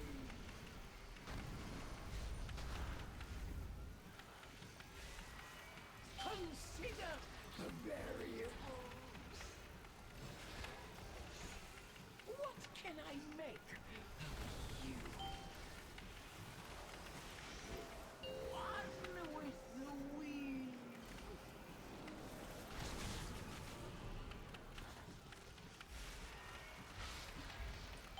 2 minutes 30. Ah. What can I make of you? I'll break you. Rallying cry.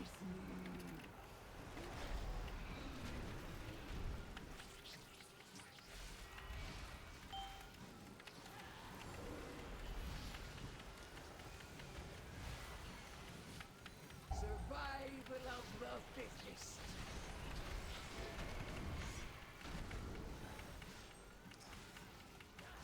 Consider the variables.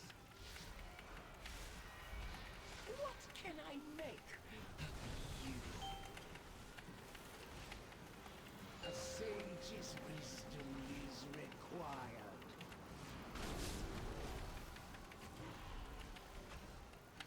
Are we doing it? Wait, did I do it? I can't look. I have to kill a boss. Did I do it? Where's the fireworks? Of a lord. Yes! We did it! Let's go! Oh wait, we didn't count! Oh god! Fuck! Wait!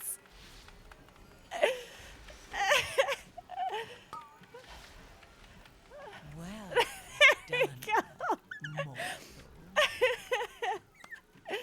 Yes, team! 3K score and 50-kilometer walk and an indestructible dagger. Let's go. Let's go.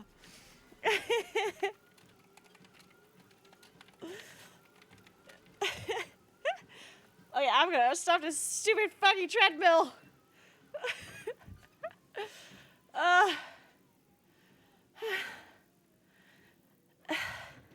Who invented walking, honestly? Who came up with that? Who thought walking is a good idea?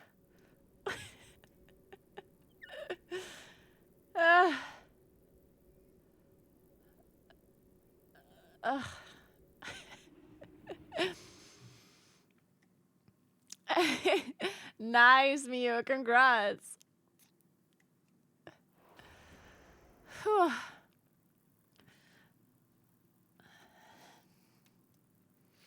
All right. Now imagine I would have to walk another 50 kilometers. Oh my, like the same amount that I walked already. I honestly don't know how. Should probably walk a few extra kilometers in case the numbers are not correct. Oh yeah, for the speedologist police that is gonna track the numbers afterwards. Or for whom? Thank you so much for 100 bits. Thank you so much, Bin. Thank you very, very much. Actually, only 49.99 kilometers.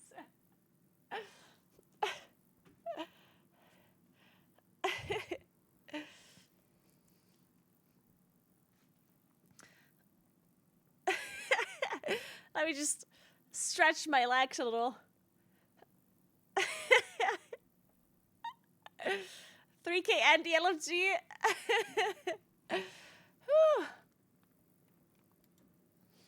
Well, guys, if you thought this stream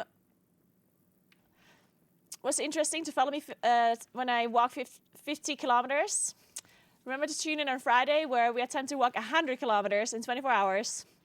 The stream will start at midnight CET and it will go for 24 hours. Hopefully we can do it. Oh, God. I'll try my very best. We're, of course, doing this for charity. All of the donations on Friday are going to go to charity, to a non-profit organization in South Tyrol, supporting gamers, because we love gamers. Many of us enjoyed the music video from Christmas. Any plans on another music video? No plans on another music video, no. I do have to rewatch the video at some point, though. That was something. Hi, I'm Charity.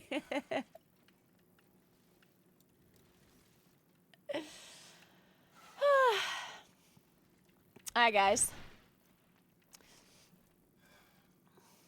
I'm gonna leave you now because I have to go to sleep so I can adjust my schedule so I can actually be fully rested on Friday at midnight, which means I have to fully switch my schedule around, which also means that I will be streaming at different hours for the next like 2-3 days.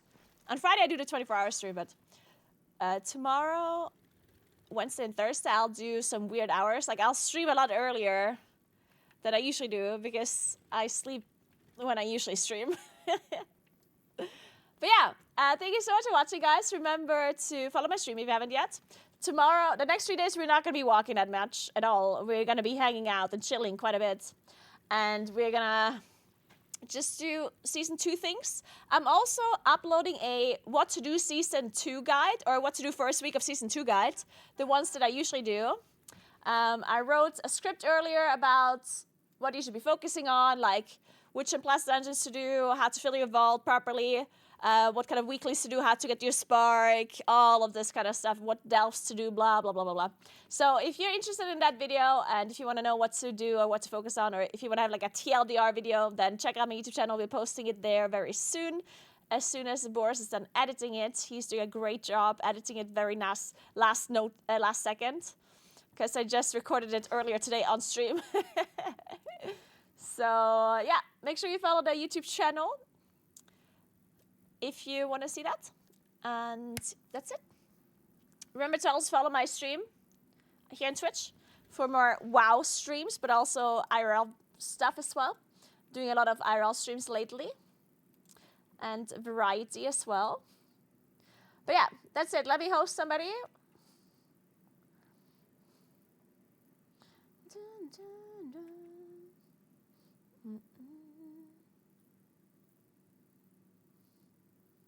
Let's see. Who do you guys want to watch?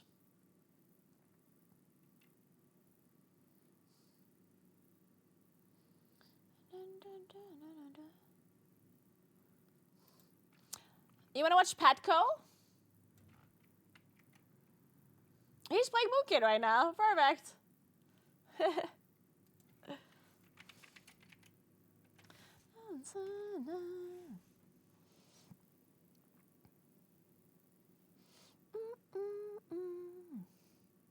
God, I'm tired. I think I will be able to sleep at 6. My headphones are from Alienware. And onion jam? I need to buy some onion jam.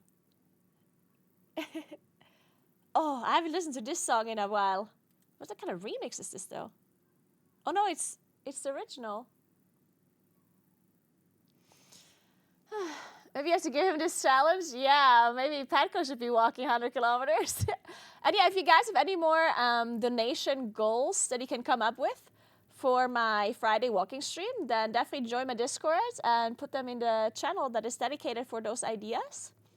That would be really appreciated. And yeah, tomorrow, we're going to do a viewer rate probably, like for the new rates. A viewer rate for normal mode and heroic, and that's probably going to happen on Friday throughout my 100-kilometer walk. So if you guys are interested in joining a viewer run, where you can actually get items, I know that some people are joining like the echo runs and stuff, but in my runs you can actually get items, so if that's something you're interested in, then definitely save your ID for Friday as well. Thanks for 3 months, Redzoid. Thank you so much for watching today, guys. Thank you so much for all the support. I appreciate you so much. You're the best.